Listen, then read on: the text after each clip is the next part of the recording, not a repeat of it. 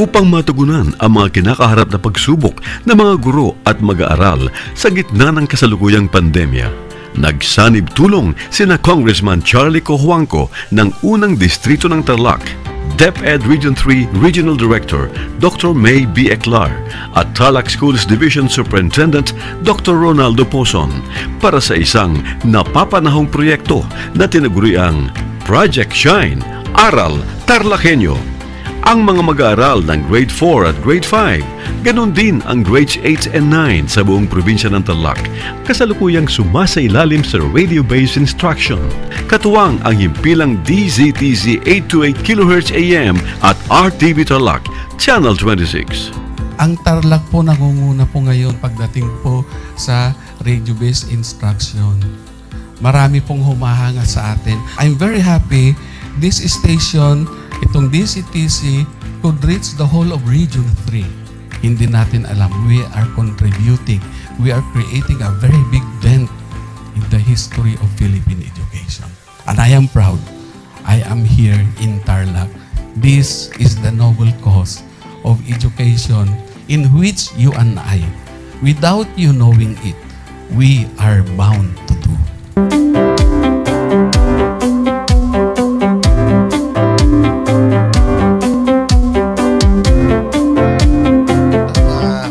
Project natin na Project Shine is a natural consequence dahil sa nangyari sa buong mundo. Let's continue to work together. I think it's very Filipino to practice bayanihan in anything or most of the things that we do. And this is a manifestation of that. No? We have private sector, we have DEPED, we have local government, all working together.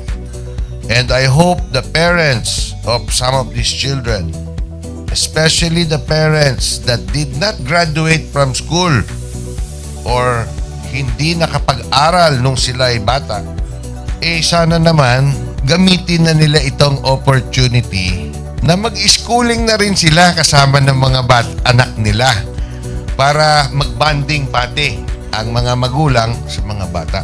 I look at this as doing God's work. Diba? So if you do God's work, it feels right. It's righteous. It's for good, not for evil. Good morning and happy learning, grade 4. Welcome to Aral TarlakHenyo here on RTV Tarlac, Channel 26. Simulcast over DZTZ 828. Radyo Pilipino Tarlac. I am Teacher Mercy Pacheco Bognot. This is Alistair Aidatu. I am Marie Josephine B. Andrade. I am Teacher Princess Marie M. Dueñas, and I will be your teacher broadcaster for today.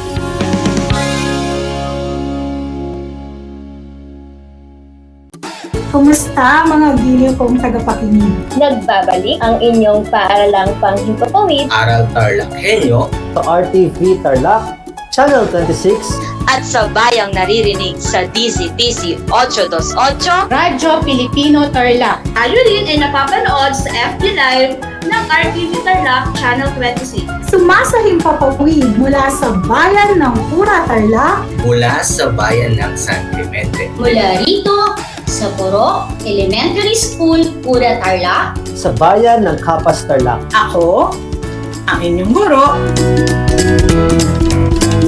na maghahatid sa inyo ng makabuluhang pagtalakay sa ating aralin.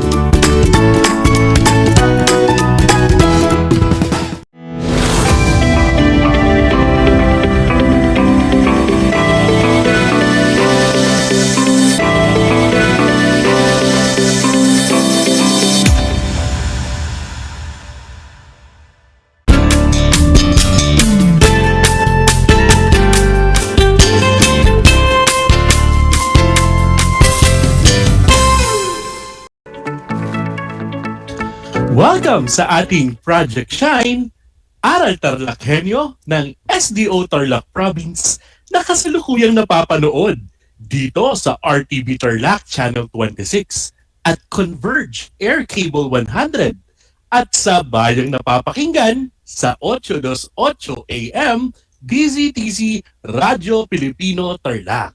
Magandang buhay, mabuting tao! Kumusta kayo mga giliw kong tagapakinig? Ang aking pagbati at paghanga sa inyong pagpapahalaga sa edukasyon at pagpupursiging matapos ito ng nagtatagumpay sa kabila ng hamon ng pandemya. Ako ang inyong guro sa edukasyon sa pagpapakatao baitang 8, Ginoong Ivan Ave P. Ocampo, sumasahim papawid dito sa bayan ng Concepcion Tarlac. Sasamahan at gagabayan ka sa Most Essential Learning Competency na isasagawa ang mga angkop na kilos sa pagpapaunlad ng mga gawi sa pag-aaral at pagsasabuhay ng pananampalataya ng pamilya.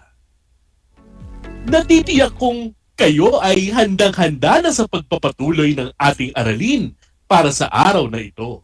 Siguraduhin maging alerto at listo sa anumang impormasyong magbibigay sa atin ng inspirasyon, pag-asa at aral sa buhay na makatutulong sa pagiging mabuting tao. Makikita sa inyong screen mga anak ang larawan ng self-learning module na ating gagamitin sa ating talakayan sa edukasyon sa pagpapakatao baitang 8. Para sa araw na ito, ang ating tatalakayin naman ay ang mga gawi sa pagpapaunlad ng pag-aaral at pananampalataya o pananampalataya. Bago tayo dumako sa ating paksa, atin munang alalahanin ang mga nakaraang aralin. Ano-ano nga ba ang mga pananagutan ng magulang sa kanyang mga anak? Ang una ay ang pagbibigay ng edukasyon. Ikalawa, paggabay sa pagpapasya at ang paghubog ng pananampalataya. Mahalagang maisakatuparan ng mga magulang ang mga pananagutang ito para sa kanilang mga anak. Sabi nga, ang pamilya ang pinakamaliit na unit ng lipunan. Subalit, ito ang may pinakamahalagang gampanin sa buhay at pagkatao ng isang individual. Napatunayan ang kahalagahan ng pamilya sa mga nagdaang aralin. Sa pamilya, unang hinuhubog ang mga magagandang katangian at pagpapahalaga ng isang tao at ang bawat kasapi ay may tungkulin na dapat gampanan bilang kasapi ng kanyang pamilya. Isa sa 7 at pinakamahalagang dahilan kung bakit tinaguri ang likas na institusyon ng pamilya ay ang pagkakaroon ng misyon ng pamilya sa pagbibigay ng edukasyon, paggabay sa pagpapasya, at ang paghubog sa pananampalataya. Ito ang mga pananagutan na pangunahin na dapat magampanan ng mga magulang sa kanilang mga anak. Mga pananagutan na hindi madali, subalit sa tulong ng mga anak sa mga gawaing angkop na gawi at kilos ay magiging maayos at makakamit ng tagumpay. Ngayon, dumako na tayo sa ating talakayan. Inuulit ko, ang ating paksa ay tungkol sa mga gawi sa pagpapaunlad at pag-aaral at pananampalataya. Matapos matutunan sa nakaraang module na bukod sa paglalang, may pananagutan ang mga magulang na bigyan ng maayos na edukasyon ang kanilang mga anak. Gabayan sa pagpapasya at hubugin sa pananampalataya. Ngayon, ihanda ang sarili sa bagong aralin. Maligayang pag-aaral sa inyo, mga anak.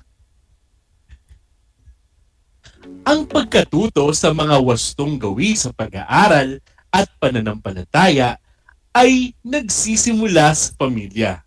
Sa pagsasabuhay ng mga ito, kinakailangan ng maayos na pakikipag-ugnayan. Lubhang mahalaga ito sa pagkakabuklod ng pamilya upang ito ay maging buo at matatag. Mangyayari lamang ito kung maisasagawa ang mga angkop na kilos sa pag-aaral at pagsasabuhay ng pananampalataya. Ano ba ang angkop na kilos upang mapaunlad ang mga gawi sa pag-aaral? Ang mga sumusunod ay ang mga mungkahing kilos sa pagpapaunlad ng gawi sa pag-aaral at pananampalataya.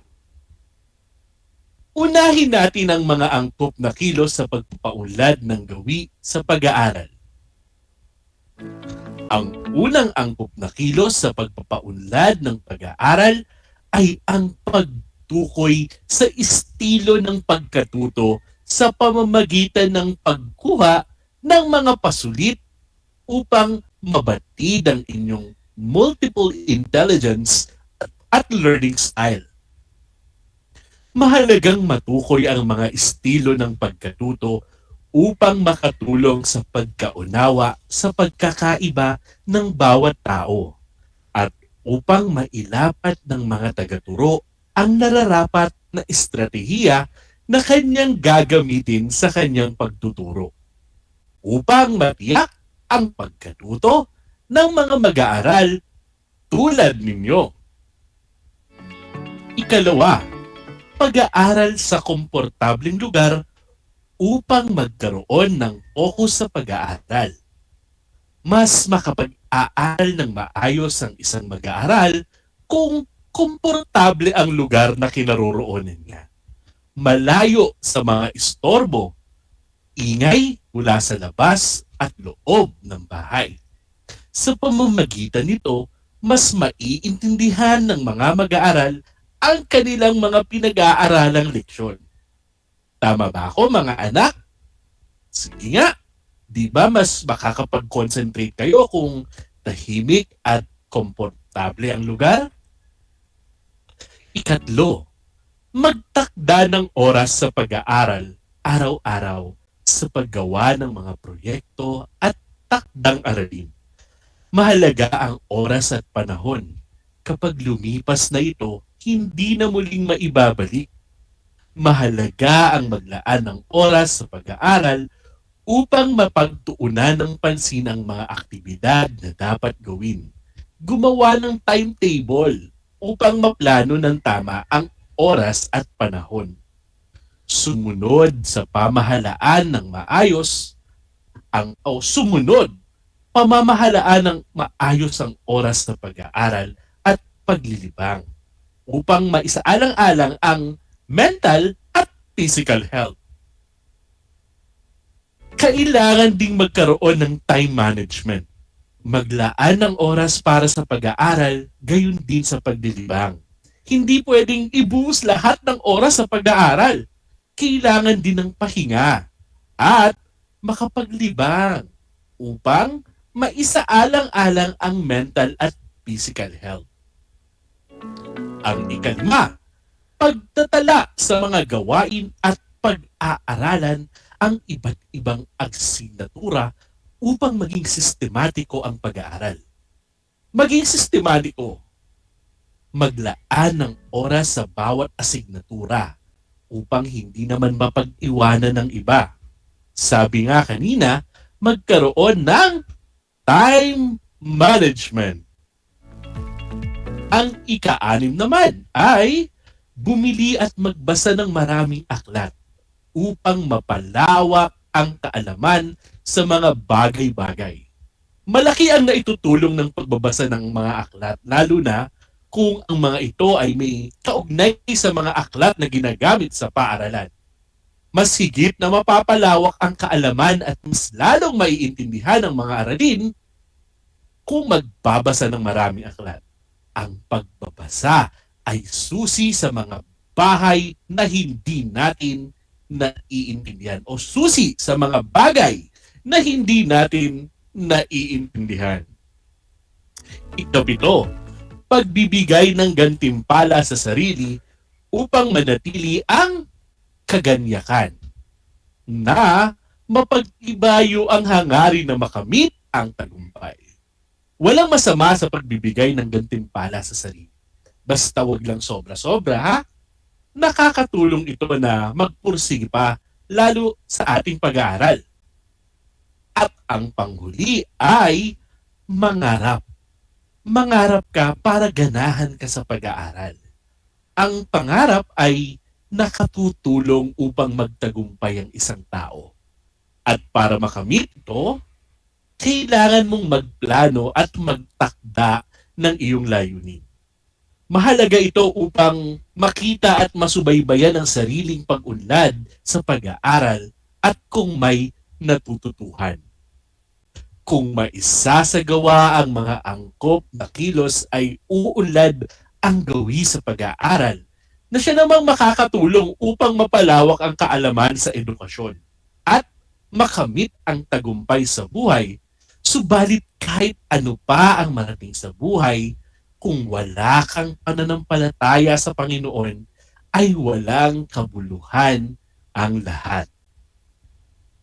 Ipinaliwanag sa banal na aklat ng mga Hebreo, chapter 11, verse 1 to 2, na ang pananampalataya ay pagtitiwala na mangyayari ang ating mga inaasahan at katiyakan tungkol sa mga bagay na hindi nakikita. Kinalugdan ng Diyos ang mga tao noong una dahil sa kanilang pananampalataya sa Kanya. Nais iparating ito na kung ang tao ay may paniniwala at pagsangguni sa Panginoon, ay di rin ginito ang mga dalangin at ipagkakaloob ang mga biyaya sa tao. Ngunit paano nga ba ganap na maisasabuhay ang pananampalataya ng isang tao? Ano man o ano-ano man ang mga angkop na kilos sa pananampalataya, maaaring mapaunlad ang pananampalataya kung maisakakatuparan ang mga angkop na kilos na ito. Ang una, pakikiisa sa mga grupo ng mananampalataya. Marami mga grupo ng mga mananampalataya ang pwedeng salihan. Makakatulong ang mga ito upang mapaunlad ang pananampalataya sapagkat tinuturuan nila ang kanilang mga miyembro kung paano maisabuhay ang salita ng Diyos. Ikalawa, pagbabasa at pagbabahagi ng mga salita ng Panginoon sa ibang tao. Napakahalaga ng mga salita ng Panginoon. Ang mga salita ng Panginoon ang magiging sandata laban sa paggawa ng mga kasalanan. Ito ang maaaring maging gabay sa pang-araw-araw na pamumuhay. Nakakasunod pa ba kayo? Sana ay makasunod kayo sapagkat napakahalaga ng mga ito sa buhay, higit lalo sa inyong mga mag-aaral. Ang sumunod, pagsimba kasama ang pamilya. Ang pagsisimba ay nakatutulong din sa pagpapatibay ng samahan ng pamilya. Paraan din ito upang magpasalamat at magpuri sa dakilang lumikha. Ang ikaapat ay pananalangin at pagsangguni sa Panginoon sa lahat ng panahon. Ang pagdarasal ay paraan upang makipag-usap sa Diyos.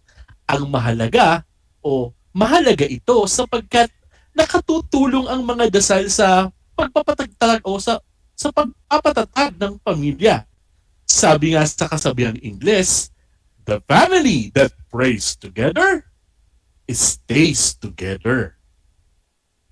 Ikalima naman, tanggapin na ang Diyos ang dapat maging sentro ng buhay pampamilya.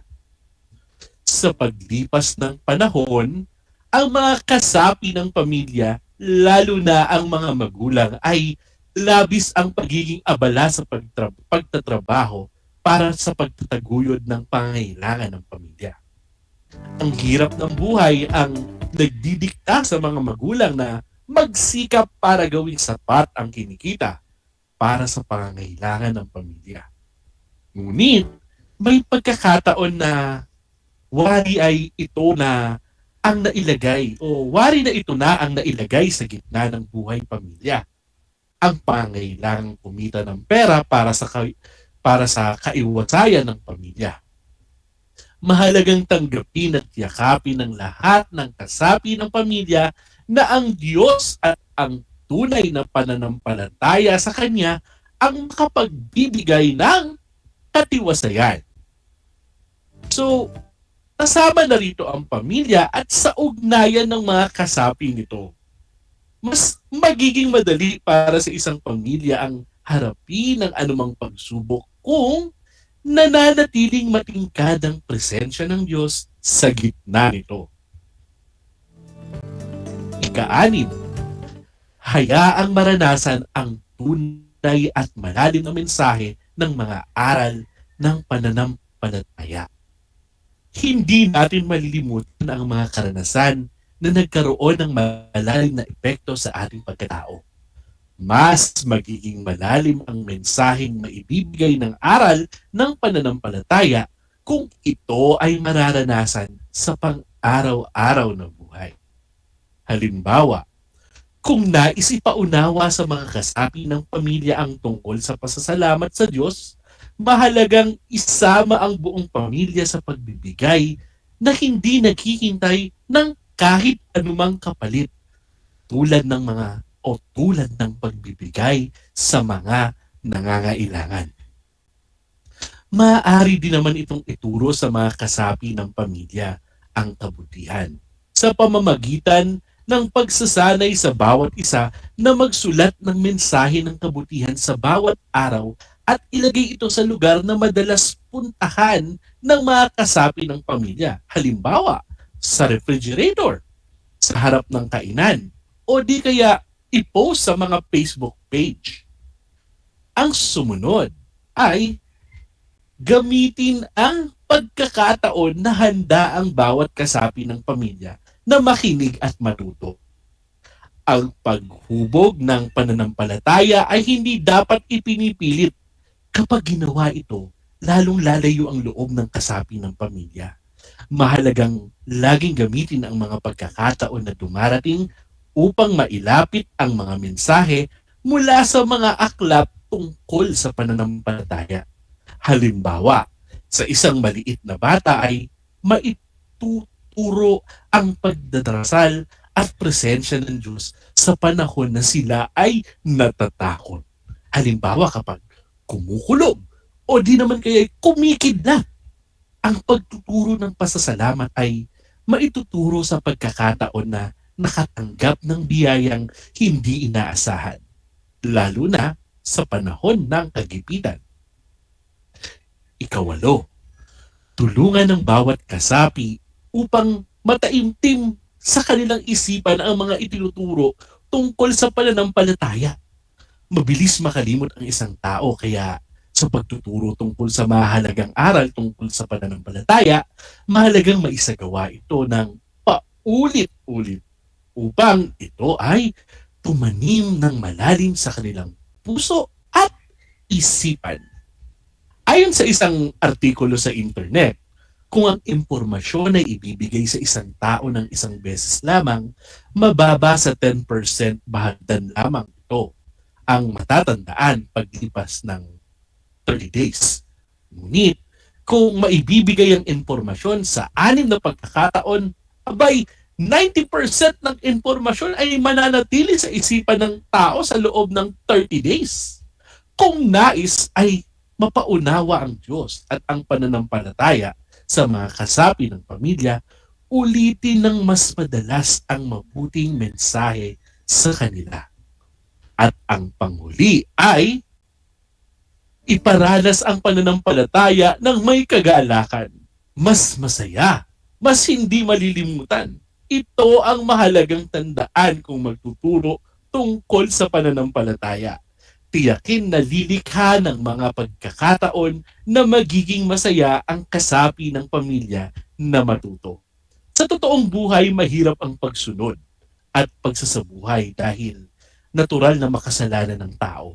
Ngunit, nabibigyan ito ng pagkakataon na maitama ang pagkakamali sa pamamagitan ng pagsunod at pagsasagawa ng mga angkop na kilos na magpapaunlad ng relasyon ng tao sa Panginoon na sa bandang huli ay magbibigay ng katiwasayan sa buhay.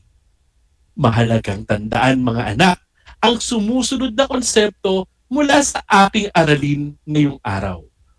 Una, ang pagkatuto sa mga wastong gawi sa pag-aaral at pananampalataya ay nagsisimula sa pamilya. Dito sa pamilya, unang nahuhubog ang lahat ng mga pagpapahalaga at bagay-bagay na kailangang matutuhan ng mga anak. Maging mapanagutan, higit lalo ang mga magulang sa pagsasakatuparan ng kanilang misyon o pananagutan. Ikalawa, lubhang mahalaga ang mga gawi sa pag-aaral at pananampalataya sa pagkakabuklod ng pamilya upang ito ay maging buo at matatag. Ikatlo, isa puso at isa buhay ang mga angkop na kilos na magpapaunlad sa pag-aaral. Kasama na rin ang pananampalataya upang magsilbing pundasyon ninyo sa mabuting pakikitungo sa pamilya, sa kapwa, at maging sa lipunang ginagalawan. Isang talakayan na naman ang malapit ng matapos at ako'y masayang-masaya sa ipinakita ninyong aktibong pakikibahagi sa ating aralin ngayong araw. Higit sa lahat, ang inyong pagmamahal sa edukasyon. Ipagpatuloy ang kagandahang asal na ito, mga anak. Hakbang ito tungo sa katuparan ng inyong mga pangarap sa hinaharap. Sa puntong ito, panahon na upang alamin kung kayo ay may natutunan mula sa ating aralin sa pamamagitan ng munting pagsusulit. Sa lahat ng nanonood sa FB Live, gamitin ang chat box para sa inyong kasagutan. Ihanda naman ang panulat at sagutang papel sa lahat ng mga nanonood sa telebisyon at nakikinig sa radyo. Magkakaroon lamang ng 5 katanungan at makinig mabuti, lagyan ng check ang patlang bago ang bilang kung wasto ang isinasaad na sitwasyon at X naman kung mali. Para sa unang bilang, eto na. Isinasabuhay ni Rose ang mga natutuhan niyang mga salita ng Diyos. Ano ang sagot? Sagot ay check. Ikalawang tanong naman. Madalas lumiban sa klase si Calvin at walang dahilan. Siyempre, ang sagot dyan ay X. Ikatlong tanong. Nagpapasa si Mark ng kanyang takdang aralin sa takdang oras. Check o X? Ang tamang sagot dyan ay check. Ika-4. Hindi kinakalimutan ng mag-anak na Lacson ang magpuri at magpasalamat sa Diyos araw-araw. Check o X? Siyempre, check. At ika-5, gumawa o gumagawa ng schedule ng mga gawain si Eunice upang hindi masayang ang kanyang oras sa mga walang kwentang bagay. At ang sagot ay check. Ang galing! Binabati ko kayong lahat mga anak sapagkat natitiyak kong nakuha ninyong lahat ang mga tamang sagot sa ating pagsusulit. Mula sa akin, tanggapin ninyo ang mga salitang magaling, mahusay, mabuting tao. Kaya mga bata ha, naghanda ako ng mga gawain at refleksyon sa inyong learning activity sheets. Inaasahan ko na ito ay inyong sasagutan ng buong sigasig at sa abot ng inyong makakaya. Sakali mang may kailangan ng patnubay, lumapit ka sa iyong mga kapamilya at guro. Huwag kayong mag-atubili, sila ay tawagan upang kayo ay magabayan ng tama. Panalangin ko na sa anumang konseptong higit lalo ang mga aral sa buhay na inyong natutunan sa araw na ito ay inyong maisabuhay sa araw-araw.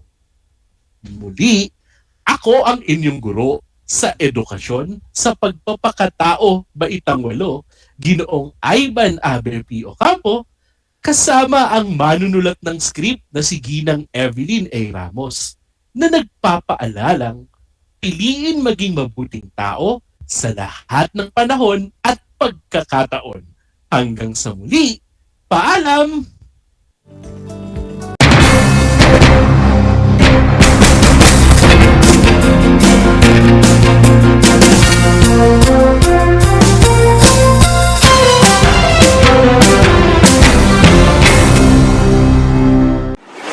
Kabahagi mo Radyo Pilipino. Impormasyong may kalidad, serbisyong may halaga, saan mang bahagi ng Pilipinas. On air. Saan mang bahagi ng mundo. Online. Ano mang uri ng pamumuhay. Kasama, katuwang, kapinoy. Kabahagi mo. Radyo Pilipino. Radyo Pilipino. Gutom ka ba sa impormasyon? May namiss ka bang subject at leksyon? Gusto mo bang alalahanin ang nakaraan o dagdagan ang iyong kaalaman? Lahat yan alamin natin because the professor is in. Professor on air and online. Kasama si Professor Willie Perez. Isang oras na kaalaman, isang oras na makabuluhan. Professor on air. Mamangha at tumawa sa mga tips at trivia. Sa gabay at tanong, sagot ka rin niya. Professor on air and online. Kasama si Professor Willie Perez. Tuwing Sabado, alas 10 hanggang alas 11 ng umaga. Mapapakinggan sa Radyo Pilipino at mapapanood sa RTV Tarlac Channel 26. Professor on air.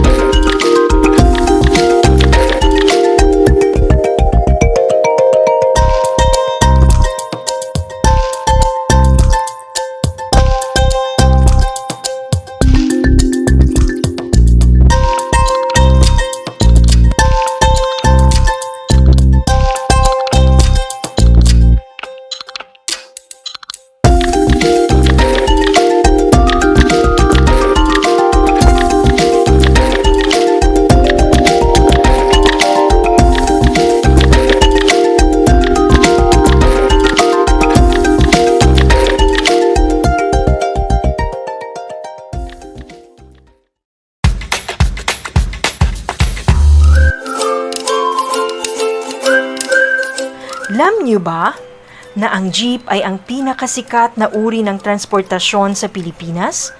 May nagsasabi na ang pangalang jeep ay hango sa salitang jeepy na ang ibig sabihin ay general purpose or government purpose na naglalarawan ng military jeep na ginamit noong World War II. Pagkatapos ng digmaan, iniwan na ng mga sundalong Amerikano ang libu-libong jeep sa kalsada ng Maynila. Ang matibay at makulay na jeepney nga raw ay truly mestizo dahil sa half local at half foreign na katangian nito. Alam nyo na, yan ang jeepney! I'm back! This is Orzi, your teacher broadcaster. Magandang araw mga kapantas!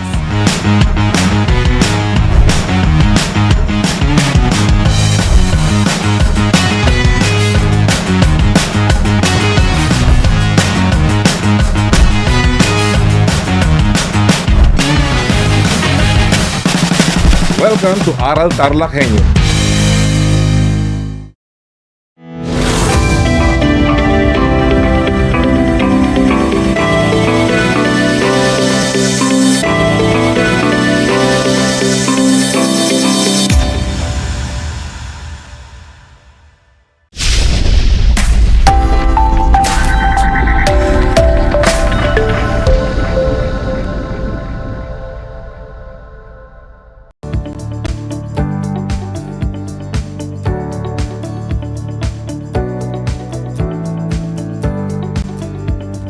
Hello, TarlakHenyos, and good afternoon.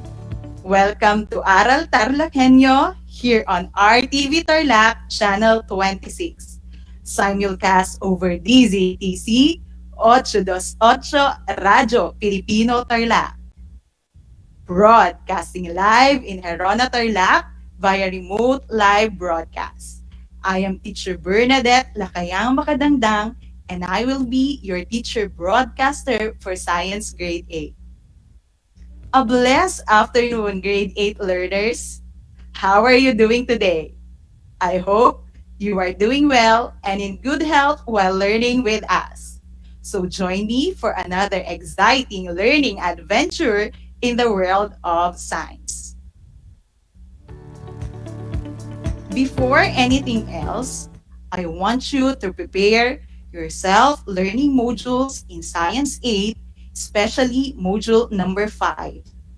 Printed compendium of notes, learning activity sheets, paper, and pen. Also, I want you to be in a comfortable place, free of distractions, so that you can hear me loud and clear. Lastly, I'm inviting you to actively participate in our session today. If you are watching our FB Live, you may type your answers in the comment section. And for those who are listening on the radio and watching TV, you may write your answers on a piece of paper. If you have any questions or need clarification on our lesson for today, please send me a message at 0906 3821-600. Let me say it again. It's 0906-3821-600. And I will answer all your questions immediately following this session. Before we begin with our new lesson for today, let's have a review. I've prepared an activity for you to complete to see if you really understood our previous lesson. Are you ready? Do you have now with you your paper and pen? Very good. Here we go. So here is the direction. Identify the given statements whether true or false.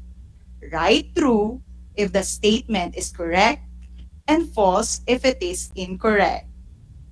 Again, identify the given statements whether true or false. Write true if the statement is correct and false if it is incorrect. Number 1. When the temperature of the medium increases, the speed of sound also increases. Again, when the temperature of the medium increases, the speed of sound also increases. Is it true or false? Write down your answer.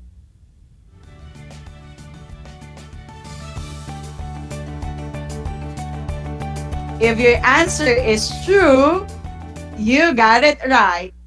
Nice start, learners. Let us now proceed with number 2.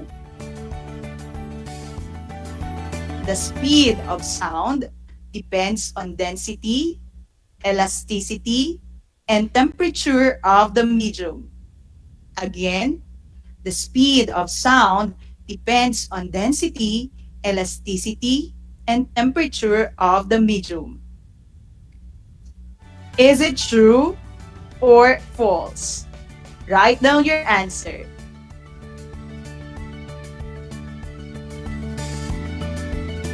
If your answer is true, you are correct. Excellent job, grade 8 learners. Let's move on to the next number. Number 3. The speed of sound in dry air at 0 degrees Celsius is around 334 meters per second. Again, the speed of sound in dry air at 0 degrees Celsius is around 334 meters per second. Is it true or false? Write down your answer.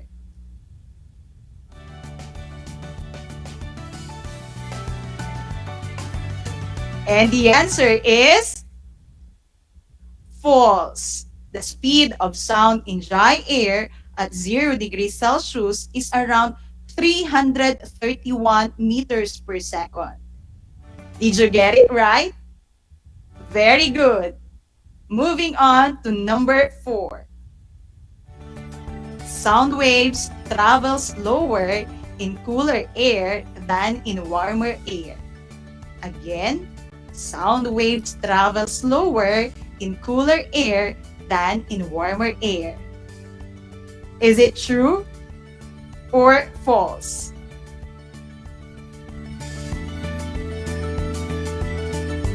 If your answer is true, very good. Excellent, grade 8 learners. Moving on to the last number. Number 5. The reflected sound is known as reverberation. Again, the reflected sound is known as reverberation. Is it true or false?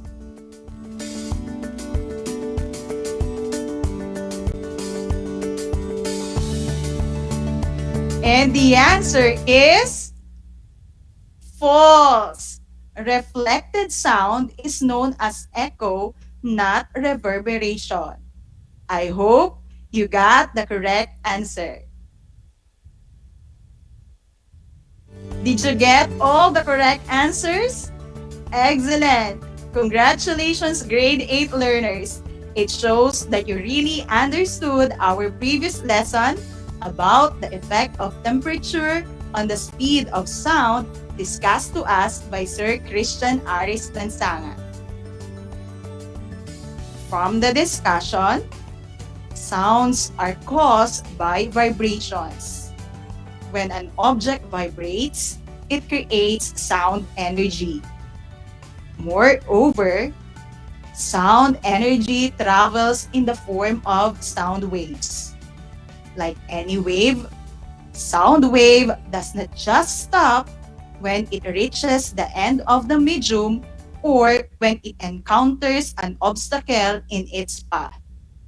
Rather, a sound wave undergoes certain behavior when it encounters the end of the medium or an obstacle.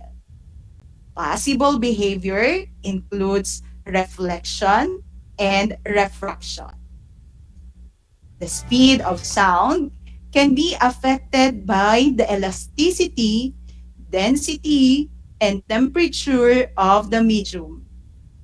As the temperature of the medium increases, the speed of sound also increases.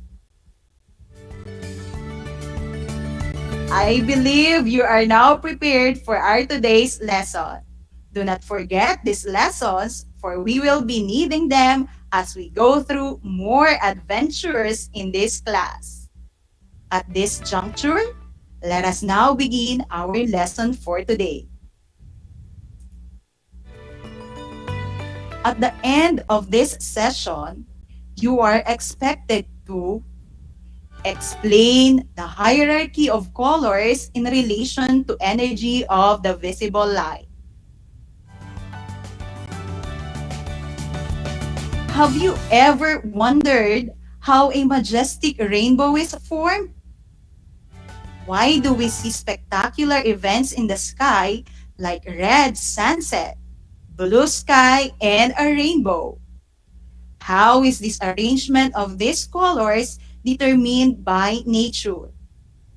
These questions can be answered in our discussion today about light. Light is a kind of energy that can travel through space in the form of a wave. Light waves are the result of vibrations of electric and magnetic fields and thus are a form of electromagnetic radiation. Light is just one portion of the various electromagnetic waves flying through space. The sun is a natural source of light. Light from the sun and flashlights appear white, but they are really a mixture of colors. The colors in white light are red, orange, yellow, green, blue, indigo, and violet. We see these colors as the colors of a rainbow. We highlight here the arrangement of colors of light as Roy G. Biv, or R for red, O for orange, Y for yellow, green or G for green, B for blue, I for indigo, and V for violet when dispersion happens. What do we mean by dispersion? Dispersion is a kind of refraction which provides us with colors of light. This phenomenon is observed when white light passes through a prism. What do you think is the object in the image below? Type your answer in the comment section.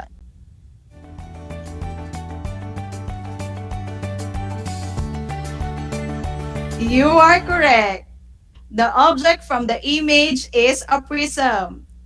A prism is a transparent optical object with flat and polished surface that disperses light. Usually, a prism has a triangular base and rectangular sides. Prism can be made from any transparent materials like glass, plastic, or fluoride. Water in a glass can also act as a prism. It also splits white light into constituent colors, namely red, orange, yellow, green, blue, indigo, and violet. Or we can use a mnemonic which is Roy G. Biv. You can see these colors when you look at a rainbow in the sky. A rainbow is caused by both the reflection and refraction of light in water droplets on the Earth's atmosphere. The water droplets serve as tiny prisms that reflect, refract, and disperse sunlight into spectrum of light appearing in the sky. Isn't it that amazing? Indeed, the existence of a rainbow is truly amazing. Now, kindly turn your module on page 7 and let's try to do activity number 3. Use crayons or colored pencils to fill in the color spectrum and label the dispersed colors on the blank provided. Choose your answer from the words in the box. Again, use crayons or colored pencils to fill in the color spectrum and label the dispersed colors on the blank provided. Choose your answer from the words in the box. Are you ready? Very good. I will give you 15 seconds to do the activity. You may now start working.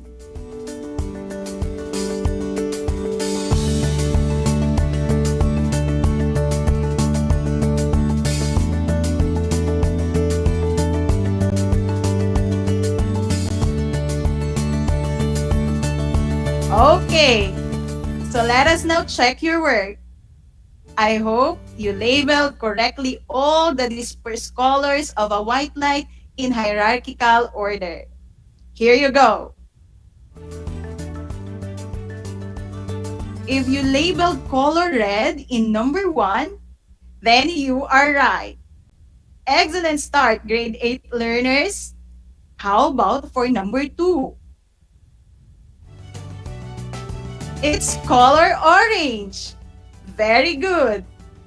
Moving on to number 3. If your answer is yellow, you are correct. You are doing great, learners. How about for number 4? What do you think is the next to color yellow? And the answer is color green. Good job. There are 3 more colors left. For number 5, the answer is blue. How about for number 8 or number 6? The answer is indigo. And for number 7, the last number, great. Yes, it's color violet. Job well done, grade 8 learners. So red, orange, yellow, green, blue, indigo, and violet, or simply Roy G. Biv, are the different constituent colors of a white light that can be observed through dispersion. Did you know that blue light can help you relax?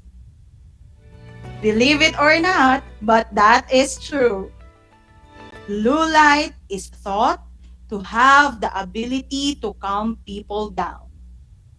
Indeed, research suggests that blue light can help to reduce aggression and feelings of helplessness.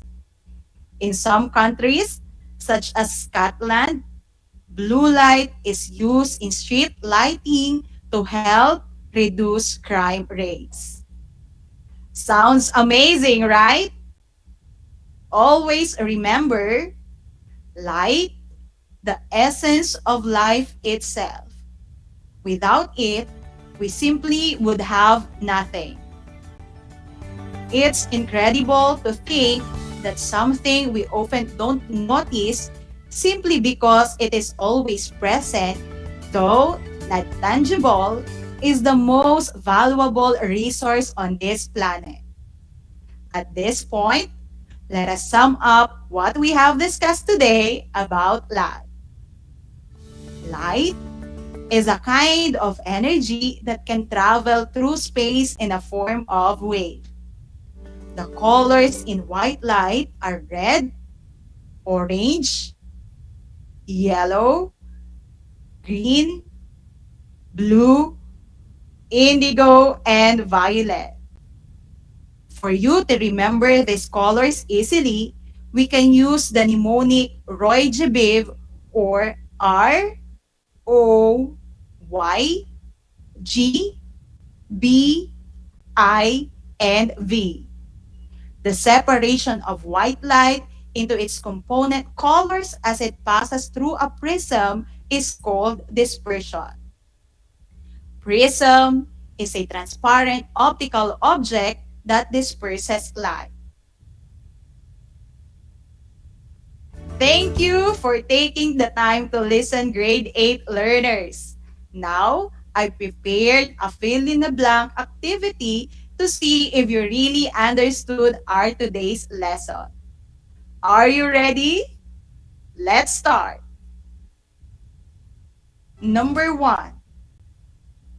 Blank is a kind of energy that can travel through space in a form of wave. Again, blank is a kind of energy that can travel through space in a form of wave. Write down your answer.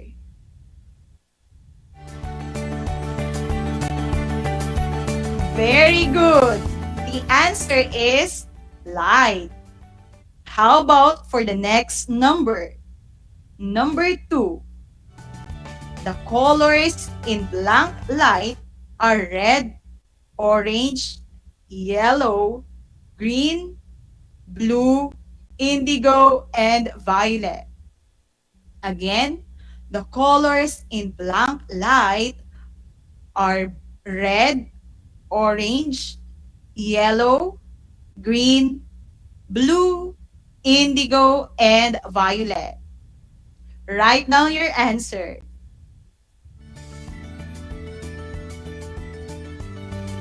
You are correct. The answer is white light or visible light. Let's proceed to number 3. Blank is a transparent optical object that disperses light.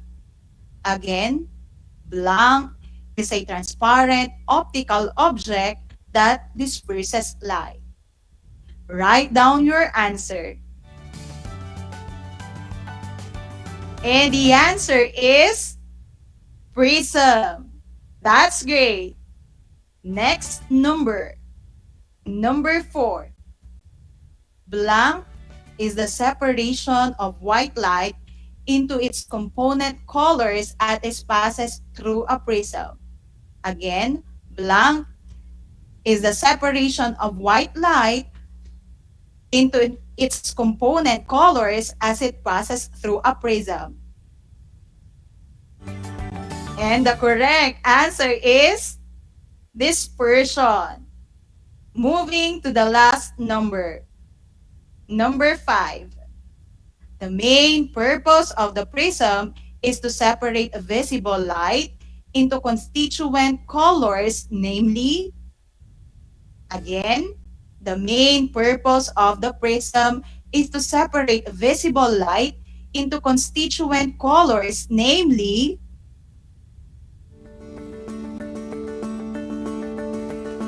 and the answer is red, orange, yellow, green, blue, indigo, violet, and violet. Excellent! Did you get all the correct answers? Great job, my dear grade 8 learners! I do hope that you learned and enjoyed our lesson for today. Before we end our session, kindly write your assignment. Make your own prism using a casing of a polygonal shaped pen. Be patient and do the experiment until you get the angle just right. Draw what you observe on a separate sheet of paper. Again, make your own prism using a casing of a polygonal shaped pen. Be patient and do the experiment until you get the angle just right. Draw what you observe on a separate sheet of paper. That was a great learning experience with you, my dear grade 8 learners. Please always tune in to Aral TarlakHenyo on RTV Tarlac Channel 26 for your daily dose of school, home, learning, integration in the new normal education. Also, like, follow, and share the official Facebook page of RTV Tarlac Channel 26. Thank you for listening. Once again, I am Teacher Bernadette Lakayang Makadandang, your science anchor teacher for today. I am leaving you this quotation by Brian Herbert. The capacity to learn is a gift. The ability to learn is a skill. The willingness to learn is a choice. Goodbye, everyone. Until next time.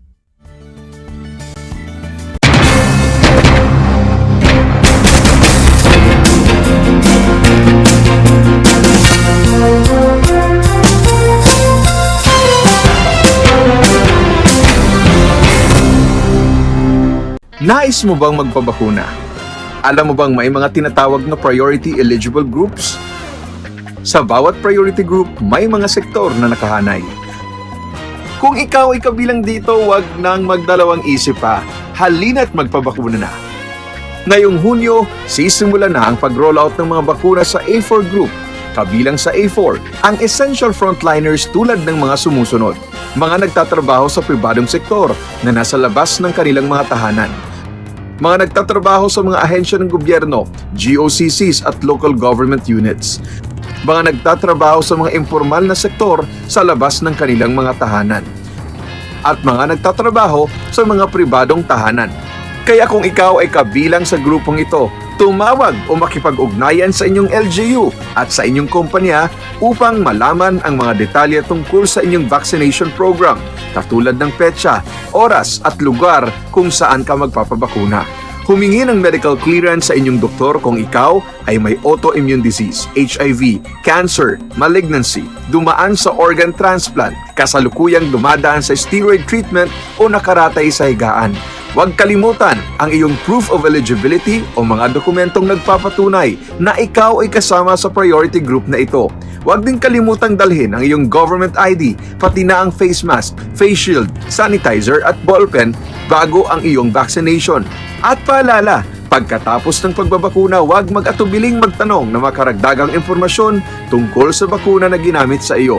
Hingin at itago ang contact information ng personnel na tatawagan kung sakaling ikaw ay makaramdam ng seryosong side effects. Huwag ring kalimutan ang vaccination card at alamin ang petsa ng iyong second dose ng pagbabakuna. Higit sa lahat, ugaliin pa ring sundin ang minimum public health standards tulad ng wastong paghuhugas ng kamay, pagpapanatili ng safe physical distancing at pagsusuot ng face mask at face shield. Ano pang hinihintay mo? Tara na sa Vida Vaccination!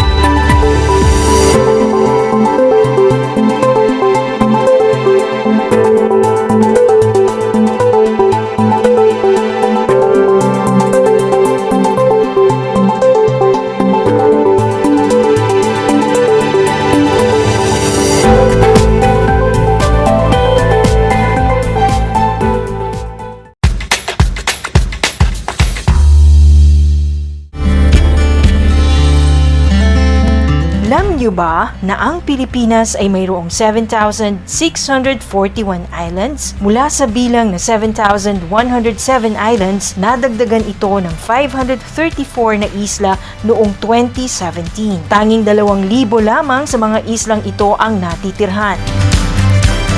Alam niyo na! Yan ang mga isla sa Pilipinas. Multiply 1,089 by 9. You will get an answer, the exact reverse, which is 9,801. My name is JRP Duldulao, your teacher broadcaster on Aral TarlakHenyo. For more math trivia and answers to your math questions, catch Aral TarlakHenyo every Monday to Friday from 8:30 a.m. to 5:30 p.m. Learning math is so much fun!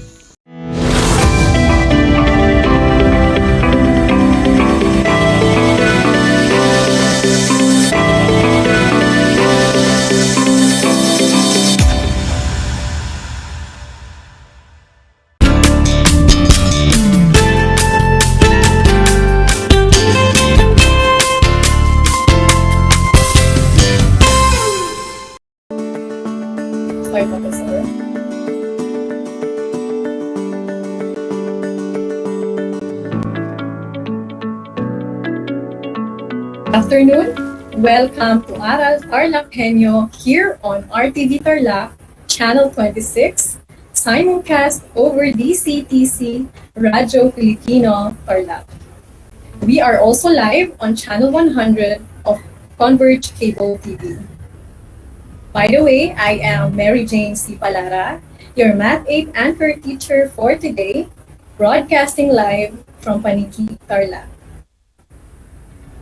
Before anything else, I want you to prepare the following: your paper, pen, Math 8 learning materials, and activity sheets for your reference.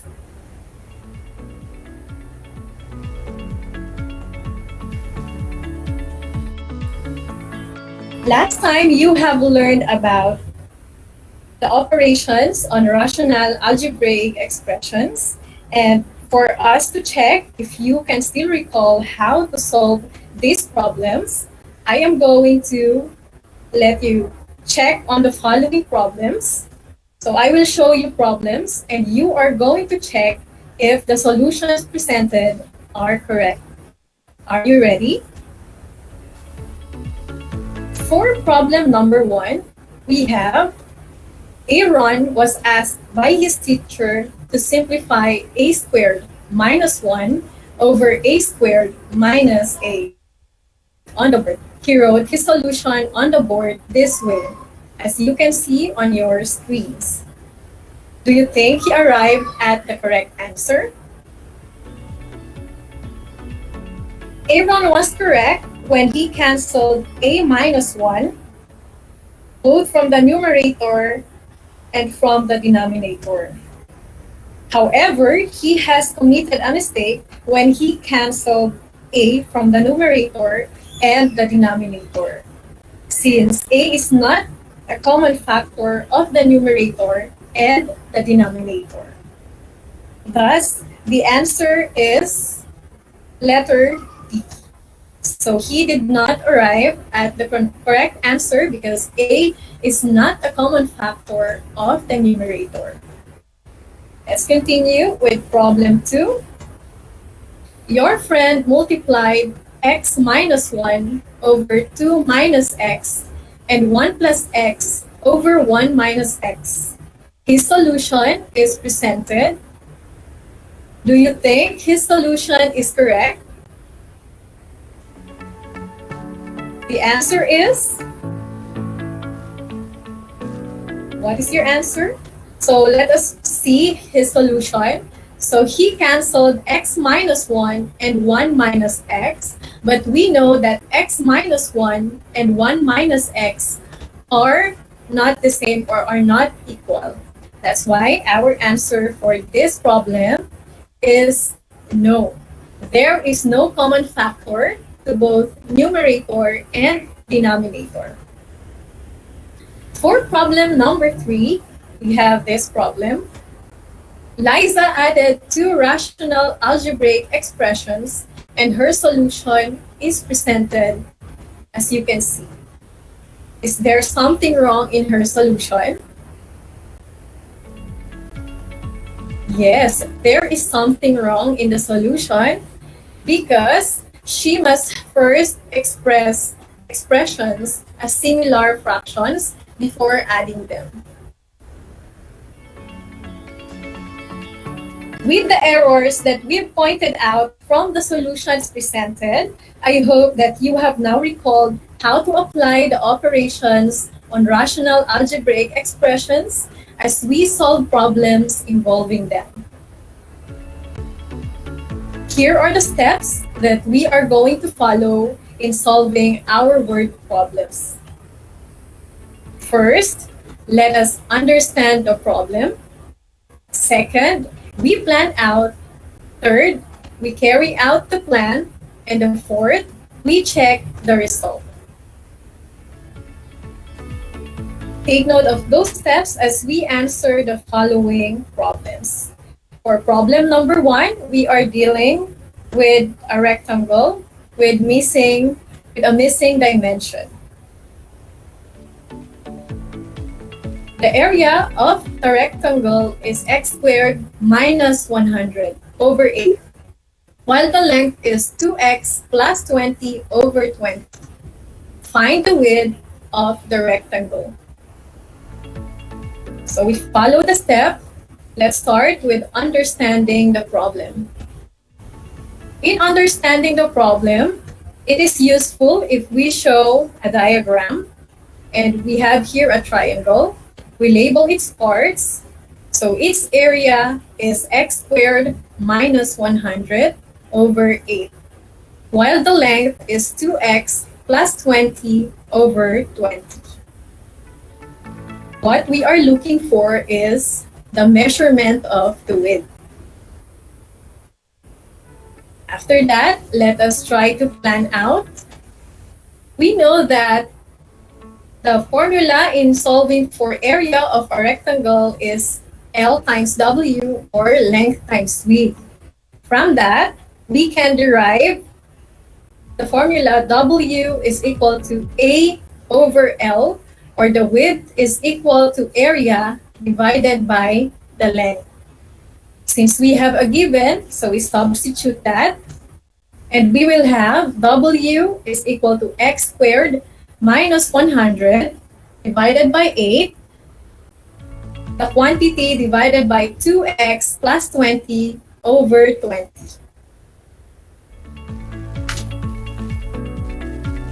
And of course, let's proceed to step 3, which is to carry out the plan.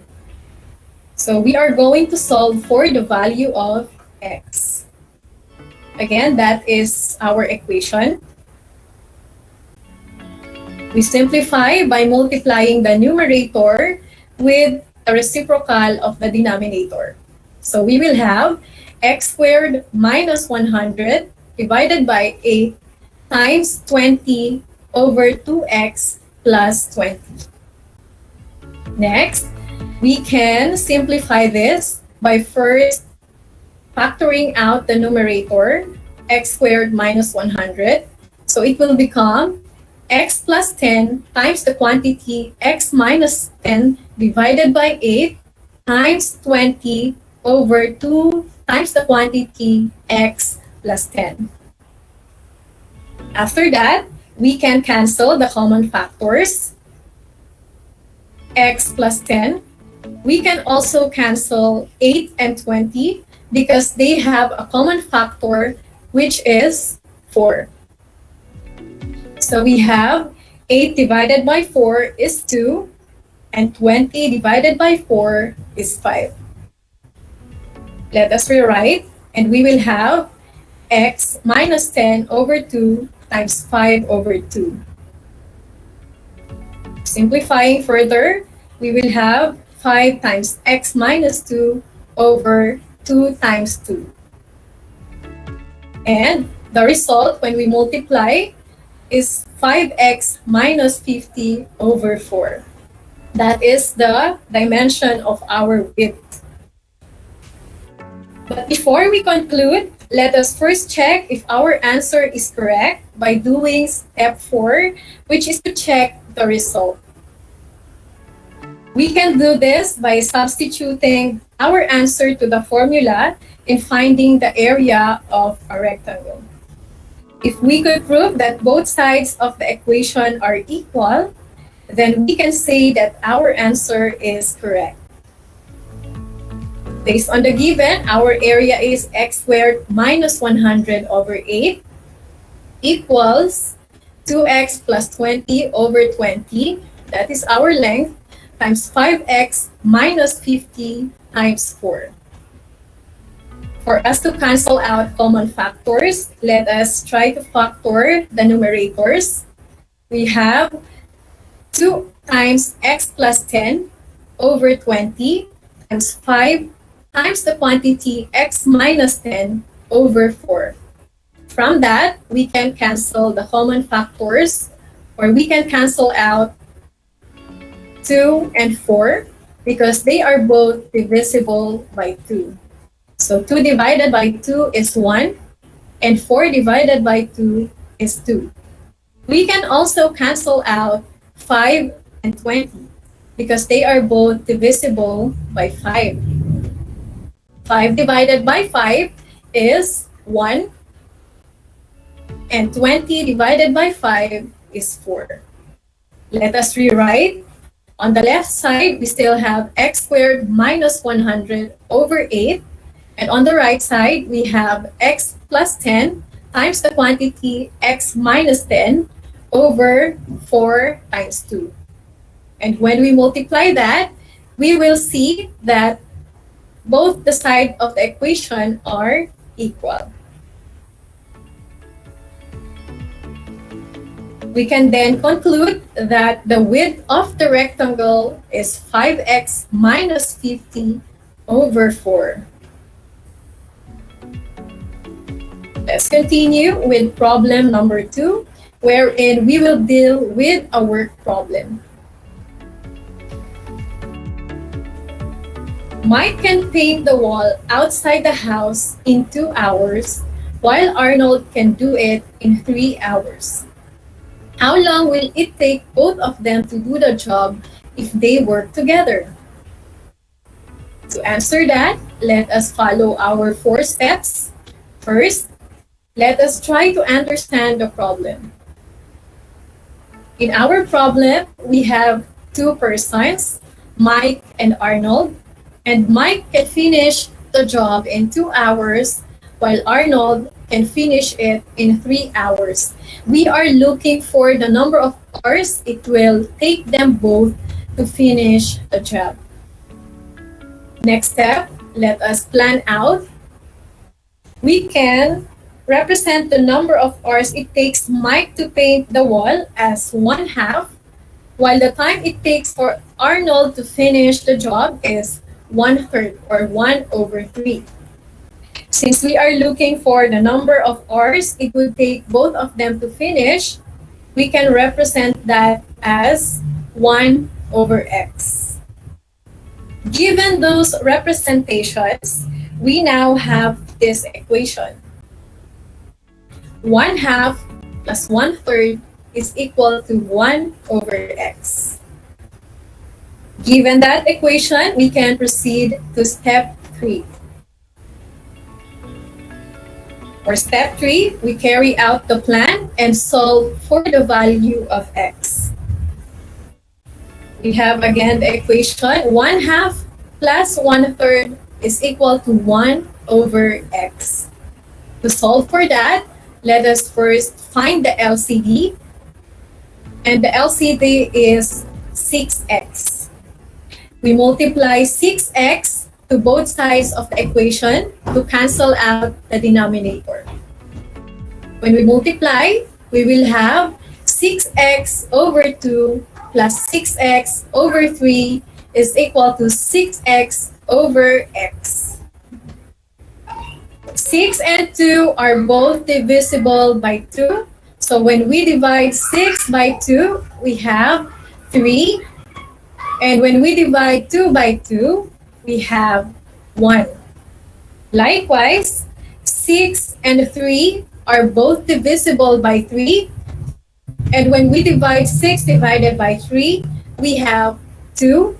3 divided by 3 is equal to 1. On the right-hand side of the equation, we can cancel x and x. Let us rewrite. What is left is 3x plus 2x is equal to 6. Now, let us continue. So the left-hand side, the sum of 3x plus 2x is 5x equals 6. But we have to find the value of x, so we divide both sides by 5. When we do that, 5 will be canceled, and what is left on the left side is x, and the value of x is 6/5, or in decimal, we can write it as 1.2 or 1.2 hours. And of course, before we conclude, let us check the result. Again, our original equation is 1/2 plus 1/3 is equal to 1/x. When we substitute x, we will have 1/2 plus 1/3 is equal to 1/6/5. We simplify that by multiplying 1 and the reciprocal of 6/5, which is 5/6. And we will have 1/2 plus 1/3 is equal to 5/6. To eliminate our denominator, let us multiply both sides by the LCD, which is 6. And when we multiply, we will have 6/2 plus 6/3 is equal to 36. Or 6/2 plus 6/3 is equal to 30/6. When we divide, we will have 3 plus 2 is equal to 5. Obviously, we have proven that both sides of the equation are equal. So we can conclude that Mike and Arnold can finish the job in 6/5 hours or in 1.2 hours. Here is problem number 3.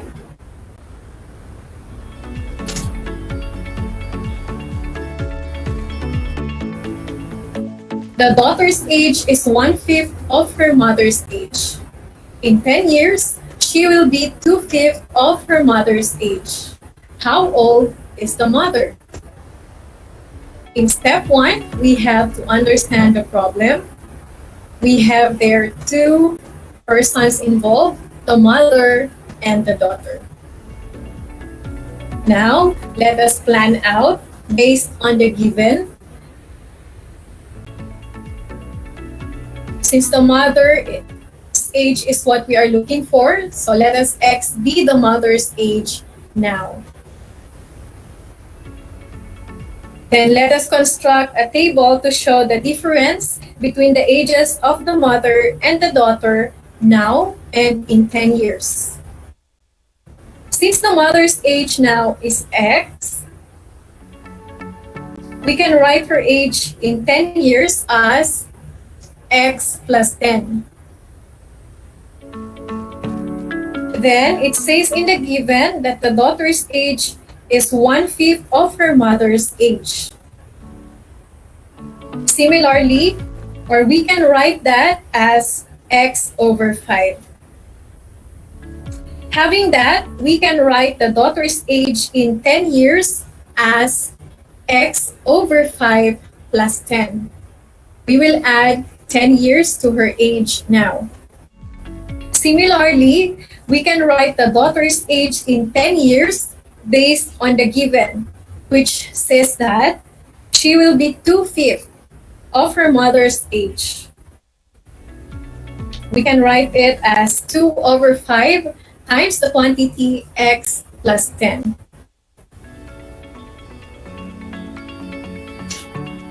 Given these expressions, we can equate these expressions that represents the age of the daughter in 10 years. And we will have the equation 2/5 times the quantity X plus 10 is equal to X/5 plus 10. Now that we have an equation, we can now move on to step 3, which is to carry out the plan or solve for X. The first step that we have to do is to simplify first the numerator of the left-hand side. So we will have 2 times the quantity X plus 10 over 5 is equal to X/5 plus 10. Then we multiply and we will have 2X plus 20 over 5 is equal to X/5 plus 10. For us to eliminate the denominator, let us multiply both sides by the LCD, which is 5. When we do that, we will have 5 times the quantity 2X plus 20 over 5 is equal to 5X over 5 plus 10 times 5. We can cancel out the common factors. We can cancel out 5 on both sides of the equation because they are common factors. And let us rewrite. We are left with 2x plus 20 is equal to x plus 50. Then we combine like terms. We will have 2x minus x is equal to 50 minus 20. And when we subtract 2x minus x, we have x. And on the right side, we have 50 minus 20 is 30. That gives the value of x, which is 30. And of course, before we can conclude, let us first check if the result is correct by substituting it to our original equation. We have 2/5 times the quantity x plus 10 is equal to x over 5 plus 10. We substitute the value of x, which is 30. We will have 2/5 times the quantity 30 plus 10 is equal to 30 over 5 plus 10. Then, let us first add 30 plus 10 and we will have 40. We multiply that by 2/5 and on the right side, we have 6 plus 10. 2 times 40 is equal to 80 divided by 5 is equal to the right-hand side, which is the sum of 6 and 10, 16. When we divide 80 by 5, the quotient is 16, which makes it equal to the right-hand side, which is equal to 16. We have proven that both sides of the equation are correct, so it is safe for us to say that x is equal to 30. Let us complete our table based on our answer. So the mother's age now is 30. In 10 years, she will be 40 years old. And the daughter's age now is 6. After 10 years, she will be 16 years old.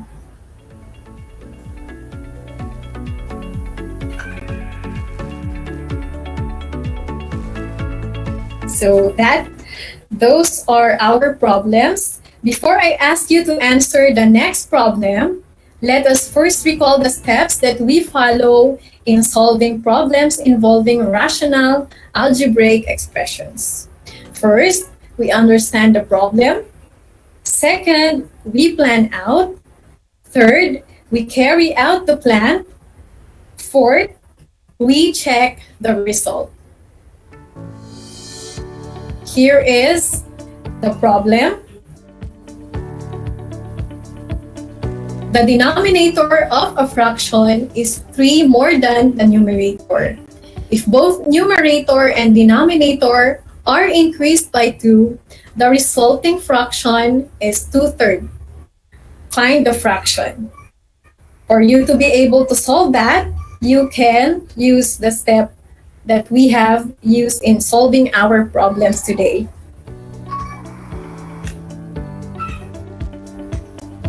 That ends our discussion for today. Since we are dealing with problem solving, let me share with you this quotation by an anonymous author. He said, "The size of your problem is nothing compared with your ability to solve them. Don't overestimate your problems and underestimate yourself." Thank you so much for listening. Tune in on October 18, 2021 for the continuation of our lesson in mathematics. I hope you learned a lot today. Once again, I am Mary Jane C. Palara, your Math 8 anchor teacher for today. Until next time.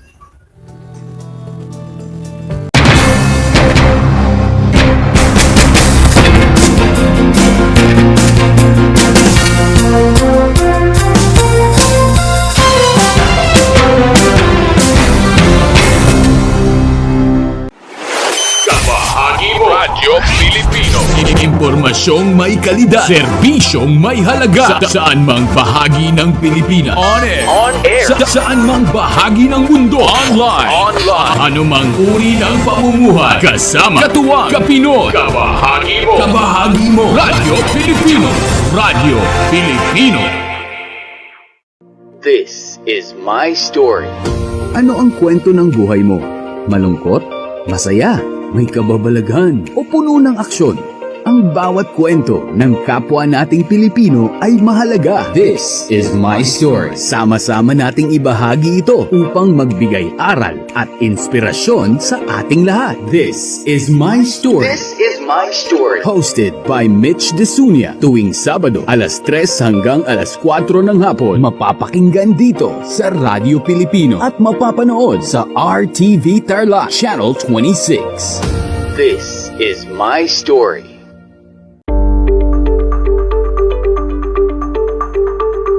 Sa pagnanais na mapigilan ang ating pamahalaan ang pagdami ng bilang ng mga kaso ng COVID-19, binuo ang One Hospital Command Center o OHCC upang mas mabilis na matugunan ang medikal na pangangailangan ng ating mga kababayan.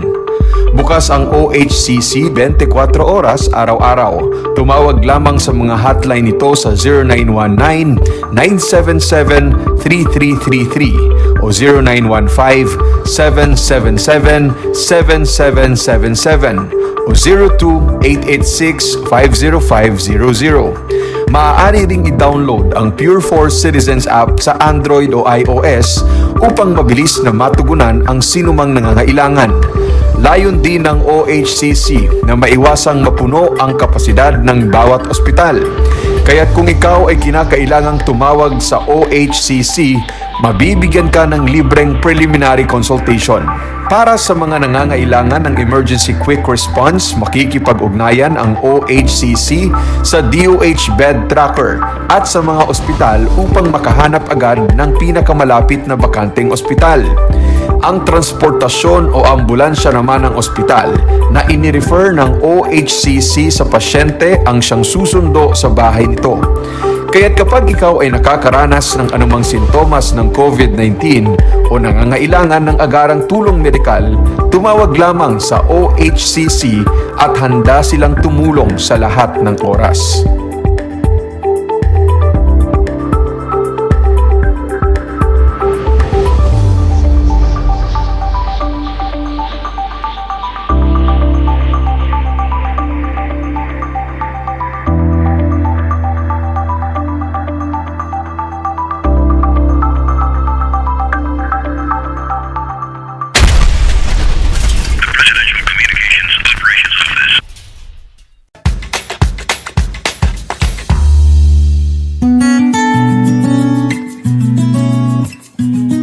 Alam niyo ba na ang kinikilalang Guinness Book of World Records holder bilang pinakamaliit na commercially harvested fish ay isang sinarapan?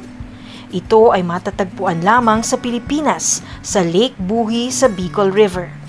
Isa itong uri ng goby na may transparent na katawan na may sukat na 12.5 mm. Alam mo na, yan ang sinarapan. Kumusta mga ginyo kong tagapakinig? Nagbabalik ang inyong paaralang panghimpapawid, Aral TarlakHenyo, sa RTV Tarlac, Channel 26, at sabayang naririnig sa DZTC 828, Radyo Pilipino Tarlac. Tayo rin ay napapanood sa FB Live ng RTV Tarlac Channel 26. Sumasahimpapawid mula sa bayan ng Pura Tarlac, mula sa bayan ng San Clemente. Mula rito, sa Puro Elementary School, Pura Tarlac, sa bayan ng Capas Tarlac. Ako, ang inyong guro, na maghahatid sa inyo ng makabuluhang pagtalakay sa ating aralin.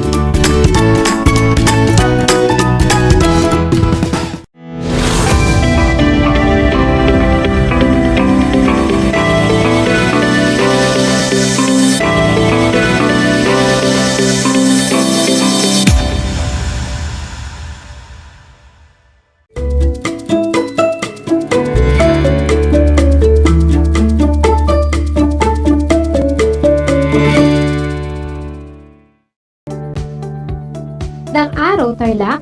Magandang araw mga kapantas. Sumasa inyo ang Project Shine Aral TarlakHenyo ng STO Tarlac Province mula sa RTV Tarlac, Channel 26, Converge Cable, Channel 100, Facebook page, YouTube channel, at kasabay na naririnig sa DZTZ 828 Radyo Pilipino Tarlac. Ako, si Ginang Edlin Diatingo Pineda, ang inyong teacher broadcaster para sa Filipino sa ikawalong baitang na sumasayang papawid mula sa lungsod ng Tarlac.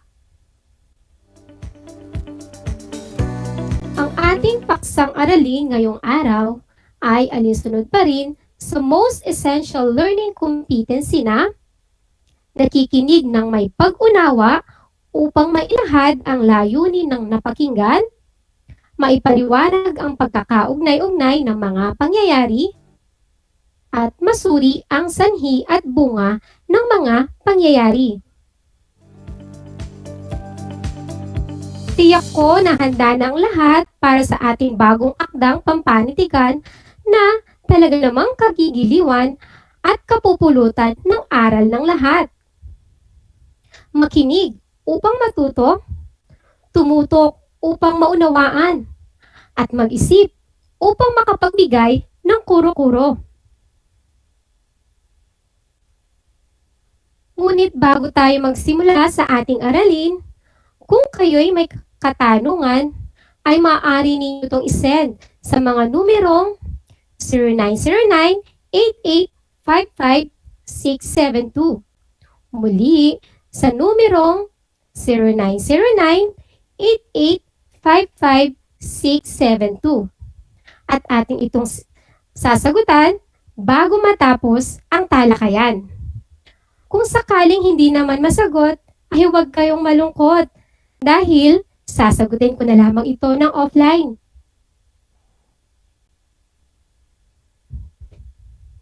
Handa na ba kayong matuto muli ngayong araw?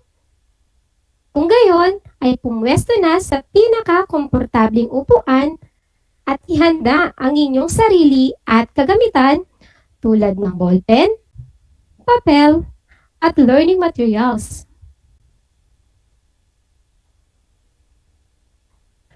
Bago tayo dumako sa ating makabuluhang talakayan sa araw na ito, atin munang balikan ang naging talakayan natin noong isang araw tungkol sa kahulugan ng talata. Maaari mo bang ibigay ang kahulugan ng talata? Tama ang iyong kasagutan.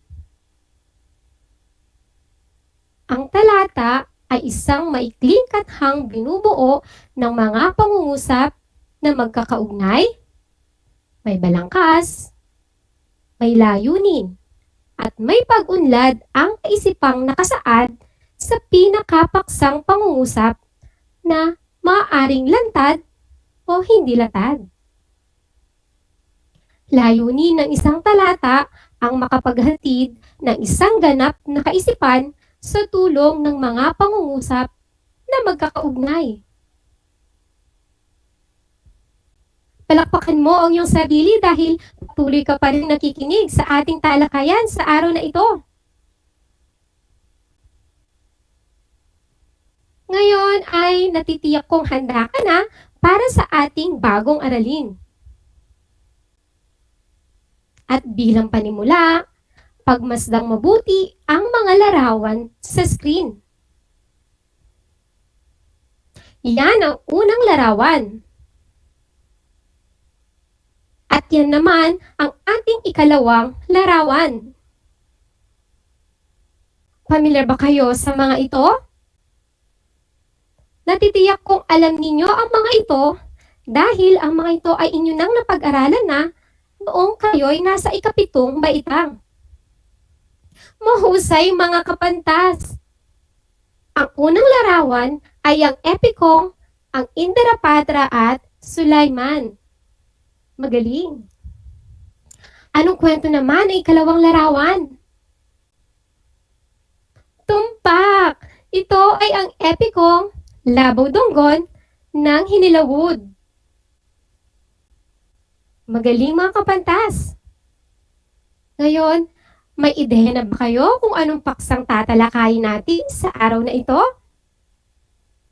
Magaling!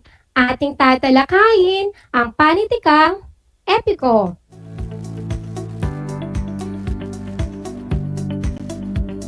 Ang epiko ay tulang patalaysay na nagsasaad ng kabayanihan ng pangunahing tauhan na nagtataglay ng katangiang nakahihigit sa karaniwang tao, na kadalasan siya'y buhat sa lipi ng mga Diyos o Diyosa. Uulitin ko ang kahulugan ng panitikan. Epiko. Ang epiko ay tulang pasalaysay na nagsasaad ng kabayanihan ng pangunahing tauhan na nagtataglay ng katangiang nakahihigit sa karaniwang tao, na kadalasan siya'y buhat sa lipi ng mga Diyos o Diyosa. At sa puntong ito, hinihikayat ko kayong makinig ng mabuti sa ating kwento.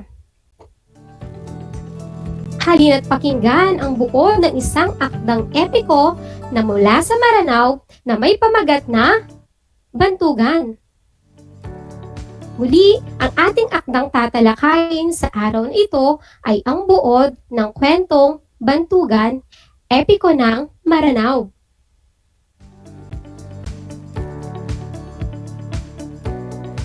Si Prinsipe Bantugan ay balita sa pagiging makisig, matapang, at mahusay sa larangan ng pakikidigma. Kung kaya't nababahag ang buntot ng sino mang nais makipaglaban o lumusob sa kaharian ng Bumbaran. Ilarawan nga ang pisikal na kaayuan ni Prinsipe Bantugan.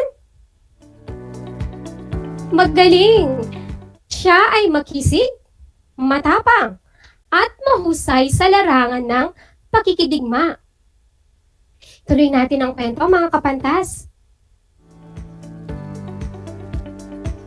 Sa kanyang katangian, maraming kababaihan ang naaakit sa kanya. Dahil dito, nagalit ang kanyang kapatid na si Haring Madali. Ipinag-utos niya na ang sino mang mahuhuling makipag-usap kay Prinsipe Bantugan ay mapaparusahan. Ano ang dahilan bakit galit si Haring Madali kay Prinsipe Bantugan? Magaling mga kapantas! Dahil sa angking katangian ni Prinsipe Bantugan kung bakit galit itong si Haring Madali. Tuloy natin ang kwento. Nang malaman ito ni Prinsipe Bantugan, nagsilbi itong krus ng kanyang balikat at lubhang ikinalungkot.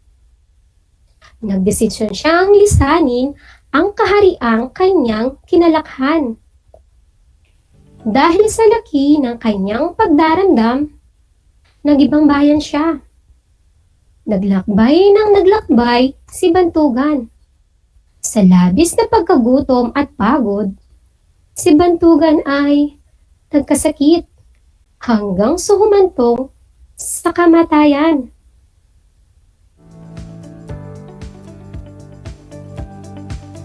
Ano ang naging bunga ng galit ni Haring Madali kay Prinsipe Bantugan? Napakahusay mga kapantas! Tinamdam niya ito ng husto at siyang naging dahilan ng kanyang kamatayan. Ipagpatuloy natin muli ang kwento.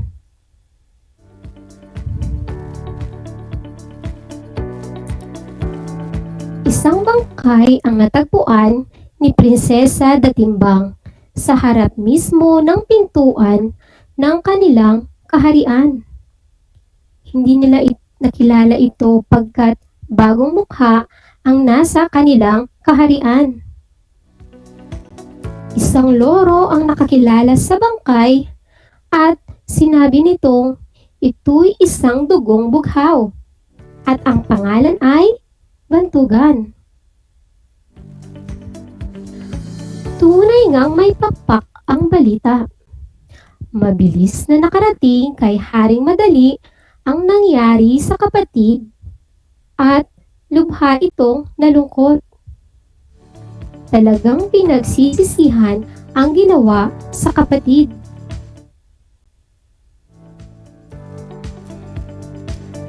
Sa tingin ninyo mga kapantas, mahal din ba ni Haring Madali ang kanyang kapatid na si Prinsipe Bantugan? Tama ang iyong kasagutan. Mahal niya ang kanyang kapatid dahil pinagsisisihan niya ang kanyang ginawa. Pagpatuloy natin ang kwento. Ngunit hindi siya nasiraan ng loob. Kaya kinuha niya ang kanyang sandata at naglakbay patungo sa langit upang buwiin ang kaluluwa ni Prinsipe Bantugan. Nabawi niya ang kaluluwa ng kapatid at muli ay nabuhay si Prinsipe Bantugan. Dahil sa balitang namatay na si Bantugan, nakarating ito kay Haring Miskuyaw, ang matalik na kalabang mandirigma ni Bantugan. Nagkaroon ng lakas ng loob si Haring Miskuyaw na lusubin ang kaharian ng Bumbaran. Subalit di niya alam na buhay pa si Bantugan. Natigil ang pagdiriwang dahil sa paglusob ni Haring Miskuyaw, kung kaya't nakipagdigma na rin ang mga kawal ng Bumbaran. Dahil sa nanghihina pa si Prinsipe Bantugan, siya ay nabihag at iginapos. Subalit, agad namang nanumbalik ang kanyang lakas. Nalagot niya ang pagkakagapos sa kanya at muling nakipaglaban. Buong tapang niyang tinalo ang mga kawal ni Haring Miskuyaw. Dahil dito, nailigtas niya ang kaharian ng Bumbaran. At sa pamamagitan nito, nawala ang inggit sa kanya ng kanyang kapatid na si Haring Madali. Umuwi sila sa kaharian ng Bumbaran at malugod naman itong tinanggap ng kanyang kapatid. Namuhay ng payapa at maligaya si Bantugan sa piling ng mga babaeng kanyang pinakasalan.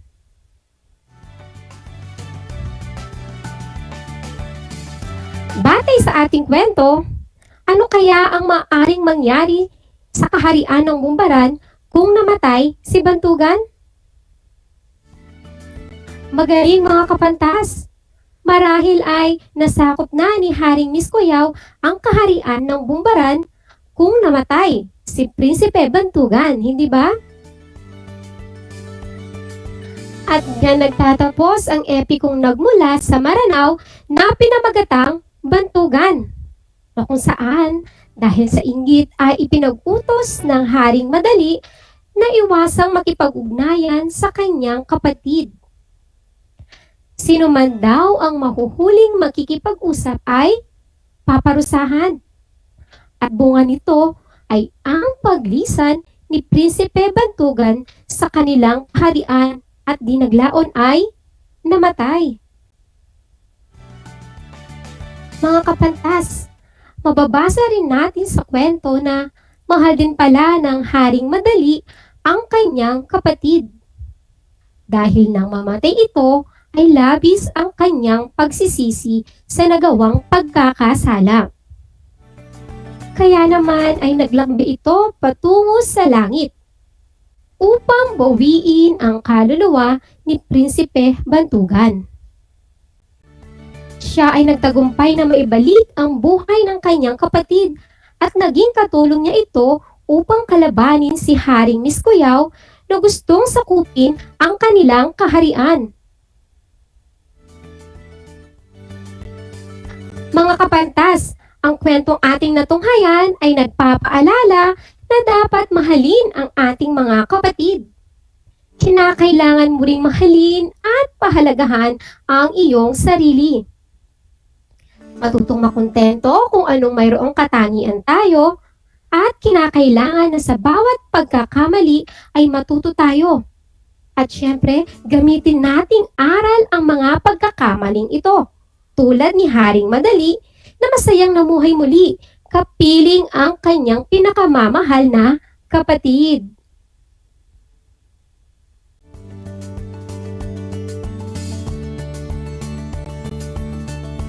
Ngayon ay natitiyak ko na may bagong kaalaman na naman kayong natutuhan mula sa ating aralin na Bantugan, Epikong Maranao. Sa puntong ito, umpisahan na natin ang maikling pagsusulit.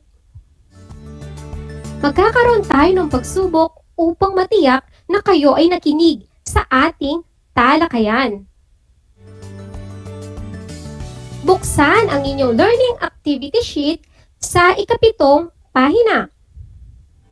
Suriin ngayon ang kwentong ating tinalakay batay sa kung paano ang naging daloy ng pagkakasunod-sunod ng kwento mula simula hanggang sa wakas. Bibigyan ko kayo ng 3 segundo bawat bilang para isulat ang inyong mga sagot.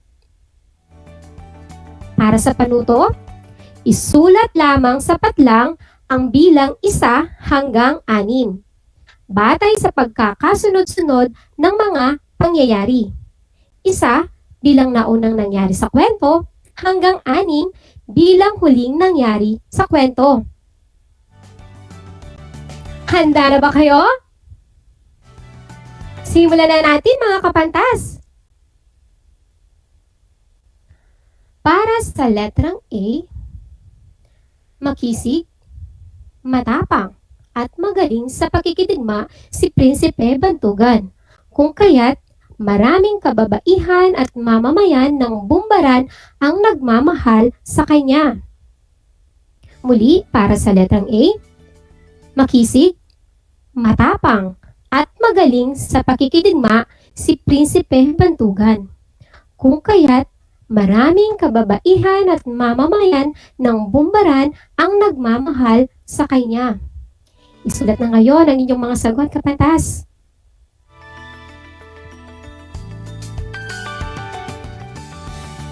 Para naman sa letrang B, sa narinig, nilisan ng prinsipe ang kaharian. Sapagkat walang makain at pagod na pagod ang prinsipe sa paglalakbay, ay nagkasakit ito at siyang kanyang ikinasawi. Uulitin ko para sa letrang B. Sa narinig, nilisan ng prinsipe ang kaharian. Sapagkat walang makain at pagod na pagod ang prinsipe sa paglalakbay, ay nagkasakit ito at siyang kanyang ikinasawi. Sulat na ang inyong mga sagot.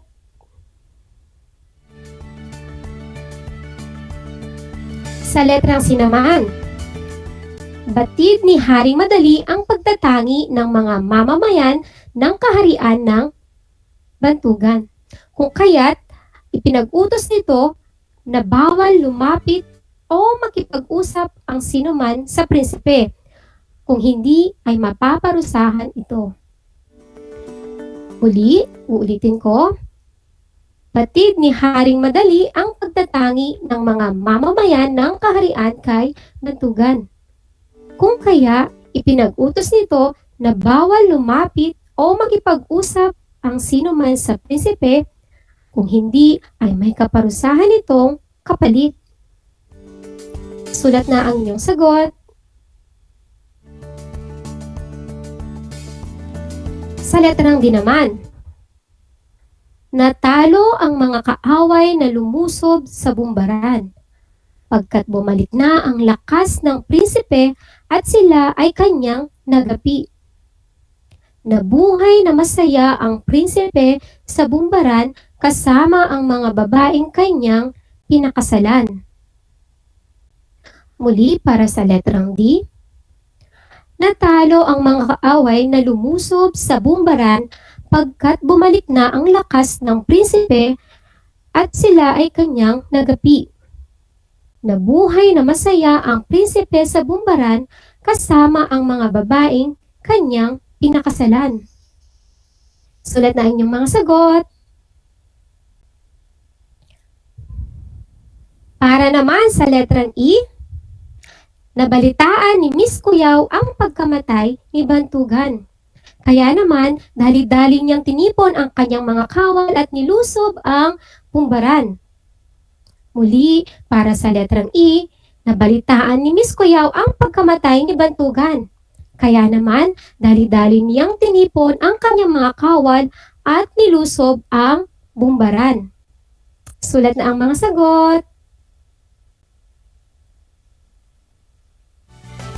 At panghuli para sa letrang F, nalaman ni Haring Madali ang nangyari sa nakababatang kapatid. Kung kaya, naglakbay ito sa langit upang mabawi ang kaluluwa ni Bantugan. Hindi naman nabigo ang hari. Uulitin ko para sa letrang F, nalaman ni Haring Madali ang nangyari sa nakababatang kapatid. Kung kaya, naglakbay ito sa langit upang mabawi ang kaluluwa ni Bantugan. Hindi naman nabigo ang hari. Sulat ang mga sagot. Alam kong sagutan na ninyo ang ating pagsasanay, mga kapantas. Ngayon, alamin na natin kung tama ba ang inyong naging kasagutan. Sa letrang A, kung ang inyong sagot ay unang bilang, ito ay tama. Dahil sa simula ng kwento ay inilarawan si Prinsipe Bantugan. Di ba mga kapantas? Sa letrang B naman, kung ang inyong sagot ay ikatlong bilang, mahusay mga kapantas. Tama ang iyong sagot. Sa letrang C, ikalawang bilang ang tamang sagot. Sa letrang D, kung ang sagot mo ay ika-anim, ikaw ay nakakuha ng tamang sagot. Sa letrang E, ang tamang kasagutan ay ikalima. At panghuli, kung ang inyong kasagutan ay ikaapat na bilang, magaling mga kapantas. Tama ang inyong mga sagot. Sino sa inyo ang nakakuha ng 6 na sagot? Mahusay mga kapantas. Alam kong nakikinig kayo mabuti. Ngayon naman ay nais kong pagnilayan ninyo ang kasabihan na ito hango sa sinabi ni Chinkitan. Sana ay mahalin natin ang ating mga kapatid sa laman ng higit pa sa pagmamahal na ibinibigay natin sa ating mga kaibigan. Uulitin ko. Sana ay mas mahalin natin ang ating mga kapatid sa laman ng higit pa sa pagmamahal na ibinibigay natin sa ating mga kaibigan. Malay mo, sila pa ang makatutulong sa inyo pagdating ng araw na nangangailangan ka, hindi ba mga kapantas? Naway gamitin nating gabay ang aral na napulot sa ating paksang tinalakay sa pakikibaka natin sa pang-araw-araw na buhay. Na matuto tayong makontento kung anong mayroon tayo at huwag maiinggit sa kung anong mayroon ang iba. Higit sa lahat, huwag kalilimutang magpasalamat sa mga biyayang ating natatanggap sa Puong May Kapal. Abangan natin sa susunod na talakayan ang isa na namang halimbawa ng makabuluhang kwento na tiyak kong kapupulutan ninyo ng aral. Para sa inyong takdang aralin, magsaliksik patungkol sa paksang sanhi at bunga. Uulitin ko para sa paksang sanhi at bunga. Inaasahan na kayo ay natuto sa ating aralin ngayong araw. Ako si Ginang Edlin Biatingo Pineda, ang inyong guro sa Filipino, na laging tandaan. Ang wastong edukasyon ay pahalagahan dahil ito ay yung susi sa inyong kinabukasan. Hanggang sa muli!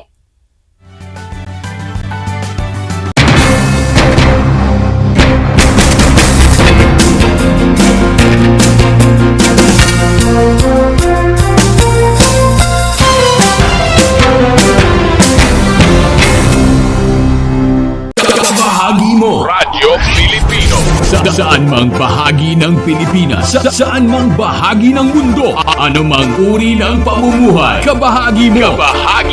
Radio Pilipino. Radio Pilipino. Sumasahim papawid sa DWPR 1296 Dagupan, DZTC 828 Tarlac, DZLT 1188 Lucena, DZYN 1539 Mindoro, DWRL 1080 Legazpi, DWRN 657 Naga, DYRB 540 Cebu, DYRL 1035 Bacolod, DYRN 1134 Dumaguete, DXCO 1044 Cagayan de Oro, DXGS 765 General Santos, DXOC 1494 Osamis, DXOW 981 Davao at Radio Filipino Podcast Center Manila. Ito ang kabahagi mo, Radio Filipino, napapakinggan on air and online sa buong mundo sa pamamagitan ng www.radiofilipino.com.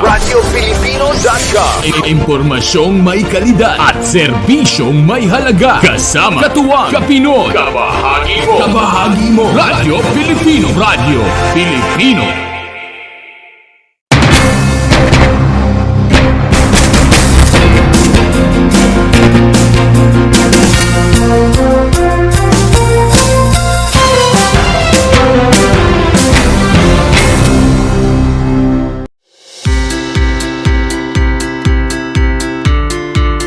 Upang matugunan ang mga kinakaharap na pagsubok ng mga guro at mag-aaral sa gitna ng kasalukuyang pandemya, nagsanib tulong sina Congressman Charlie Cojuangco ng unang distrito ng Tarlac, DEPED Region 3 Regional Director Dr. May B. Eclar at Tarlac Schools Division Superintendent Dr. Ronaldo Pozon para sa isang napapanahong proyekto na tinaguriang Project Shine, Aral TarlakHenyo. Ang mga mag-aaral ng Grade 4 at Grade 5, ganun din ang Grades 8 and 9 sa buong probinsya ng Tarlac, kasalukuyang sumasailalim sa radio-based instruction. Katuwang ang himpilang DZTC 828 kHz AM at RTV Tarlac, Channel 26. Ang Tarlac po nangunguna po ngayon pagdating po sa radio-based instruction. Marami pong humahanga sa atin. I'm very happy this station, itong DCTC, could reach the whole of Region 3. Hindi natin alam, we are contributing. We are creating a very big dent in the history of Philippine education. And I am proud. I am here in Tarlac. This is the noble cause of education in which you and I, without you knowing it, we are bound to do.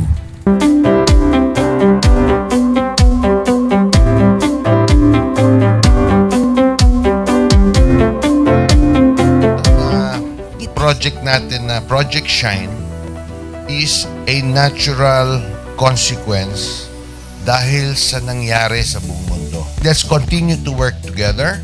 I think it's very Filipino to practice bayanihan in anything or most of the things that we do. And this is a manifestation of that. No?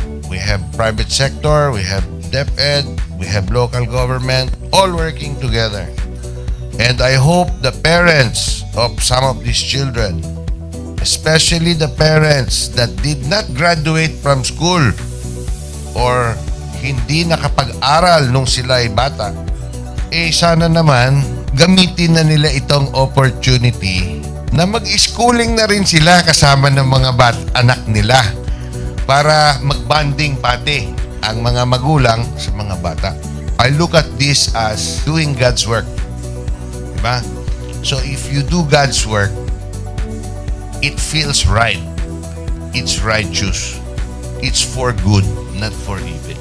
Good morning and happy learning, grade 4. Welcome to Aral TarlakHenyo here on RTV Tarlac, Channel 26. Simulcast over DZTC 828. Radio Filipino Tarlac. I am Teacher Mercy Pacheco Bognot. This is Alistair Aidatu. I am Marie Josephine B. Andrade. I am Teacher Princess Marie M. Dueñas, and I will be your teacher broadcaster for today.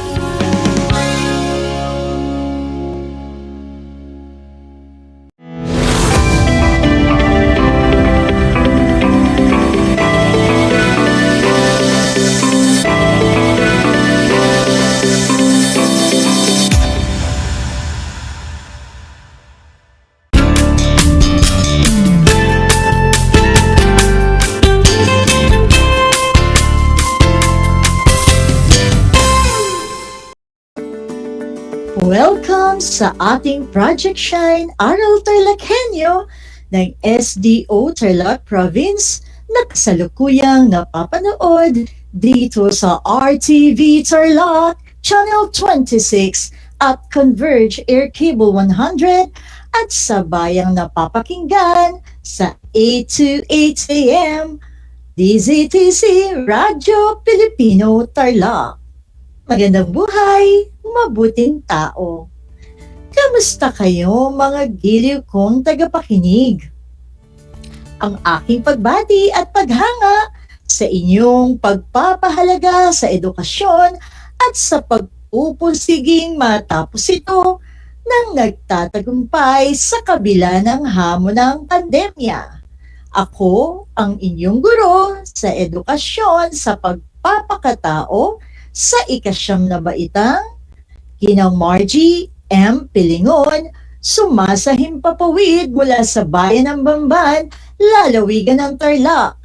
Sasamahan at gagabayan ka sa Most Essential Learning Competency na nakapagtataya o nakapaghuhusga kung ang prinsipyo ng subsidiarity at pagkakaisa ay umiiral o nilalabag ng pamilya, paaralan, pamayanan o barangay, at lipunan o bansa. Natitiyak kong kayo ay handang-handa na mga anak sa pagpapatuloy ng ating aralin sa araw na ito. Maging alerto at listo sa anumang impormasyong magbibigay sa atin ng inspirasyon, pag-asa at aral sa buhay na makatutulong sa pagiging mabuting tao. Makikita sa inyong screen mga bata ang larawan ng learner's material na ating gagamitin sa ating talakayan sa edukasyon sa pagpapakatao baitang siyam. Mangyaring buksan ito sa pahina 27 hanggang 32. Para sa pagpapatuloy ng ating aralin, magbalik-aral muna tayo sa ating nakaraang leksyon. Ating napag-aralan sa nakaraang episode na kailangan ang pakikibahagi ng bawat tao sa mga pagsisikap na mapabuti ang uri ng pamumuhay sa lipunan o bansa, lalo na sa pag-angat ng kahirapan dahil nakasalalay ang kanyang pag-unlad sa pag-unlad ng lipunan or ang prinsipyo ng pagkakaisa. Binigyang diin natin na sa prinsipyo ng pagkakaisa, tungkulin ng mga mamamayan ang magtulungan at ng pamahalaan ang magtayo ng mga akmang estruktura upang makipagtulungan ang mga mamamayan. Ang pagunlad ng lipunan ay hindi gawa ng pinuno. Gawa ito ng pag-aambag ng talino at lakas ng mga kasapi sa kabuuang pagsisikap ng lipunan. Tungkulin nating magtulungan tungo sa pagunlad ng ating lipunan. Napag-aralan din natin na hindi lamang ang mga organisadong grupo o pangkat ang maaaring magbigay ng tulong para sa ikabubuti at ikauunlad ng isang mahirap at vulnerableng pamilya. Tulad ngayon na tayo ay nasa panahon pa rin ng COVID pandemya. Ang isang mag-aaral na katulad ninyo ay makakapag-ambag sa paglutas ng suliranin tulad ng pagkalat ng COVID-19 virus. Dahil sinunod ninyo ang health protocol ng Interagency Task Force or IATF katulad ng pagsusuot ng face mask, paghuhugas ng kamay, at pagsunod sa social o physical distancing, kayo ay nakatulong sa pagpigil ng sa pagpigil sa pagkalat ng COVID virus sa inyong pamilya, sa inyong barangay, sa ating lipunan o bansa. Bago natin ipagpatuloy ang ating talakayan, mayroon akong inihandang mga katanungan. Una, bakit mahalaga ang pag-iral ng prinsipyo ng subsidiarity at prinsipyo ng pagkakaisa? Ikalawa, ano ang mga pagpapahalagang kaugnay ng solidarity at subsidiarity? Mga anak, ang pag-unlad ng isang lipunan ay hindi gawa ng pinuno. Gawa ito ng pag-aambag ng talino at lakas ng mga kasapi sa kabuuang pagsisikap ng lipunan. Sa prinsipyo ng subsidiarity, tutulungan ng pamahalaan ang mga mamamayan na magawa nila ang makapagpapaunlad sa kanila. Sisiguraduhin nila na walang hahadlang sa kalayaan ng mga mamamayan mula sa mga pinuno sa pamamagitan ng pag-aambag sa estado ng kanilang buwis, lakas, at talino. Sa prinsipyong ito, maaaring umiiral sa pamilya, sa paaralan, sa pamayanan o barangay, at lipunan o bansa. Ito ay mga tulong na nagmula sa pamahalaan patungo sa mga mamamayan. Halimbawa nito ay ang Pantawid Pamilyang Pilipino Program o 4Ps na ganap ng isinabatas ng ating pambansang pamahalaan. Layunin ng programang ito na mapabuti ang kalagayang pantao ng ating mga kababayan.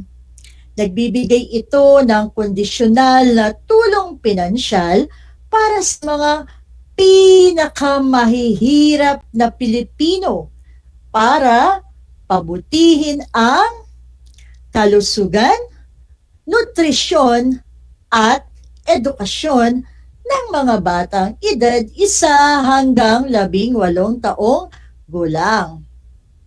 Kailangang matupad ng mga pamilya ang mga kondisyon ng pamahalaan tulad ng upang maibigay sa kanila ang tulong pinansyal.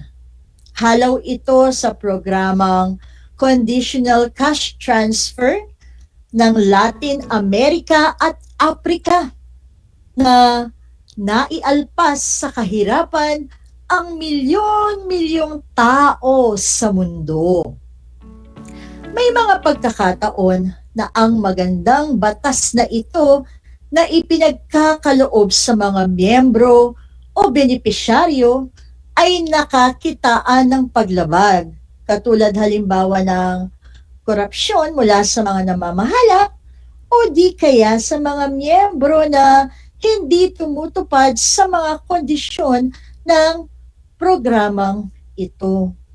Sabi nga sa isang pahayag, iyong pagtulong, huwag ka lamang magbigay ng isda, kundi turuan mo silang mangisda. Ibig sabihin, tungkulin din ng mga benepisyaryo na tumupad sa mga kondisyon upang patuloy ang pagtanggap ng tulong pinansyal. Tungkulin din nila na pakaingatan at palaguhin ang tulong na ito. Mga anak, hindi lamang sa pamilyang 4Ps umiiral ang prinsipyo ng subsidiarity at pagkakaisa. Nakikita rin natin ang pakikiisa at pagtutulungan ng mga magulang, pribadong grupo o pangkat at sa iba't ibang ahensya ng gobyerno tulad ng Department of Public Works and Highways or DPWH at iba pa tuwing may brigada eskwela sa mga paaralan. Sa prinsipyo ng pagkakaisa, tungkulin ng mga mamamayan ang magtulungan at ng pamahalaan ang magtayo ng mga akmang estruktura upang makapagtulungan ang mga mamamayan. Mailalagay sa ganitong balangkas ang prinsipyo ng pagkakaisa. May kailangan kang gawin na hindi mo kayang gawing mag-isa. Tungkulin ko ngayong tulungan ka sa abot ng makakaya ko. Ako naman ay may kailangan gawin ng mag-isa. Tungkulin mo ngayon na tulungan ako sa abot ng makakaya mo. Sa prinsipyo ng pagkakaisa, ang pagtutulungan ng mga mamamayan sa kapwa mamamayan at ang suporta ng pamahalaan sa kanila ay umiiral o makikita sa pamilya, paaralan, pamayanan o barangay, at lipunan o bansa. Marami na tayong nakikita sa telebisyon, naririnig sa radyo, nakikita sa internet tungkol sa pagtutulungan ng mga mamamayan sa kapwa mamamayan.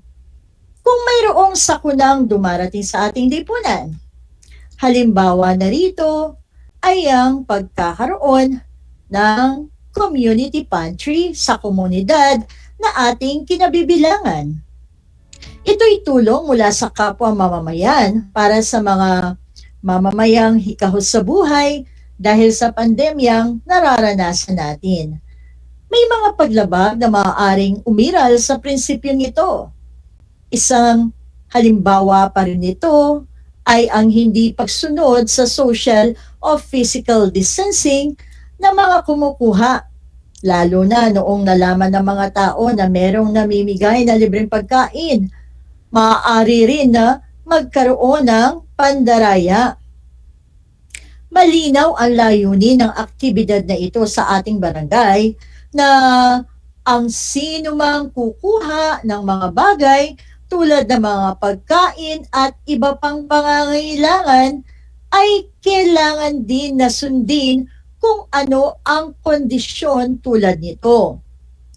Kumuha ng naaayon sa pangangailangan at magbigay ng naaayon sa kakayahan.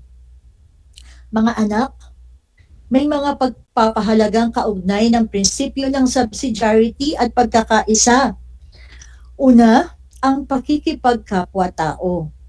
Binubuo hindi ng isang individual lamang, kundi ng mga sama-samang tao ang isang komunidad.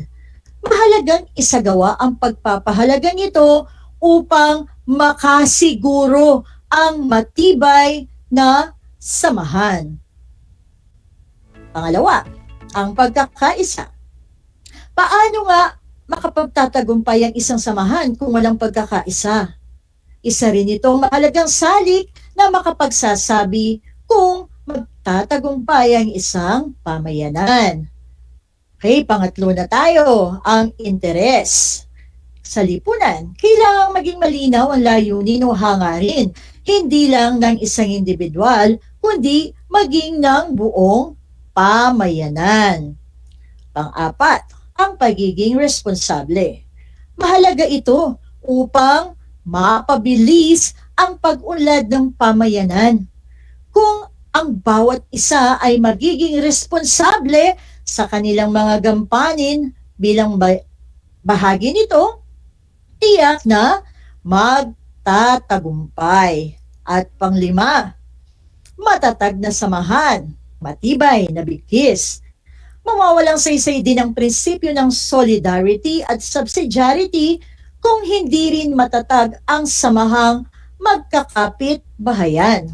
Kung namumuno sa kanilang pagitan ang napakatibay na bigkis na di basta-bastang mapapatid, ay magiging epekto o epektibo ang lahat ng mga layuning maganda ng bawat isa na makatulong sa pagpapanday ng maunlad at masaganang pamayanan.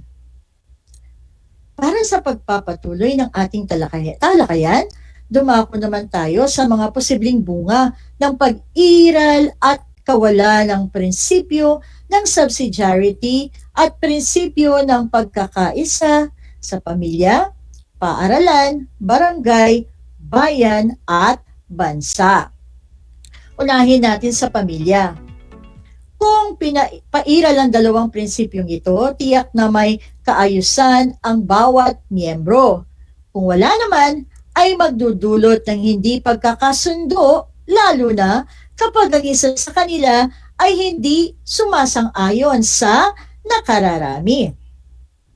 At kung sa paaralan naman, ay magiging maayos ang pakikitungo ng mga mag-aaral sa bawat isa, maaari rin na magiging masama ang ugali kapag di umiral ang prinsipyong subsidiarity at pagkakaisa.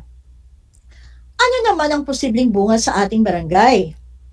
Kung papairalin ang mga prinsipyong ito, tiyak na magtutulungan ang bawat isa at posible rin na mawawalan ka ng suporta sa kanila. At kung sa pamayanan o bayan naman ang iyong tatanungin, lahat ay may pagkakaisa at pagtutulungan. Kung kawalan naman ay walang aasahang suporta sa iba at magulo. Pagsunod naman sa mga batas at patakaran ng pambansang pamahalaan ang magiging bunga kapag pinairal ito sa bansa. Kung hindi, aasahan mo na wala ring matatanggap na ambag o suporta sa lipunan at kapwa. Ang pagtulong sa ating kapwa ay isa sa mga katangian ng mga Pilipino mula pa sa sinaunang panahon. Nagsimula ito sa bayanihan o ang pagtutulungan ng lahat ng tao sa komunidad sa isa't isa. Ito ay dahil ang pagbigay tulong sa kapwa ay isang bagay na lubos na nakabubuti sa ating komunidad at lipunan. Makikita rin natin na ang pagtulong sa kapwa ay nagbibigay inspirasyon sa iba na tumulong rin, lalo na sa mga nangangailangan. Kapag tayo nagbibigay ng tulong sa ating kapwa, tayo ay nagiging modelo para sa kabutihan. Tayo rin ay nagiging mabuting ehemplo para sa mga kabataan. Ang bawat mamamayan ay buong tapang na hinaharap ang mga hamon ng buhay dahil ang ating pamahalaan ay hindi tumitigil sa paghahanap ng mga solusyon upang matugunan ng buong husay ang mga pangangailangan ng bawat mamamayan na kanyang nasasakupan. Mahalagang tandaan mga anak ang mga sumusunod na konsepto mula sa ating aralin ngayong araw. Una, sa prinsipyo ng subsidiarity, tutulungan ng pamahalaan ang mga mamamayan na magawa nila ang makakapagpaunlad sa kanila. So siguraduhin nila na walang hahadlang sa kalayaan ng mga mamamayan mula sa mga pinuno sa pamamagitan ng pag-aambag ng kanilang buwis, lakas at talino.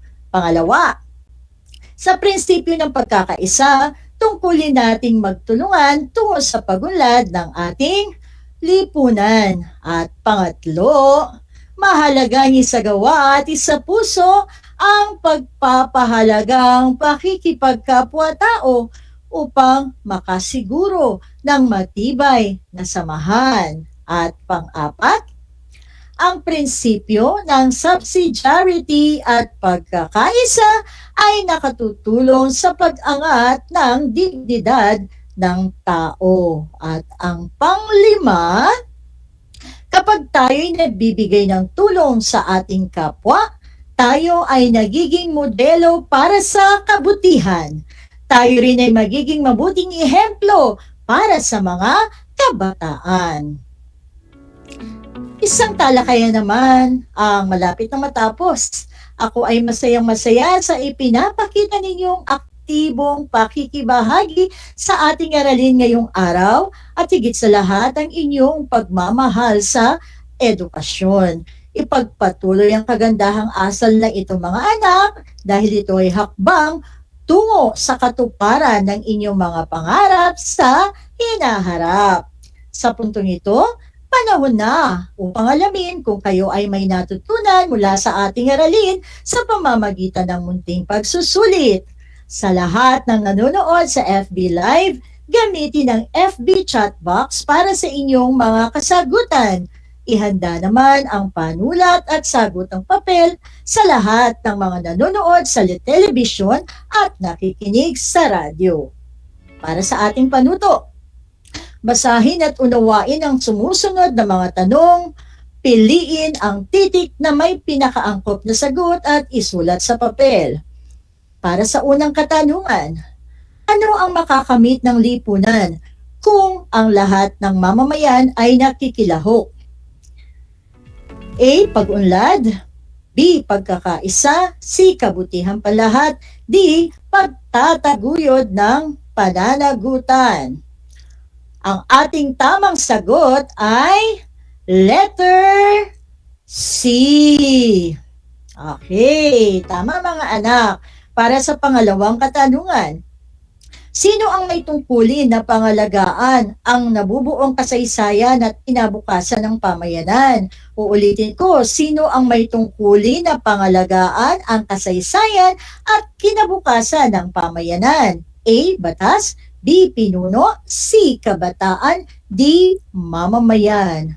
Ang ating tamang sagot ay letter D. Okay, para sa pangatlong katanungan.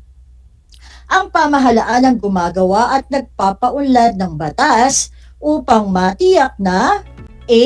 Walang nagmamalabis sa lipunan. B. Ang lahat ay magiging masunurin. C. Matugunan ang pangangailangan ng lahat. D. Bawat mamamayan ay may tungkuling dapat gampanan. Ang tamang sagot ay letter D. Para sa ikaapat na katanungan, alin sa mga sumusunod ang nagpapakita ng prinsipyo ng pagkakaisa?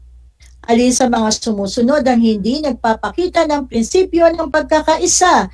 A. Sama-samang pagtakbo para sa kalikasan. B. Pagkakaroon ng kaalitan. C. Bayanihan at kapitbahayan.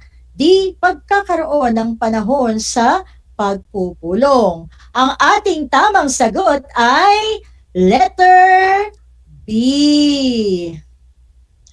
Last na po, panglimang katanungan. Ang ating lipunan ay binubuo ng mga batas na nilikha para sa kabutihan panlahat. Alin sa mga sumusunod ang hindi tunay na diwa nito? Ulitin ko, ang ating lipunan ay binubuo ng mga batas na nilikha para sa kabutihan panlahat.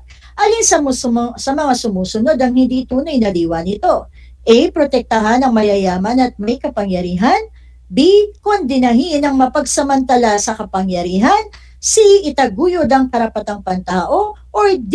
Ingatan ang interes ng marami. Ang tamang sagot ay letter B.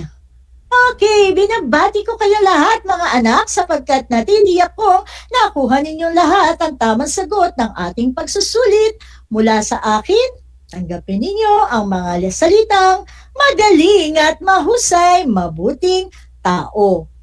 Mga anak, ako ay naghanda ng mga gawain at refleksyon sa inyong learning activity sheets. Inaasahan ko na inyong sasagutan ng buong sigasig at sa abot ng inyong makakaya. Sakali man na kailanganin ninyo ang patnubay ng inyong kapamilya at guro, huwag kayong mag-atubiling sila ay tawagan upang kayo ay magabayan ng tama. Panalangin ko na anumang konsepto, higit lalo ang mga aral sa buhay na inyong natutuhan sa araw na ito ay inyong maisabuhay sa araw-araw. Muli, Ako ang inyong guro sa edukasyon sa pagpapakatao baitang siyam, Ginang Margie M. Pilingon, sumasahimpapawid mula sa bayan ng Bamban kasama ang manunulat ng script na si Ginang Alalin C. Antonio na nagpapaalala na piliing maging mabuting tao sa lahat ng panahon at pagkakataon. Hanggang sa muli!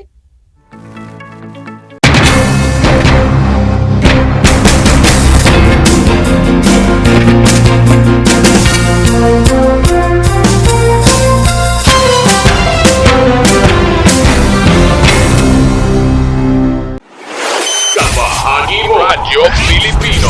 Impormasyong may kalidad, serbisyong may halaga. Saan mang bahagi ng Pilipinas. On air. Saan mang bahagi ng mundo. Online.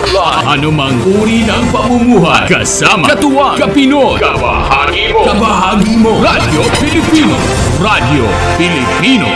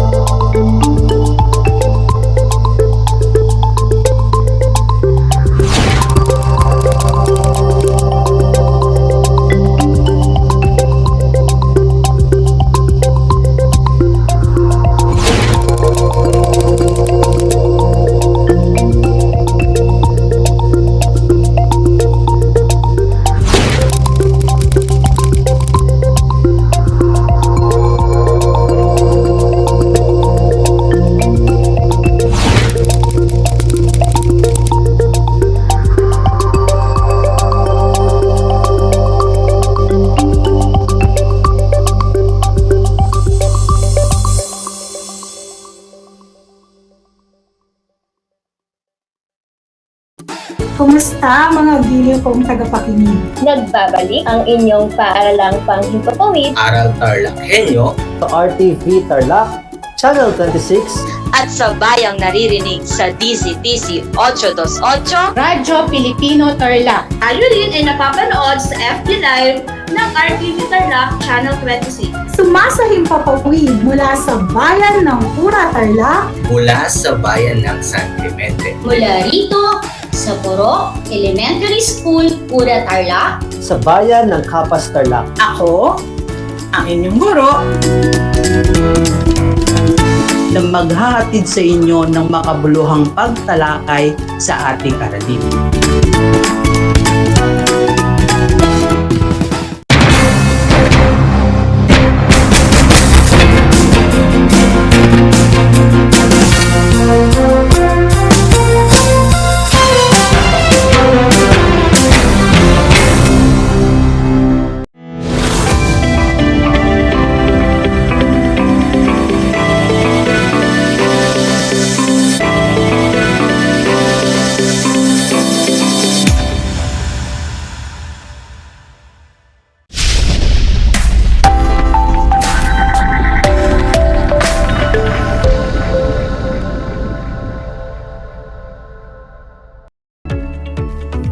Hello again, Tarlakenyos. Hello, Science Empire. Good afternoon. Welcome to Aral TarlakHenyo. simulcast over DZTC Radyo Pilipino Tarlac, Converge Channel 100, and live via Facebook page of RTV Tarlac, Channel 26. This afternoon, you will gain another fun learning experience in Science 9 from your teacher, broadcaster. I'm Ernaline Ilagman, broadcasting live here at Kamiling Tarlac. How are you doing today? I hope you are all safe and sound. Before we begin, make sure that your module is with you as you listen to our topic for today so that you can easily answer those activities there. If you need to do some necessities, please do them now before the actual airing of our lesson. Likewise, kindly prepare your learning activity sheet, extra sheet of paper, and a pen. Also, be sure that you are in a place free from noise and any distraction. Today, we will be discussing the third type of non-Mendelian inheritance, which is the multiple alleles. But before that, let us review our lesson last time, which is the first two types of non-Mendelian inheritance, the incomplete dominance and codominance pattern of inheritance. Incomplete dominance pattern of inheritance is a form of intermediate inheritance in which one allele for a specific trait is not completely dominant over the other allele. This results in a third phenotype in which the expressed physical trait is a combination of the dominant and recessive phenotype. In codominance, there is no recessive gene or allele. They are both dominant because both alleles are expressed equally in the phenotype of the organism. These result from the expression of two dominant traits, but they are not blended together, or there is no combination of traits. Those are the first two non-Mendelian pattern of inheritance that we have discussed last time. Now, we will be discussing the third non-Mendelian inheritance, which is multiple alleles.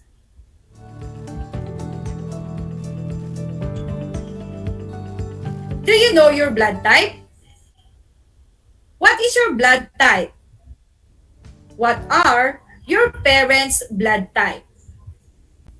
Last time, I asked you to determine your blood type and your parents' blood type because it is related to our topic for today. Because in this lesson, we will determine all possible combinations expected in offspring based on the genes carried in male and female gametes. Gametes are organisms' reproductive cell. They are also referred to as sex cells. Sometimes, even if only two alleles control a trait, there may actually be more than two types of alleles available. This will also lead to more than two phenotypes expressed. Multiple allele is a type of non-Mendelian inheritance pattern that involves more than just the typical two alleles that usually code for a certain characteristic in a species.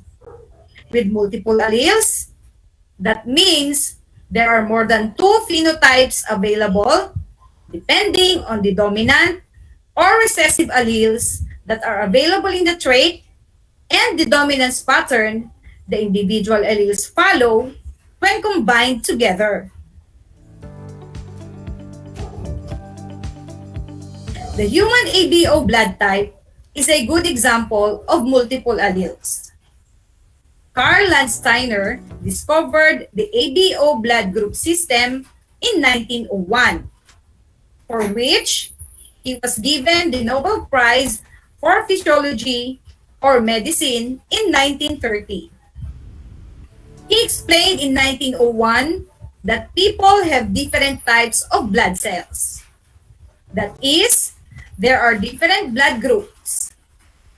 The discovery led to blood transfusions between people with compatible blood groups. He found that there are substances in the blood, the antigens and antibodies, that induce clumping of red cells when red cells of one type are added to those of a second type. Humans can have red cells that are type A, type B, or type O. The A and B produce type A and type B antigens. The presence of letter I in type A and type B blood indicates the production of antigen, while the presence of a pair of lowercase letter I, which represents type O, is the recessive allele and indicates that it does not produce an antigen or absence of an antigen. These three different alleles can be combined in different ways following Mendel's laws of inheritance. The resulting genotype make either type A, type B, type AB, or type O blood. The blood group arising from the different possible genotypes are summarized in the table. The type A blood is a combination of either two A alleles or the combination of one A allele and one O allele. Similarly, the type B blood is coded for by either two B allele or the combination of one B and one O allele. Type O blood can only be obtained with the combination of two recessive O alleles. Those are all examples of simple or complete dominance following Mendel's principle of dominance, that dominant allele will be expressed exclusively. However, type AB blood is an example of codominance. The A allele and the B allele are equal in their dominance and will be expressed equally if they are paired together into the genotype AB. Neither the A allele nor the B allele is dominant over each other. So each type is expressed equally in the phenotype, giving the human an AB blood type. To understand more our lesson, let us do this activity. Given the blood types of the mother and the child, identify the possible blood type of the father. In the first row, the mother's blood type is A, and the child's blood type is also A.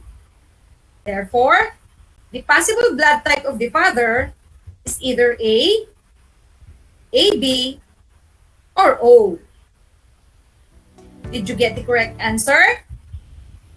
Very good. So let us continue. In the second row, we have the B blood type for the mother and an AB blood type for the child. So, the possible blood type of the father is either A or AB. In the third row, the mother's blood type is AB and her child has the blood type B. So what will be the possible blood type of the father? The possible blood type of the father could be A, B, AB, or O. So when the mother has an AB blood type, and her child has an A blood type, it is possible that the father can have either of the 4 types of blood. Did you get all the possible blood type of the father? Brilliant students! Now, let's proceed on the last row. The mother has an O blood type and her child also has an O blood type. What will be the possible blood type of the father? Yes, you are all doing great. The father can have an A, B, or O blood type. Is it possible that the father has blood types A or B if the mother and the child has an O blood type? Yes, of course. Because blood type A can be the combination of the alleles AA and AO. And blood type B can be the combinations of the alleles BB and BO. Meaning, the child can have an O blood type if the pair of alleles combined with the mother is the AO or BO allele from the father. Thank you, grade 9 learners, for participating and staying with me. To understand further, I have prepared another set of activity so that you can understand completely our lesson. Another table is presented, and all you have to do is to determine the possible alleles that can be found in each offspring and write the blood type for each offspring. So what are the possible alleles that can be found in each offspring? What is the blood type found for each combination of alleles from the mother and from the father?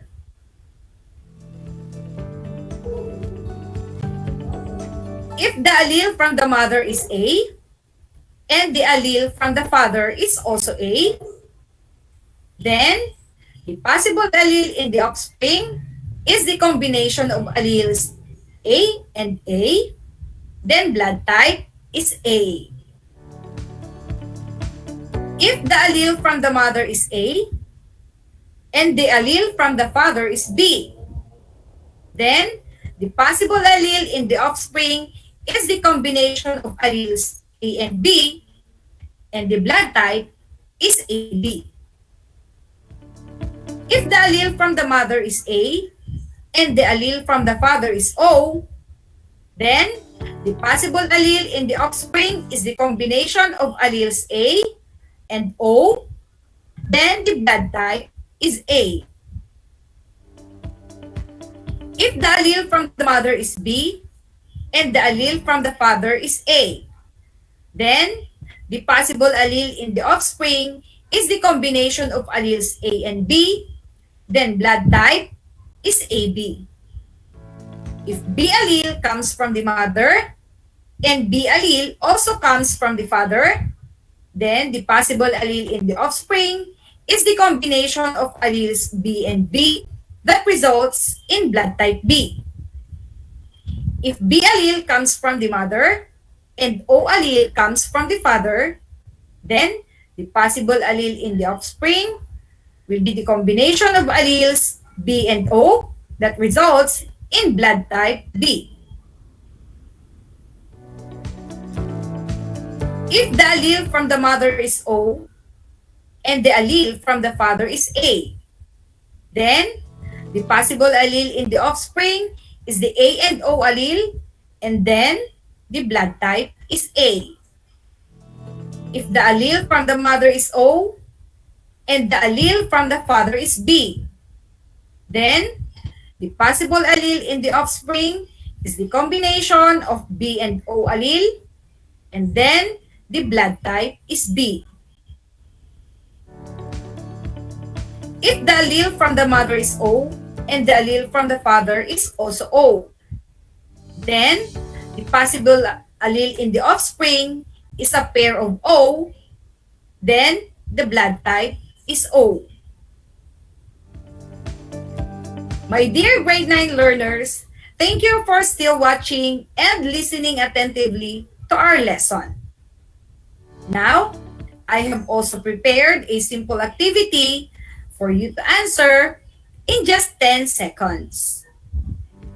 Using the Punnett square, predict the possible blood types of the offspring of a couple if the mother's blood type is heterozygous type A and the father's blood type is heterozygous type B. So, the genotype or the allele of the mother is AO, being heterozygous type A, and the genotype of the father is BO, or being heterozygous type B. So, what will be the possible blood type or blood types of their offspring? That's right. Their offspring will have all the possible blood types. An A, B, AB, and O blood type. So even if the couple has type A and type B blood, it is possible that they will have a child who has a type O blood because they both carry the allele for O, being heterozygous blood type A and heterozygous blood type B. Did you get all the possible blood types of their offspring? Wow, congratulations! That only shows that blood types are controlled by different alleles and follow the Mendelian principle of dominance and non-Mendelian pattern of inheritance, which is co-dominance. And now, get ready for the assessment. Let us find out if our lesson is clear to everybody. If your pen and paper is ready, then we can start. To our viewers at FB page, you can also write your answer in the comment section. So grade 9 learners, are you ready? Just choose the letter of your answer, and after that, we will check if your answers are all correct. Then, let's start. Number 1. In ABO blood group system, O is recessive. Therefore, for this blood type to be expressed, letter A, 2 O alleles must be present. Letter B, 1 O allele and 1 B allele must be present. Letter C, the alleles A, B, and O must all be present. Or letter D, the alleles A and B only must be present. I repeat, in ABO blood group system, O is recessive. Therefore, for this blood type to be expressed, letter A, 2 O alleles must be present. Letter B, 1 O allele and 1 B allele must be present. Letter C, the alleles A, B, and O must all be present. Or letter D, the alleles A and B only must be present. If your answer is A, then you are correct. Very good, my dear learners. Let's proceed to number 2. In the ABO blood group system, what 2 alleles are co-dominant? Letter A and A alleles. Letter B, A and B alleles. Letter C, A and O alleles. Or letter D, B and O alleles. Again, in the ABO blood group system, what 2 alleles are co-dominant? Letter A and A alleles. Letter B, A and B alleles. Letter C, A and O alleles. Or letter D, B, and O alleles? If your answer is letter B, then again, you are correct. Let's now proceed to number 3. ABO blood type is an example of letter A, codominance, letter B, incomplete dominance, letter C, multiple alleles, or letter D, all of the above.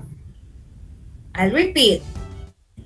ABO blood type is an example of letter A, codominance, letter B, incomplete dominance, letter C, multiple alleles, or letter D, all of the above. If your answer is letter C, then again, you are correct. Very good, my dear grade 9 learners. Question number 4. Which of the following statement is true about the ABO blood system? Letter A, it was discovered in 1950s. Letter B, it was discovered by Karl Landsteiner.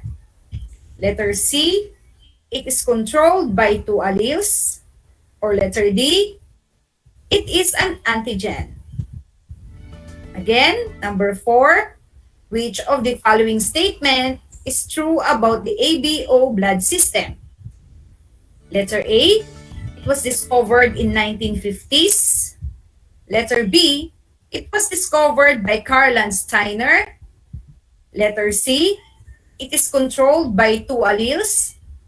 Or letter D, it is an antigen. If your answer is letter B, then you are absolutely correct. Let's proceed to number 5. Blood type is controlled by how many alleles? Letter A, 2 alleles. Letter B, 3 alleles. Letter C, 4 alleles. Or letter D, 5 or more alleles. I repeat, blood type is controlled by how many alleles? Letter A, 2 alleles. Letter B, 3 alleles. Letter C, 4 alleles. Or letter D, 5 or more alleles. If your answer is B, then you've got it right. I am so happy to know that you are still with me and focusing attentively. And if you got all the answers, congratulations! You've worked so hard on that, and I'm so proud of the way you worked today. I hope that you fully understand our lesson about multiple alleles. The third type of non-Mendelian inheritance, and the simple example of it is the human blood types. Human blood types has 3 alleles, A, B, and O, which is multiple alleles. Both A and B are dominant blood types. When cross are made between the two, this results to codominance, which is another blood type, AB. Type O is a recessive blood type. It is only expressed when the genotype of the parents are homozygous O. So for your assignment, which sex chromosomes determine a person's sex? Elaborate your answer. In your next lesson, you will learn how is sex in humans determined and inherited. So stay tuned to Aral TarlakHenyo on RTV Tarlac, Channel 26, and in Converge, Channel 100 for your daily dose of school-home integration in the new normal education. Again, This is simulcast over DZTC 828 AM Radyo Pilipino Tarlac. And of course, don't forget to like, follow, and share the official Facebook page of RTV Tarlac Channel 26. My dear grade 9 learners, I hope you gained a lot of new learnings today. Again, I am Ernaline Ilagman, your teacher broadcaster in Science 9 for today's session, leaving you with this quote. Never stop learning because life never stops teaching. Thank you for tuning in and staying with me and for exploring again the wonders and beauty of science learning. God bless everyone and see you again next time.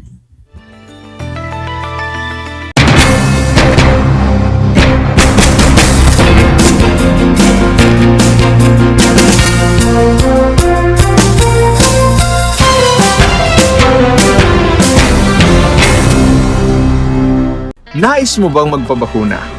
Alam mo bang may mga tinatawag na priority eligible groups? Sa bawat priority group, may mga sektor na nakahanay. Kung ikaw ay kabilang dito, wag nang magdalawang isip pa. Halina't magpabakuna na. Ngayong Hunyo, sisimula na ang pag-rollout ng mga bakuna sa A4 group. Kabilang sa A4, ang essential frontliners tulad ng mga sumusunod. Mga nagtatrabaho sa pribadong sektor na nasa labas ng kanilang mga tahanan. Mga nagtatrabaho sa mga ahensya ng gobyerno, GOCCs at local government units. Mga nagtatrabaho sa mga informal na sektor sa labas ng kanilang mga tahanan. At mga nagtatrabaho sa mga pribadong tahanan. Kaya kung ikaw ay kabilang sa grupong ito, tumawag o makipag-ugnayan sa inyong LGU at sa inyong kumpanya upang malaman ang mga detalye tungkol sa inyong vaccination program, katulad ng petsa, oras at lugar kung saan ka magpapabakuna. Humingi ng medical clearance sa inyong doktor kung ikaw ay may autoimmune disease, HIV, cancer, malignancy, dumaan sa organ transplant, kasalukuyang dumadaan sa steroid treatment o nakaratay sa higaan. Huwag kalimutan ang iyong proof of eligibility o mga dokumentong nagpapatunay na ikaw ay kasama sa priority group na ito. Huwag din kalimutang dalhin ang iyong government ID, pati na ang face mask, face shield, sanitizer at ballpen bago ang iyong vaccination. At paalala, pagkatapos ng pagbabakuna, huwag mag-atubiling magtanong na makaragdagang impormasyon tungkol sa bakuna na ginamit sa iyo. Hingin at itago ang contact information ng personnel na tatawagan kung sakaling ikaw ay makaramdam ng seryosong side effects. Huwag rin kalimutan ang vaccination card at alamin ang petsa ng iyong second dose ng pagbabakuna. Higit sa lahat, ugaliin pa rin sundin ang minimum public health standards tulad ng wastong paghuhugas ng kamay, pagpapanatili ng safe physical distancing at pagsusuot ng face mask at face shield. Ano pang hinihintay mo? Tara na sa Vida Vaccination!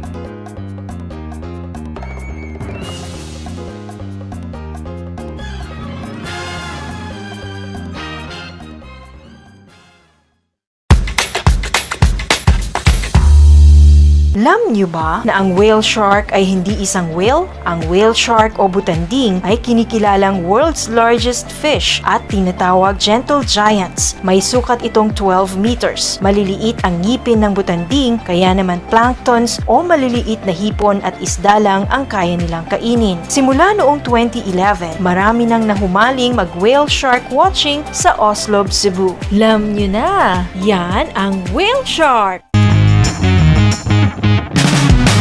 I'm back! This is Sorzi, your teacher broadcaster. Magandang araw mga kapantas!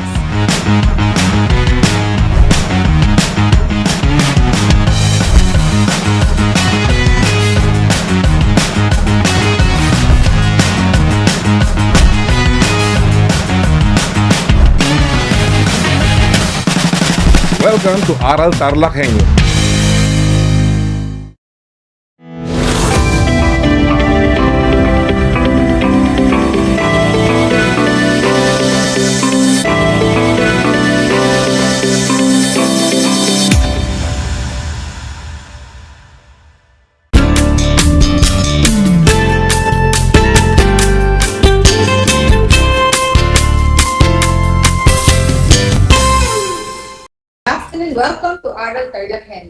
here on RTV Tarlac Channel 26, simulcast over DCTZ Radio Filipino Tarlac.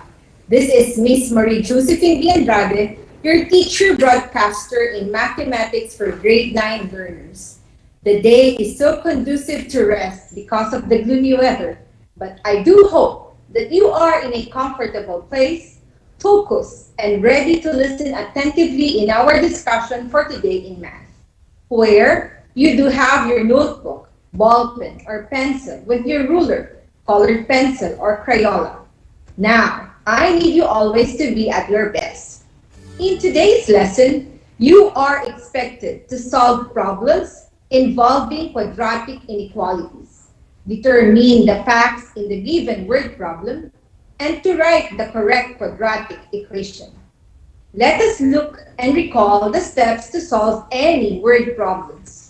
First, we need to analyze, meaning we need to read through the entire problem, highlight the important information and keywords that you need to solve the problem, and what is asked or the unknown in the problem. Second, we need to represent. That means we identify and define the variables. Third, we write the equation or the given inequality.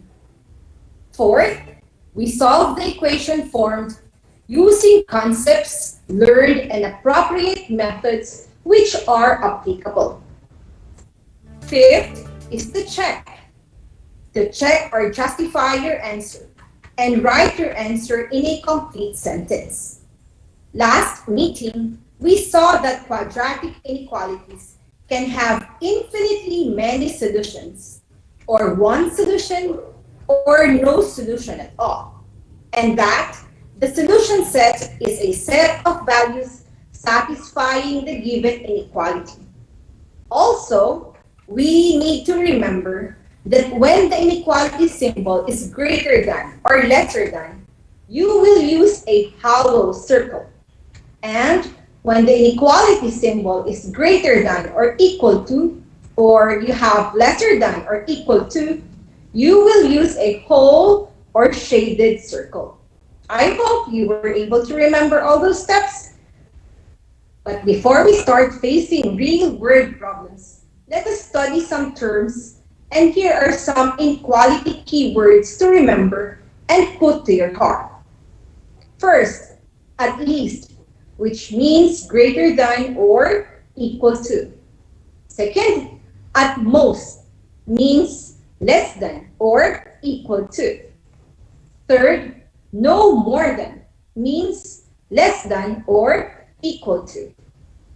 More than means greater than. Less than means less than. Between means compound inequality with, and inclusive means make the whole or equal to the line.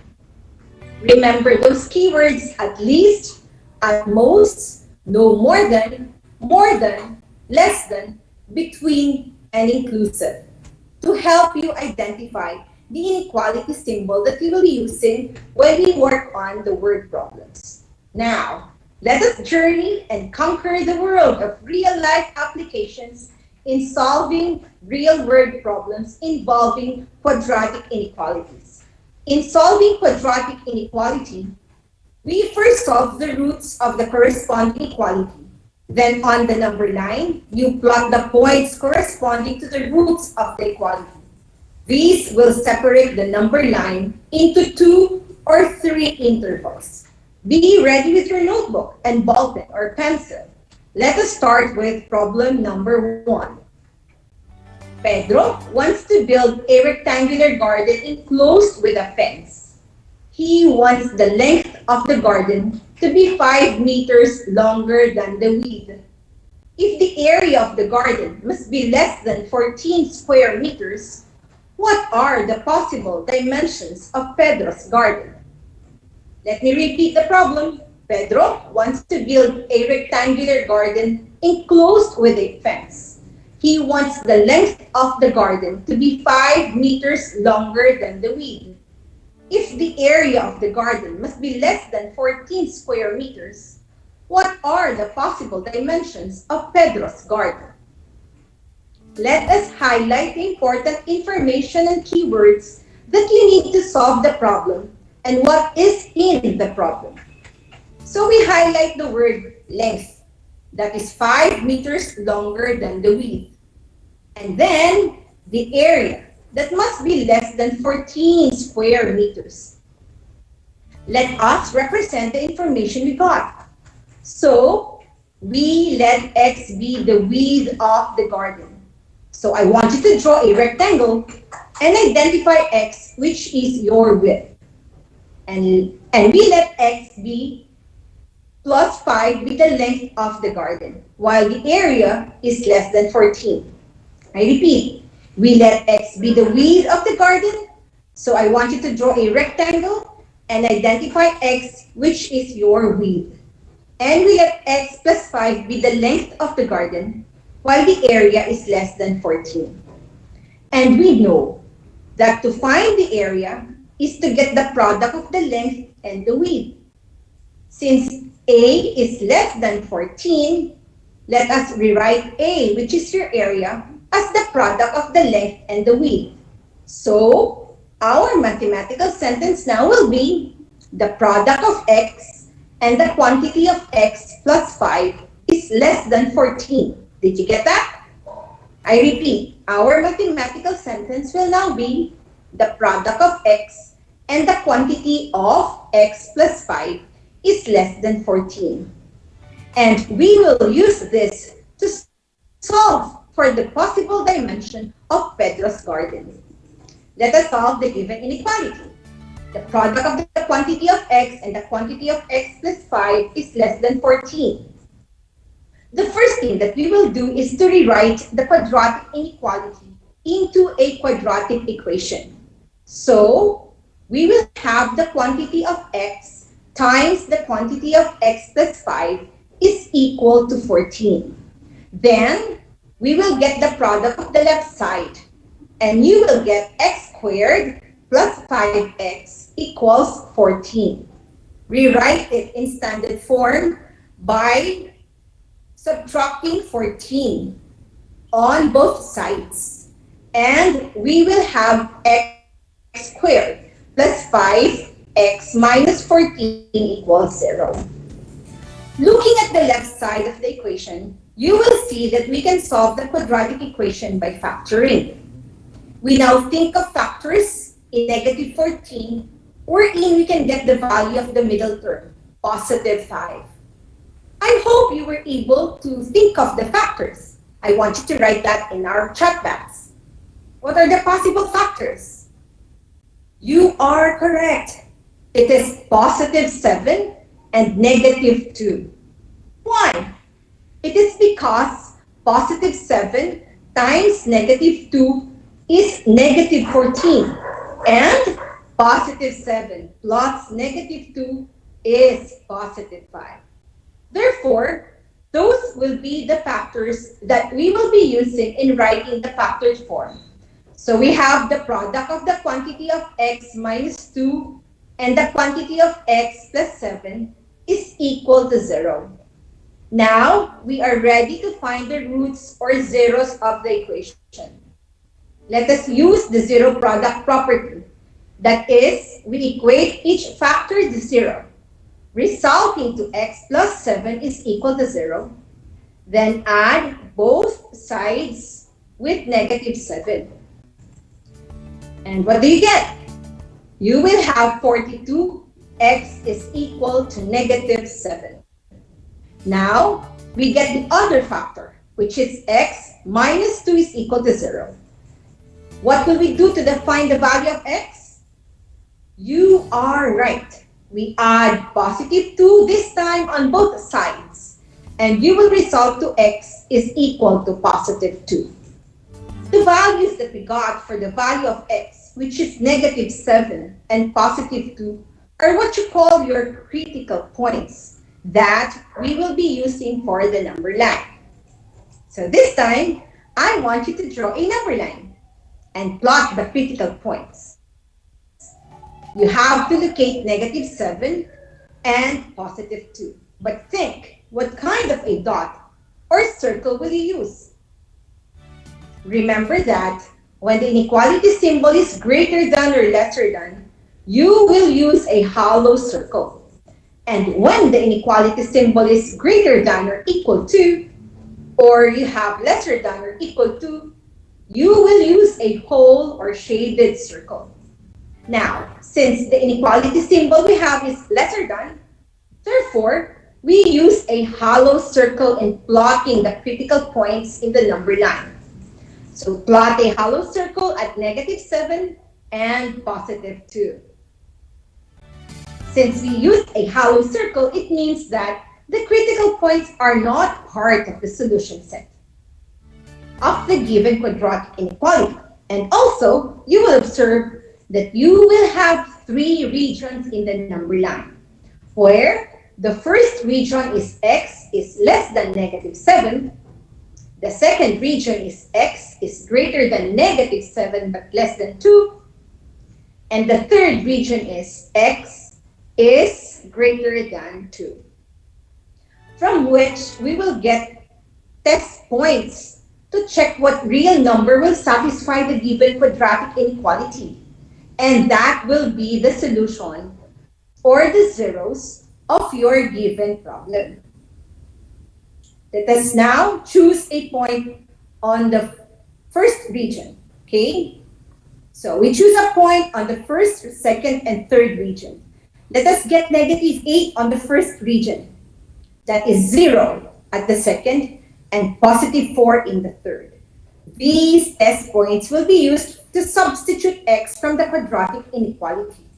Are you ready to test these points? Let us work on the first region and substitute x with -8. So we have the product of -8 and the quantity of -8 and 5 is less than 14. Let us perform the operations. -8 plus 5 gives us -3. And so we get the product of -8 and -3 is less than 14, resulting to 24 is less than 14. Therefore, this is not correct, meaning the first region is not a solution set of the given. Now let us try the second region and substitute x with 0 this time. And we get the product of 0 and the quantity of 0 plus 5 is less than 14. Simplifying it, we will get the product of 0 and 5 is less than 14, resulting to 0 is less than 14. Well, the result now is true, meaning that the second region is a solution set. Now let us try the third region and substitute x with +4. So we have the product of +4 and the quantity of 4 plus 5 is less than 14. Let us perform the operation and we get the product of +4 and +9 is less than 14, resulting to 36 is less than 14.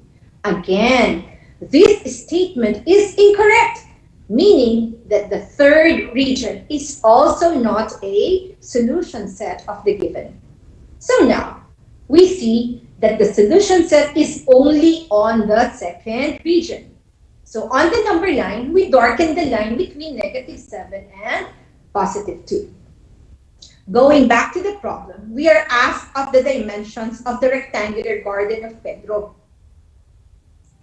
Okay, so let us see how we got that. Okay, so we represented the width of the garden equal to x and the length of the garden as x plus 5. But observe that from the second region, which is the solution set, you have a negative and a positive real numbers. By common sense, we are aware that we can only use all positive real numbers as the possible solution. That is from values greater than 0 but less than +2. Because we are trying to look for the measurement. So we will be getting all positive numbers. And there are many real numbers between 0 and -2 that we can get. So let us get values to test. Let our width be 1 and your length be 6. And if you get 1.5 for your length, and the length will be 6.5. Now let us check if the values we got are possible solutions from the given word problem. Let us use the original inequality, that is the product of x and the quantity of x plus 5 is less than 14. Substitute the value of x with 1. So we get the product of 1 and the quantity of 1 plus 5 is less than 14. And we get the product of 1 and 6 is less than 14. Resulting, the result will be that 6 is less than 14. So, meaning, that is true. Therefore, the width where x is equal to 1 is a possible solution. How about if x is 1.5? Let us substitute the values. We get the product of 1.5 and the quantity of 1.5 plus 5 is less than 14. First, we get the sum. And you have the product of 1.5 and 6.5 is less than 14. We now get the product of 9.65 is less than 14. Again, we get a result that is true. And we conclude that the width where x is 1.5 is also a possible solution. Since the problem asks for the area of the garden must be less than 14 square meters, and the results we got satisfies the condition, therefore, the possible dimensions of the garden is 1 meter for the width and 6 meters for the length. Or you can also have 1.5 meters for the width and 6.5 meters for the length. And there will be other possible solutions and for the dimensions as long as it satisfies the given conditions. Wow, you did great. Let us try to have another problem. Let us analyze the given problem. The product of two integers is at most 28 and their sum is 16. What are the two integers? I repeat, the product of two integers is at most 28 and their sum is 16. What are the two integers? Again, we highlight the word at most, meaning it is less than or equal to. Now let us represent this problem and we let x be the first number. And what then will be the second number? The second number will be 16 minus x. What then will be the inequality? Now, since the product is at most 28, it can be represented by having the product of x and the quantity of 16 minus x is less than or equal to 28. We simplify the left side and get the product of 16 minus, we get the product of 16x minus x squared is less than or equal to 28. Then transpose 28 on the left side, resulting to negative x squared plus 16 minus 28 is less than or equal to 0. We note that the quadratic coefficient should not be negative. So there is a need for us to divide the whole inequality by negative 1. Again, take note, since we are dividing the inequality by a negative number, the inequality symbol changes to its reverse. Now, it will be greater than or equal to. I repeat, whenever you are dividing the inequality symbol by a negative number, you are going to get the reverse of the given inequality symbol. Therefore, now we have x squared minus 16x plus 28 is greater than or equal to 0. The next step is to rewrite it in a quadratic equation. So we have x squared minus 16x plus 28 is equal to 0. We factor it out. What do you think is the factor of 28? That will give us a sum of negative 16. Well, you did good. And the factors of 28 that will give us negative 16 are negative 14 and negative 2. And then equate it to 0. Applying the zero product property, we get x minus 14, equate it again to 0. Then solve for x. By simply transposing the negative 14, the value of x now becomes positive 14. While the other factor, x minus 2, and equate it to 0, again, we transpose negative 2. The value of x now is positive 2. So, the solution we got, which is 2 and 14, will be plotted on your number line. Again, I want you to draw your number line and plot positive 2 and positive 14 with what kind of circle? You are right, with a solid circle or a closed dot. Let us get some points. We get 0 and substitute that from x squared minus 16x plus 28 is greater than or equal to 0. Now we have 0 squared minus 16 times 0 plus 28 is greater than or equal to 0. Resulting to 28 is greater than what? Greater than or equal to 0. Let us perform the operation. We get 9 minus, I'm sorry, I got lost. Okay, so we are now on negative 16. Now we have 0 squared minus 16 times 0 plus 28 is greater than or equal to 0. Resulting to 28 is greater than or equal to 0. And this is true. So we know now that x is less than or equal to 0 is a solution to the given inequality. Now let us try to get a point on the second region. Let us have positive 3. Substituting it, we have 3 squared minus 16 times 3 plus 28 is greater than or equal to 0. Let us perform the operation, and we get 9 minus 48 plus 28 is greater than or equal to 0. Resulting to negative 11 is greater than or equal to 0. Did you get that? And you will observe that is not true. It is incorrect. Therefore, the points on the second region does not satisfy the inequality. Now, let us try the last region. Okay, and the last region tells you get 15. Substituting it, we have 15 squared minus 16 times 15 plus 28 is greater than or equal to 0. Simplifying it, we get 225 minus 240 plus 28 is greater than or equal to 0. Solving that, we get 13 is greater than or equal to 0. Now, you will see it is true, meaning the points on the third region will satisfy the inequality. Therefore, the solution says on the given problem, x is less than or equal to 2 or x is greater than or equal to 14. Great job, you did well. Now, let us check on what we have learned. Remember the steps to solve word problems. We need to analyze, meaning we need to read through the entire problem, highlight the important information and keywords that you need to solve the problem, and what is asked or what is the unknown in the problem. Second, you represent, we identify and define the variables.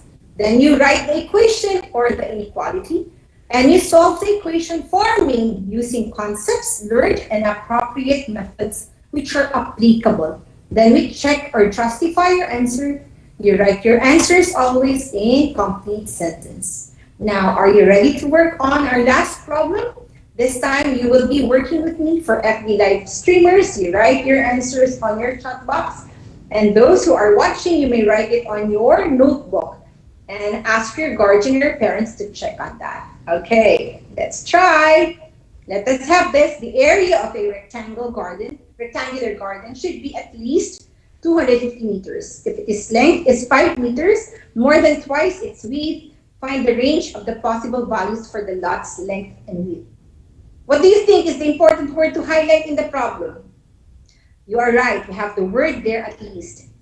Again, I will give you 2 counts. What now is the inequality symbol that we will be using? The inequality symbol will be greater than or equal to.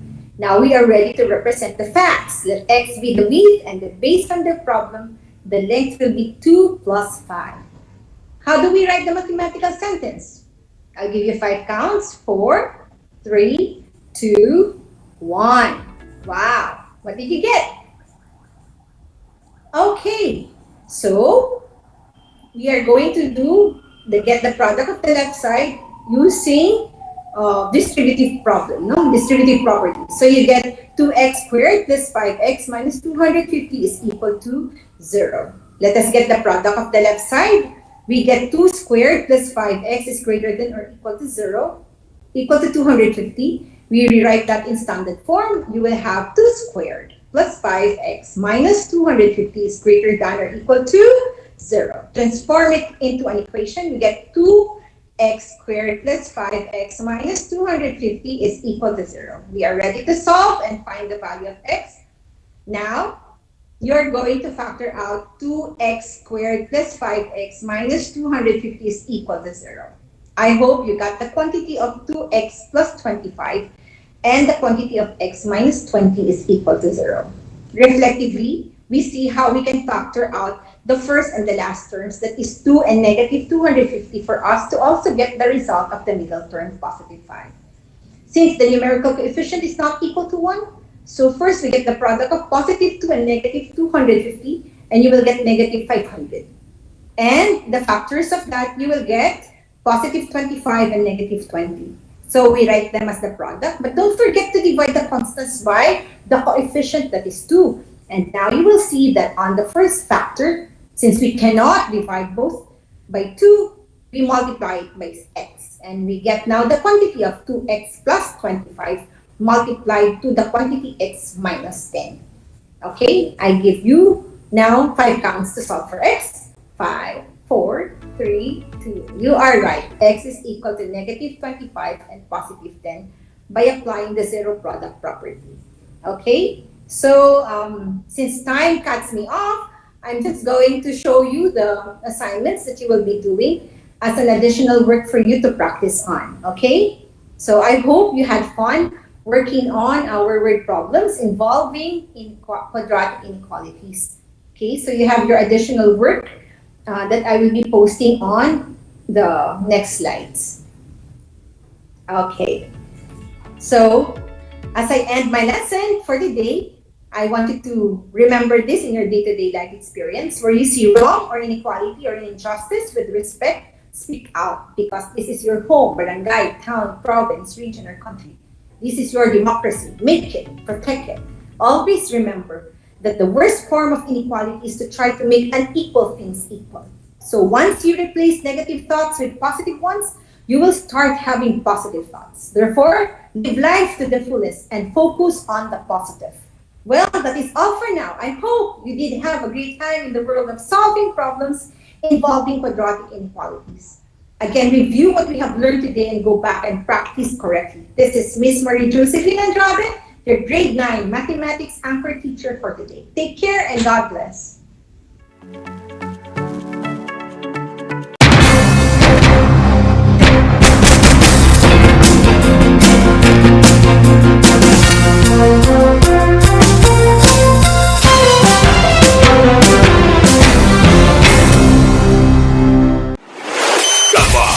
Radyo Pilipino.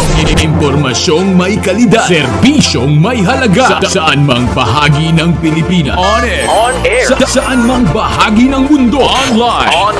Anumang uri ng pamumuhay. Kasama, katuwang, kapinoy. Kabahagi mo. Radyo Pilipino. Radyo Pilipino.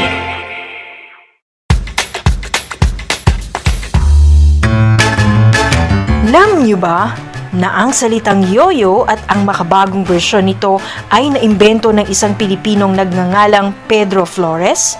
Taong 1920s nang dinala ni Flores ang laruang ito sa Estados Unidos.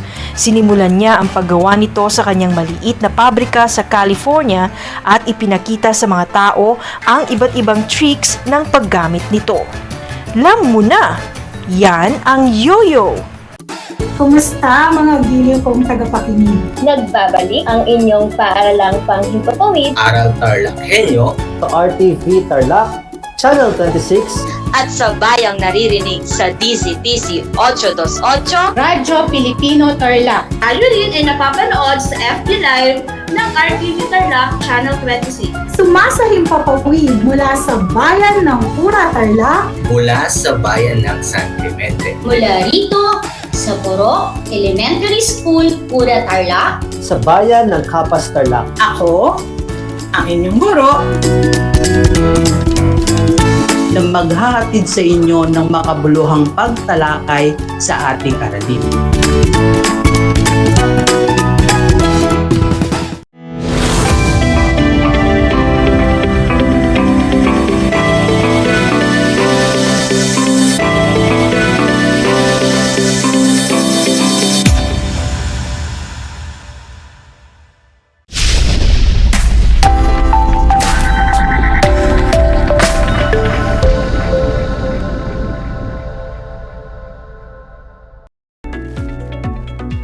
Magandang araw, Tarlac. Magandang araw, mga kapantas. Sumasa inyo ang Aral TarlakHenyo mula sa RTV Tarlac Channel 26 at sa bayang naririnig sa DCTC 828 Radyo Pilipino Tarlac at napapanood sa Converge Channel 100. Ako si Veronica Ramos, ang inyong teacher broadcaster para sa Filipino 9.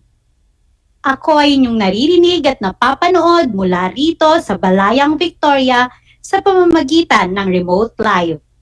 Kumusta kayo, kabataang TarlakHenyo sa ikasyam na baitang? Isa na namang makabuluhang talakayan ang magaganap sa oras na ito.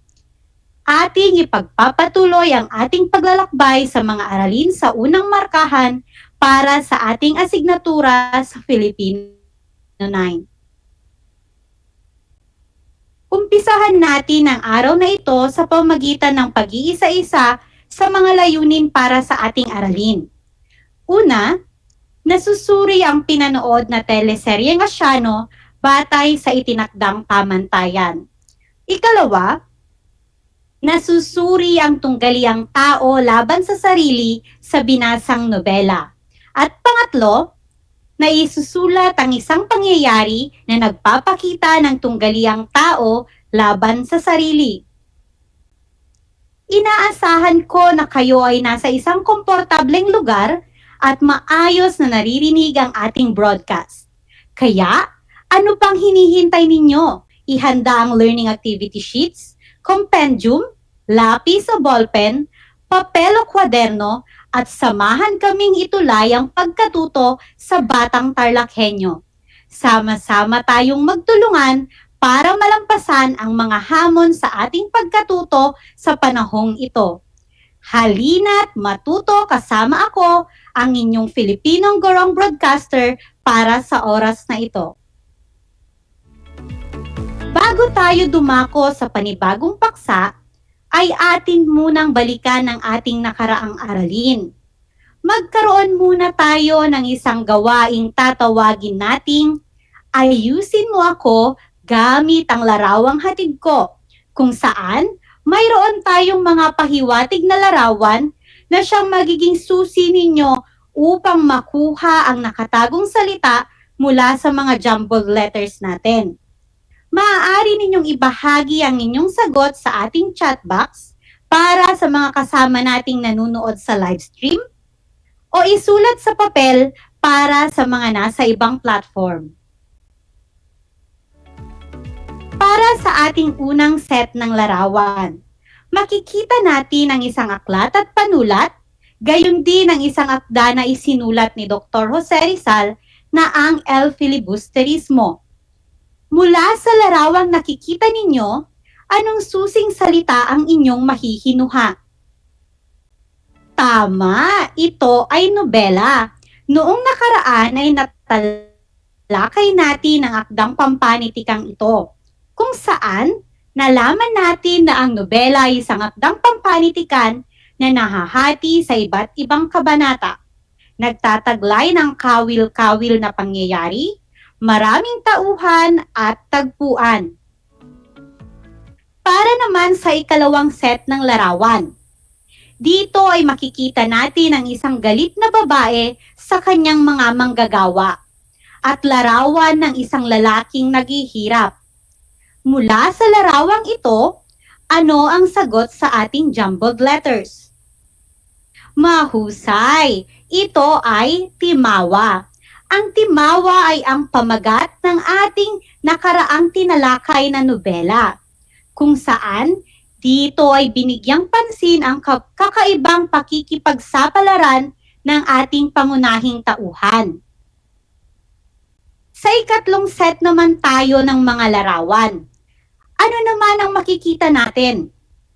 Ito ay larawan ng lalaking naguhugas ng pinggan. Sino kaya siya batay sa ating jumbled letters? Tama! Ito nga ay si Andres. Noong nakaraan ay nakilala rin natin ang ating pangunahing tauhan sa nobelang Timawa. Siya ay si Andres na nagtrabaho bilang isang tagahugas ng pinggan upang siya ay makapag-aral. Mula sa nobelang Timawa, ay nakilala natin si Andres na isang dukha na nagsumikap upang matupad ang kanyang panata na huwag manatiling dukha habang buhay. Sa unang bahagi pa lamang ng nobela, ay makikita na sa akda ang pagkamakulay, pagkamayaman at pagkamakabuluhan nito bilang isang akdang tuluyan. Ang mga pangyayari rito ay parang buhay na nakikita dahil karaniwang namamalas sa pang-araw-araw na buhay ng tao. Ang isang nobela ay nagtataglay ng maraming ligaw na tagpo. Ito ay may mahabang kawing ng panahon at ginagalawan ng maraming mga tauhan. Kung hindi pagtutuunan ng pansin, di gaya ng maikling kwento, ito ay hindi mabilis na mababasa sa isang upuan lamang. Sana ay naging malinaw sa inyo ang ating nakaraang paksa. Ngayon naman, bago natin simulan ang pagtalakay sa ating panibagong paksa, ay gawin muna natin ang gawain titikba, paghahabi sa layunin na makikita natin sa pahina 37 o 37 ng ating compendium sa Pilipino para sa unang markahan. Alam kong marami na kayong nabasang mga akda at talagang hanggang ngayon ay kabisado mo pa. Ngayon, sa gawaing ito, ay maglahad ka ng mga pamagat ng akdang nabasa mo at isalaysay sa loob ng kahon kung ano ang mga naging suliranin o problema sa kwento. Isulat sa iyong journal o kwaderno sa Filipino ang inyong mga kasagutan. Simulan na! Muli, kayo ay magbibigay ng isang akdang nabasa niyo na at isulat ang pamagat nito, gayon din ang problema o suliranin mula sa akdang ito.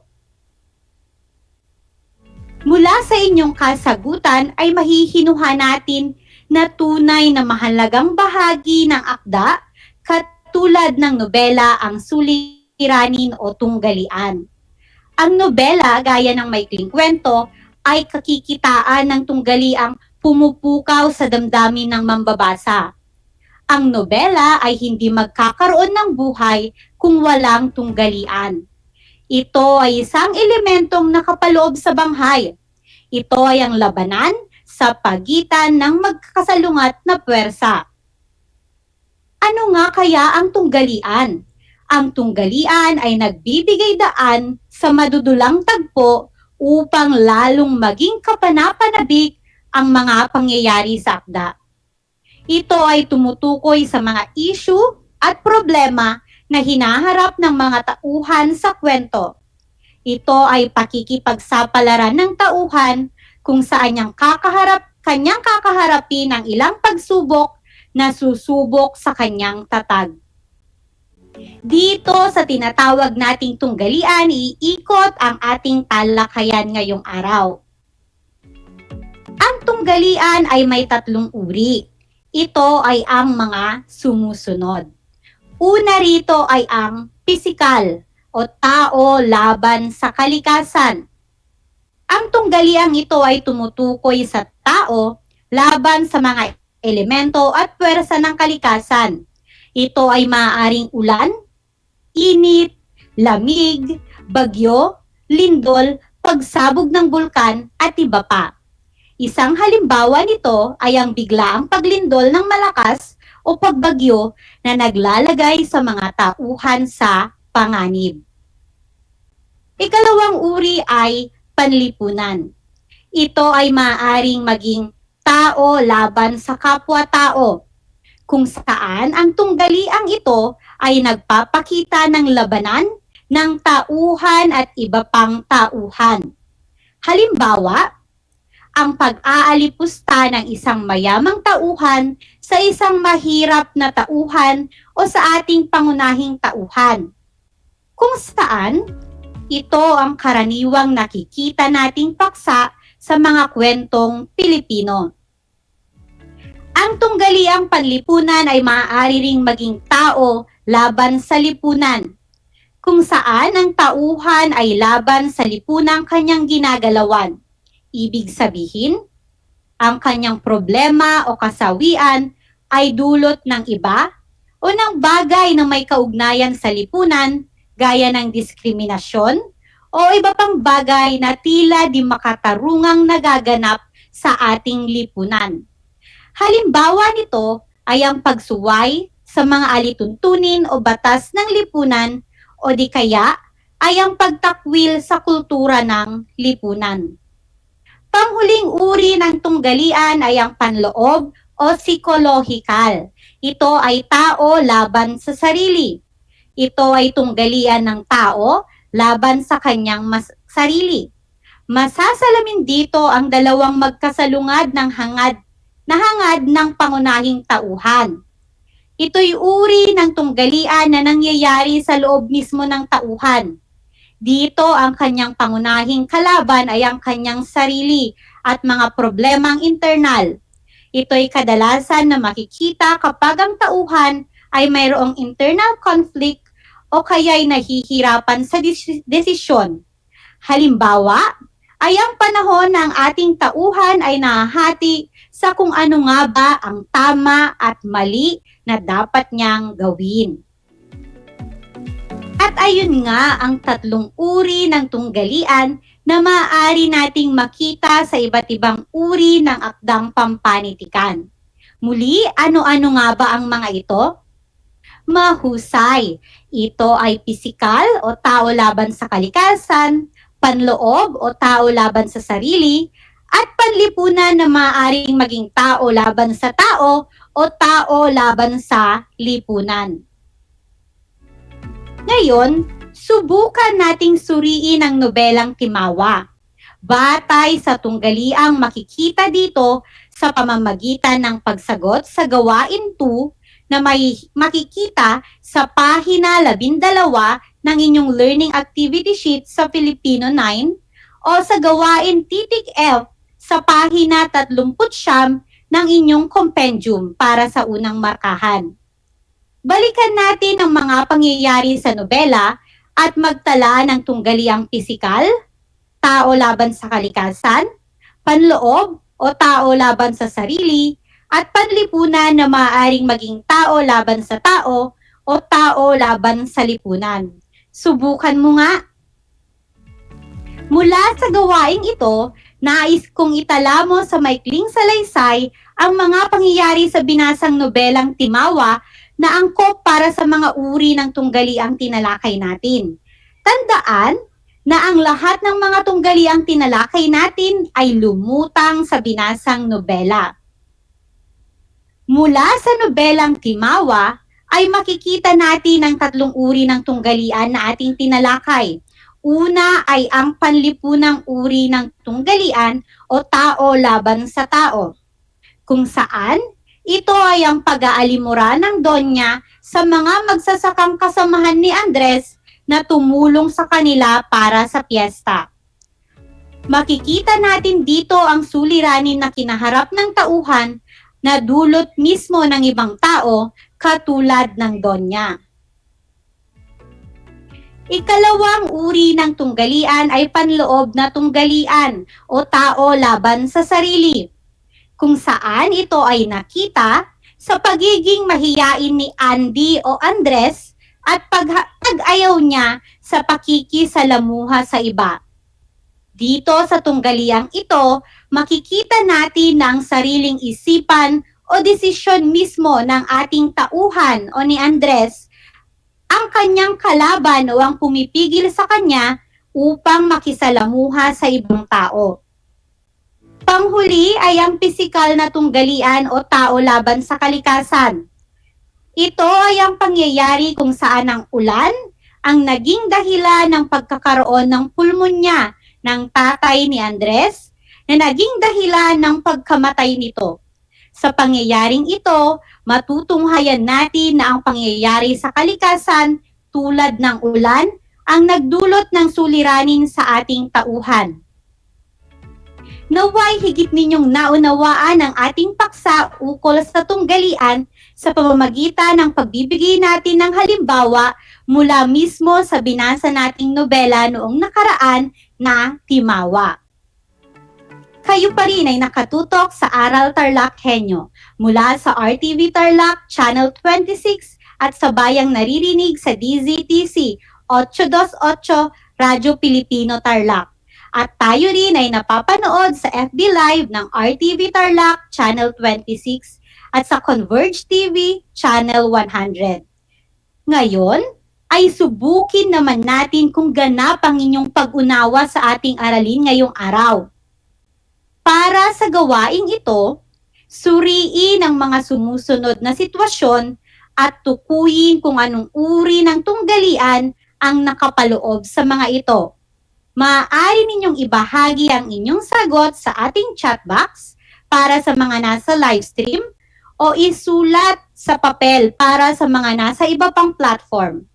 Babasahin ko ng 2 beses ang bawat sitwasyon.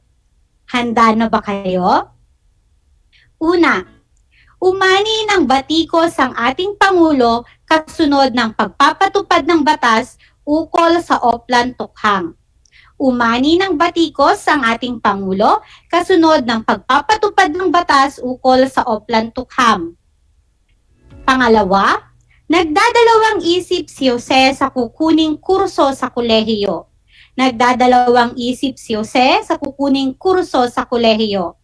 Pangatlo, nakatakas si Elsa sa mga kumidnap sa kanya. Nakatakas si Elsa sa mga kumidnap sa kanya. Pang-apat, umabot sa halos 30 ang nasawi dahil sa nanalasang bagyo. Umabot sa halos 30 ang nasawi dahil sa nanalasang bagyo. At panghuli, mataas ang alon na kinaharap ng mangingisda sa kanyang paglalakbay. Mataas ang alon na kinaharap ng mangingisda sa kanyang paglalakbay. Bibigyan ko kayo ng 5 segundo upang balikan ang inyong kasagutan. Ngayon ay ating iwasto ang inyong mga kasagutan. Para sa unang bilang, ito ay panlipunan o tao laban sa lipunan. Pangalawa, ito ay panloob o tao laban sa sarili. Pangatlo, ito ay panlipunan o tao laban sa tao. Pang-apat, pisikal o tao laban sa kalikasan. At panghuli ay pisikal rin o tao laban sa kalikasan. Napakahusay ninyong lahat.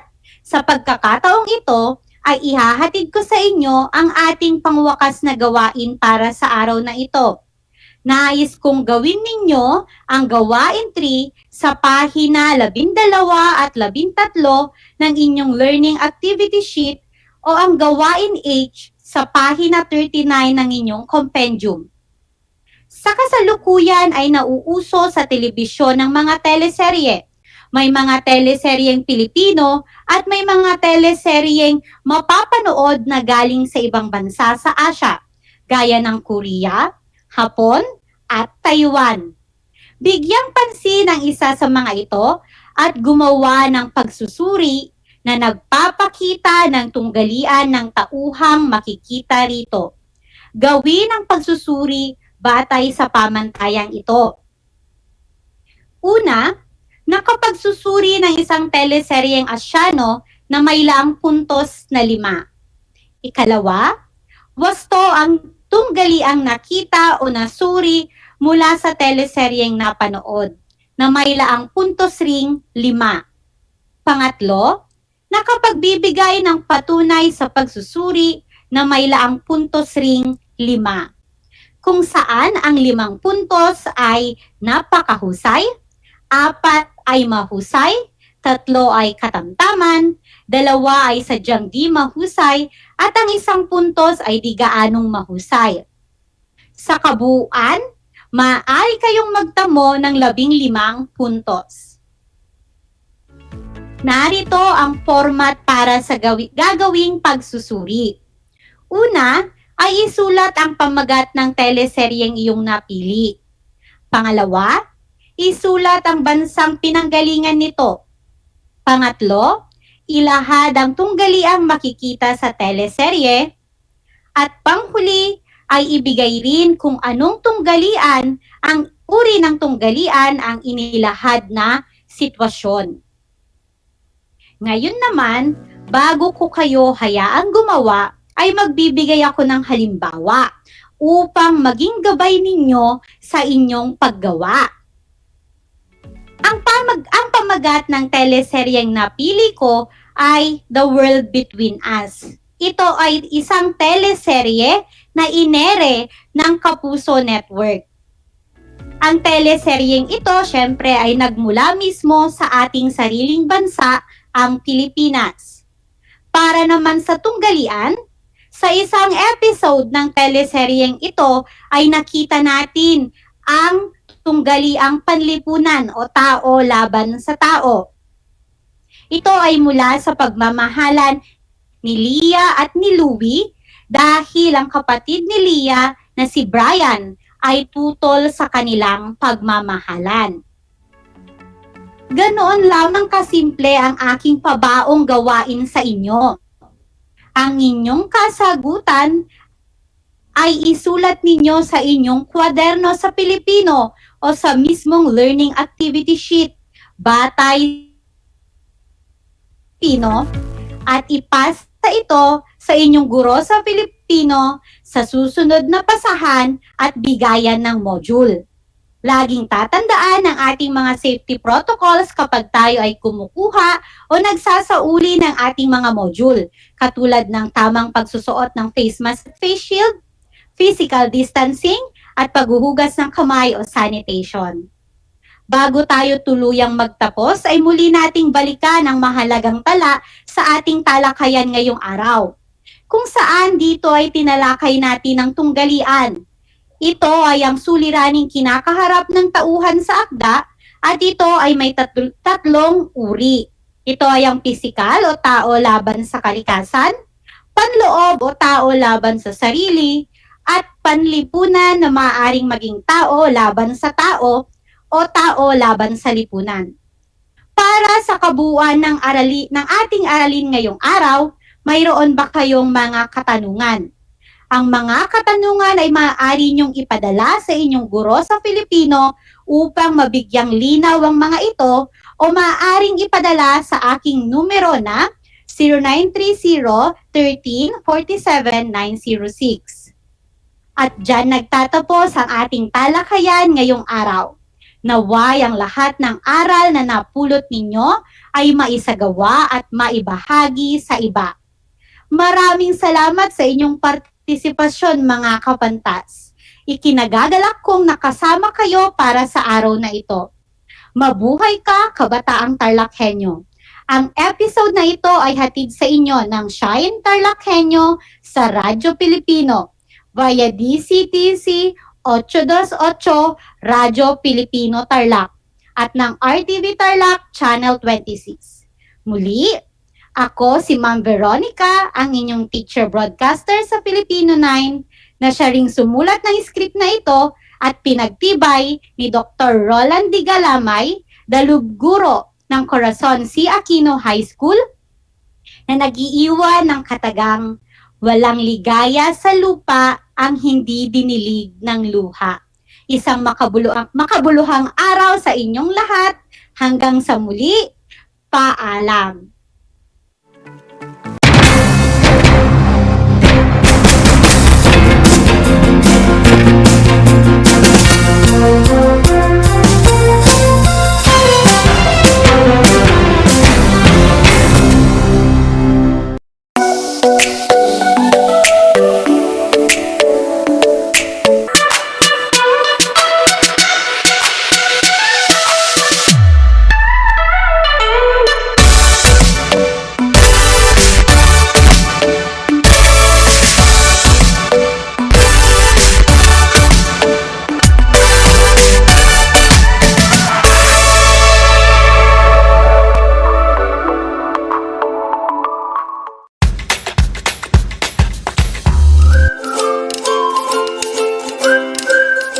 Alam niyo ba na ang jeep ay ang pinakasikat na uri ng transportasyon sa Pilipinas?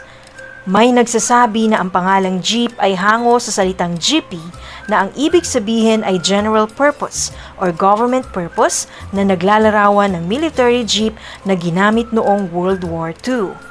Pagkatapos ng digmaan, iniwan na ng mga sundalong Amerikano ang libu-libong jeep sa kalsada ng Maynila.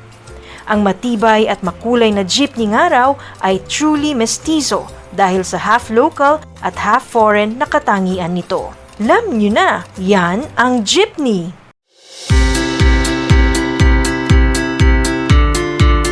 Upang matugunan ang mga kinakaharap na pagsubok ng mga guro at mag-aaral sa gitna ng kasalukuyang pandemya, nagsanib tulong sina Congressman Charlie Cojuangco ng unang distrito ng Tarlac, DEPED Region 3 Regional Director Dr. May B. Eclar at Tarlac Schools Division Superintendent Dr. Ronaldo Pozon para sa isang napapanahong proyekto na tinaguriang Project Shine, Aral TarlakHenyo. Ang mga mag-aaral ng Grade 4 at Grade 5, ganun din ang Grades 8 and 9 sa buong probinsya ng Tarlac, kasalukuyang sumasailalim sa radio-based instruction. Katuwang ang himpilang DZTZ 828 kHz AM at RTV Tarlac, Channel 26. Ang Tarlac po nangunguna po ngayon pagdating po sa radio-based instruction. Marami pong humahanga sa atin. I'm very happy this station, itong DCTC, could reach the whole of Region 3. Hindi natin alam, we are contributing. We are creating a very big dent in the history of Philippine education. And I am proud. I am here in Tarlac. This is the noble cause of education in which you and I, without you knowing it, we are bound to do.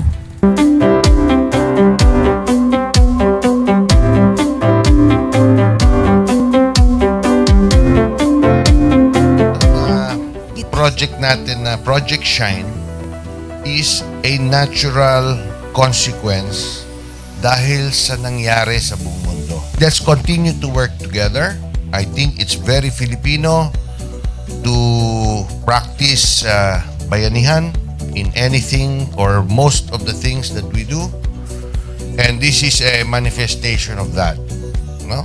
We have private sector, we have DEPED, we have local government, all working together. And I hope the parents of some of these children, especially the parents that did not graduate from school or hindi nakapag-aral nung sila ay bata, sana naman gamitin na nila itong opportunity na mag-schooling na rin sila kasama ng mga anak nila para mag-bonding pati ang mga magulang sa mga bata. I look at this as doing God's work. Diba? So if you do God's work, it feels right. It's righteous. It's for good, not for evil. Good morning and happy learning, grade 4. Welcome to Aral TarlakHenyo here on RTV Tarlac, Channel 26. Simulcast over DZTZ 828. Radio Filipino Tarlac. I am Teacher Mercy Pacheco Bognot. This is Alistair Aidatu. I am Marie Josephine B. Andrade. I am Teacher Princess Marie M. Dueñas, and I will be your teacher broadcaster for today.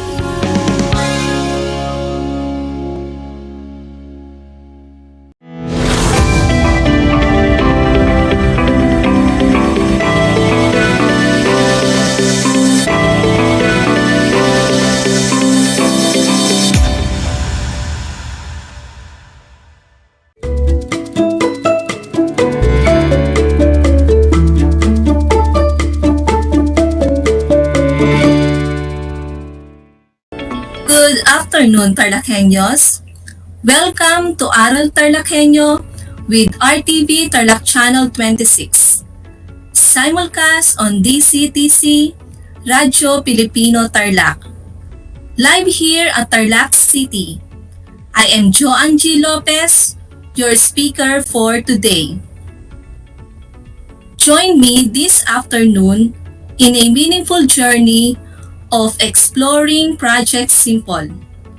Before we start, I want you to find a comfortable place to stay. Avoid noise. Then, check your headset or headphone if they are functioning well to hear our discussion clear. If you have any questions, you can type them on our comment section in FB Live. Yesterday, we already finished discussing the introduction of Simple and its environment. Today, we will do the hands-on. Are you ready? Let's begin.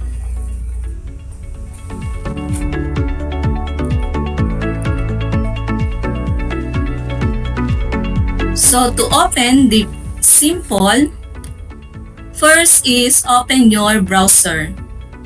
Then, on the address bar, type simple.ph. SYMPLE.ph.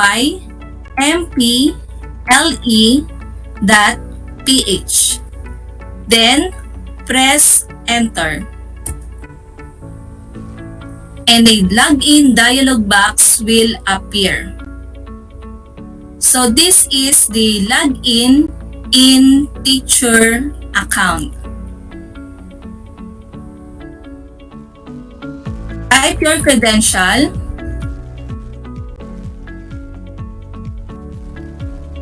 And then press enter or click login.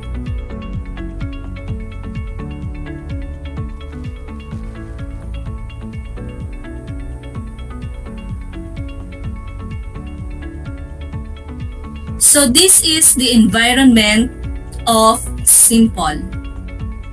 So as you can see, from left to right or right to left, we have the drop-down list or the upside-down triangle shape.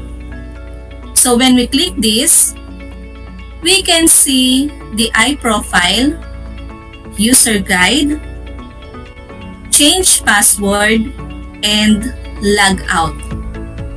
And we can see the owner of this account. It is or she is Teacher Joanne. And we can see the mail icon. So when we click this icon,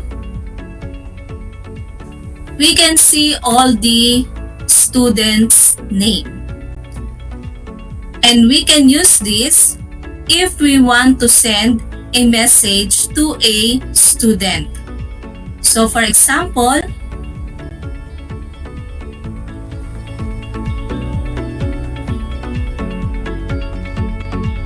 Pascual Jamil,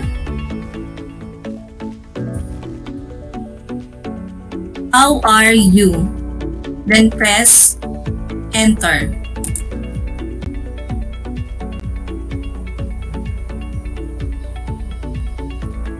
Next of the mail icon, we can see the notification icon. So this notifies the teacher if the students are already read the modules or if they have already submitted their answers in quiz, in exams, projects, or homework. And also we can see the question mark. This is for help.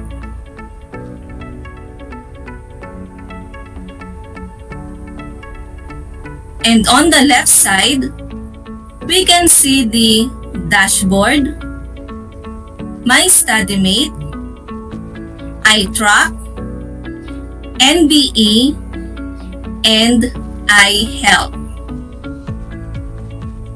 So under dashboard, we can see the due today, due this week, and overdue. It will help the teachers to monitor the deadline of each module.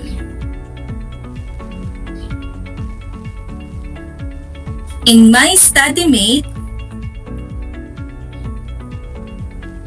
we can see the term or year. Select one.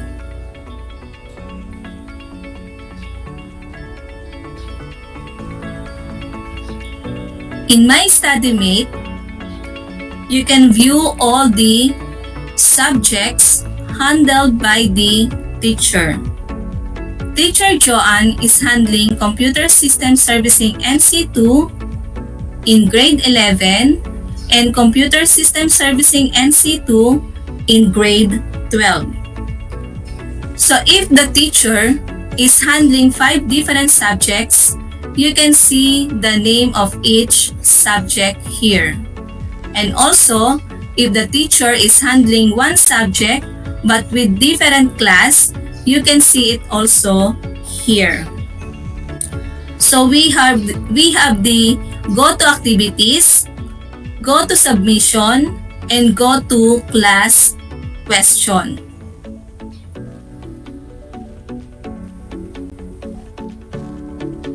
Next, for the iTrack, we have the grades, seat plan, shared rubrics, create, view metrics, view student schedule, and teacher schedule. And for NBE, news, blogs, events. So let's explore the My StudyMate. So for go to activities, we can see all the created lesson, quizzes, exam, assignment, and project. For go to submission, we can see all the list of students who submitted their work. And for to go to class question, we can see the questions of each student. Let's click the go to activities. As we can see, we have the period. So we have period 1 and period 2. Since Teacher Joanne is handling senior high school student, the term is first sem and second sem. And for the type, we have the lesson, we have the quiz, we have project, homework, and exam. So as you can see, lesson, quiz, homework, project, and for the number, this is the task number. So this number indicates kung pang ilang lesson na ba ang naka-upload. So for the first semester, we have lesson 8. And for the quiz, we have quiz number 2.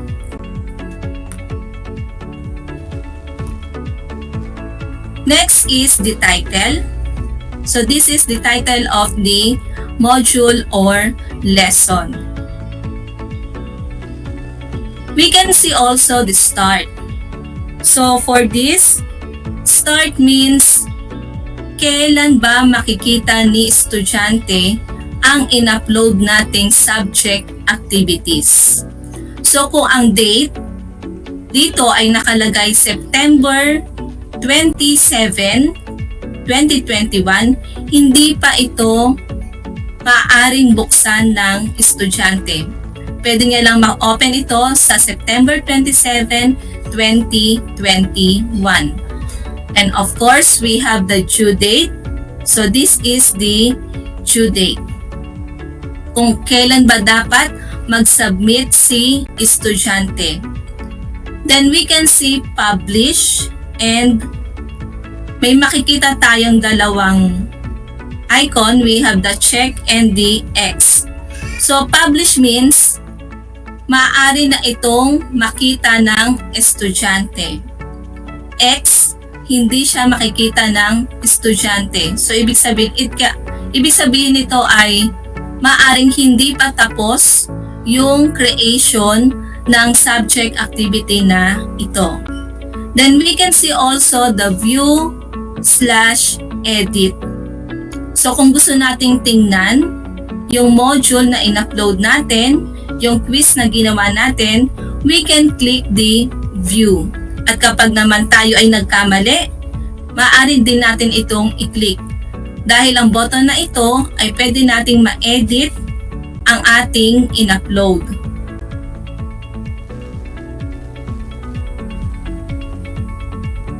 Okay, so for this, Introduction to Computer. So para ma-edit natin, kailangan nating i-click ang button na ito sa taas. So once we click it, yan, napansin natin yung pagkakaiba. Nagkaroon siya ng shade na blue.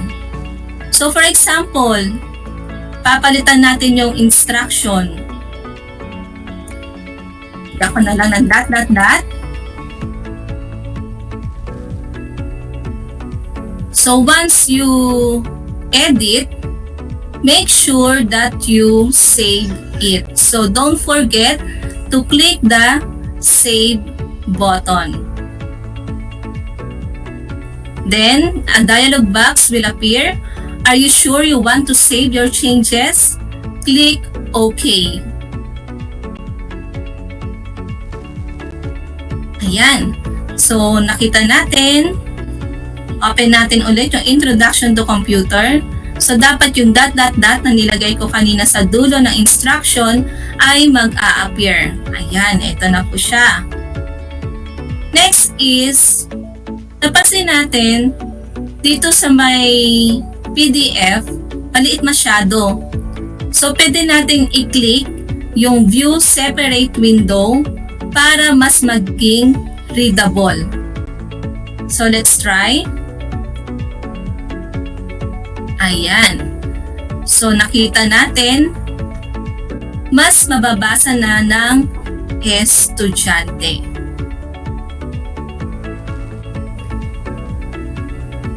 Let's go back.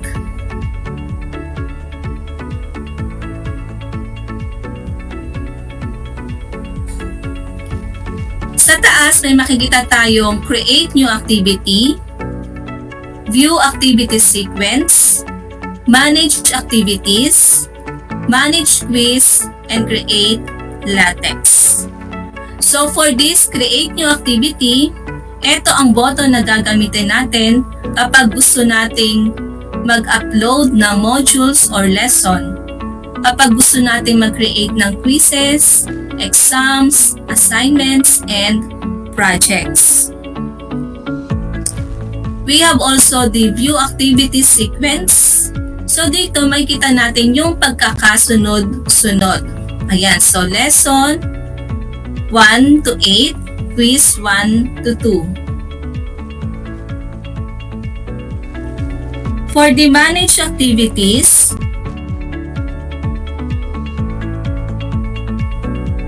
we can use this if we want to delete lesson and homework. So, paano natin gagawin? Just select kung ano yung buburahin. Then, tick the checkbox. Ayan, magkakaroon siya ng check. Sa baba, delete activity. Delete activity. So, ano ba yung mga pwede nating i-delete? Pwede lang natin i-delete ang isang activity like lesson, or quizzes, exams kapag wala pang nag-submit na estudyante.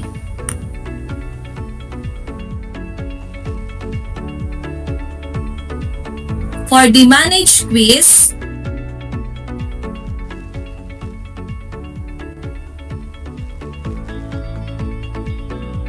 so we are going to use this to delete quizzes and projects. Exams, yan.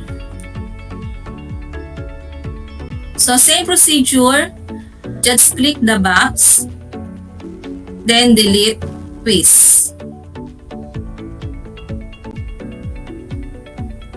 Next, we have the Create LaTeX.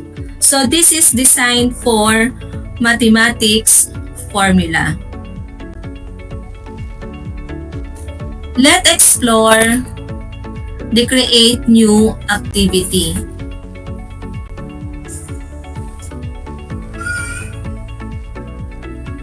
So let's choose the term schedule. For example, is first semester. Then type lesson. Click next.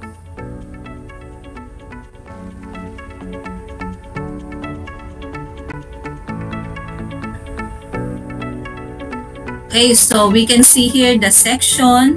Since nasa class ako ng CSS 11, term schedule yung pinili natin kanina, period 1. Task type, lesson. Kanina napansin natin, dun sa number, the last number is 8. So, mag-i-increase ng 1. For the task number, it will be 9. So, ibig sabihin, pang 9 lesson ko na to na i-upload sa first semester. So, for the lesson title, sample lang, lesson 9. For the lesson details, maaari nating ilagay dito yung instruction natin doon sa mga bata. For example, read.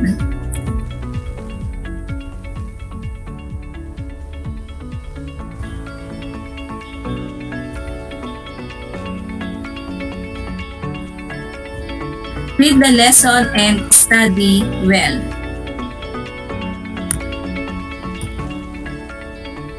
Next, we have the link. Pwede tayo maglagay ng link. For example,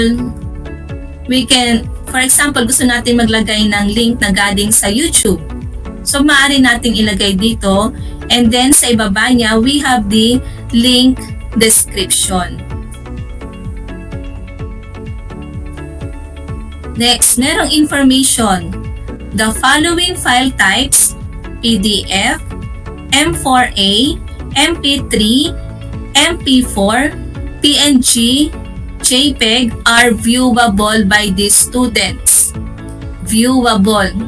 Makikita natin agad. Kaya kanina yung example na Introduction to Computer, since na ang in-upload na file doon ay PDF, kaya mas viewable siya agad. Nakita natin agad. But it can also support this type of document, text docs, Excel. Ayan. Kaya lang kapag ang in-upload natin ay, for example, docs, hindi siya agad makikita ng estudyante.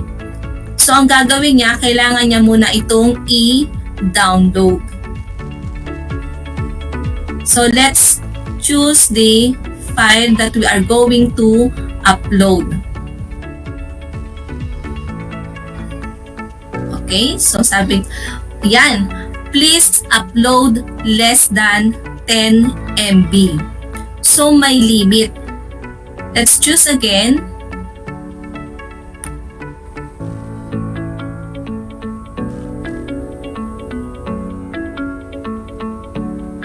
For example na lang,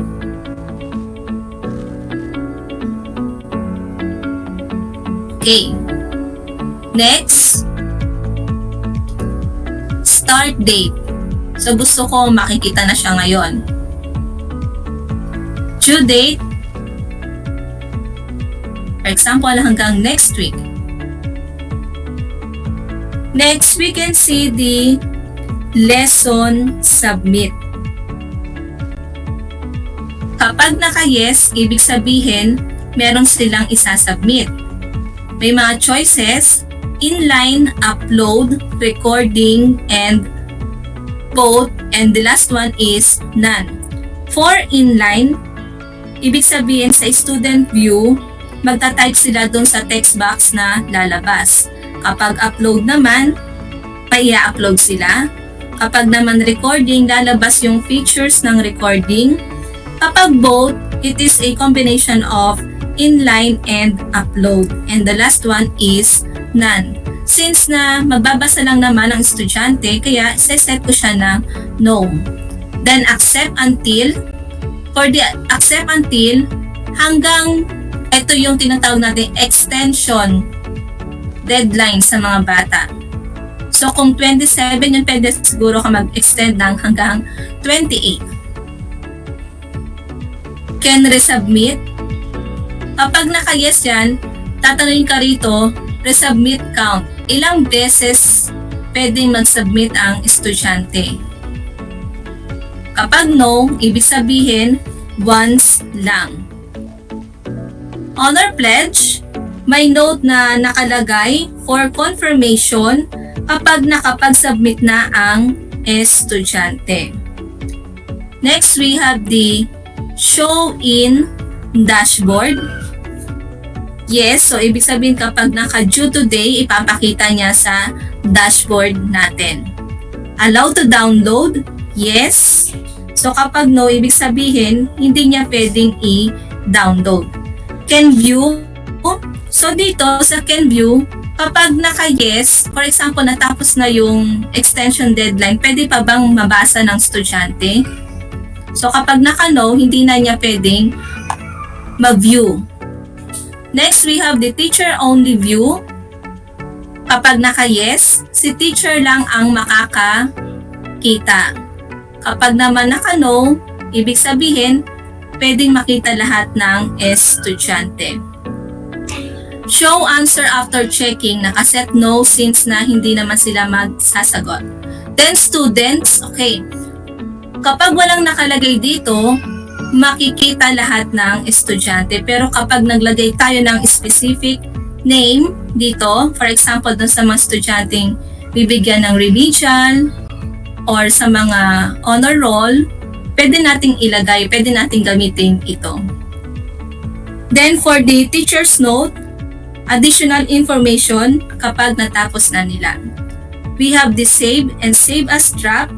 Save, ibig sabihin mapapublish na sa student. Save as draft, hindi pa makikita ng student. So let's click save.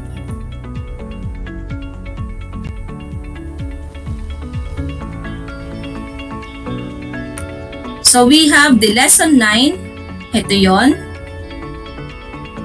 Let's try to open. Ayan. So since na in-upload ko kanina ay documents, hindi siya viewable agad. So, kailangan niya munang i-download.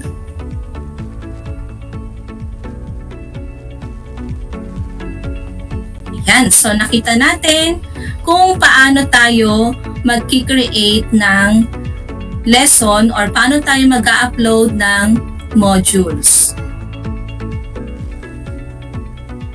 So, for the creation of quiz, select again.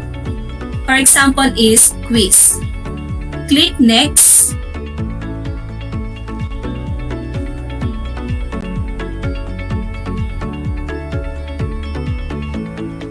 Ayan. So we can set here. Same lang din yung mga lumabas kanina. At meron tayo dito makikita na case sensitive. So nakaset siya ng no. For the quiz type, we can select, for example, is multiple choice. Then score type, count all correct answer. Checking type, teacher to check, si teacher ba ang mag-check? Auto check at the end of session, automatic na i-check after na magsagot ng estudyante. Auto check at the schedule time, magsiset ng schedule time si teacher kung kailan i-check. Then auto check submission 1 by 1. Kung merong 10 items, lalabas isa-isa. Item number 1, i-check. Item number 2, i-check. So, dito tayo sa auto-check at the end of the session. Next, we have the same. Fill up lang start date, due date, and accept until. So, as my demonstration is about to end, we are going to continue it tomorrow. So I want to share a quote from Ralph Waldo Emerson, all life is an experiment. The more experiment you make, the better. Once again, I'm Joanne G. Lopez na nagsasabing, keep safe always and have a good day. Thank you!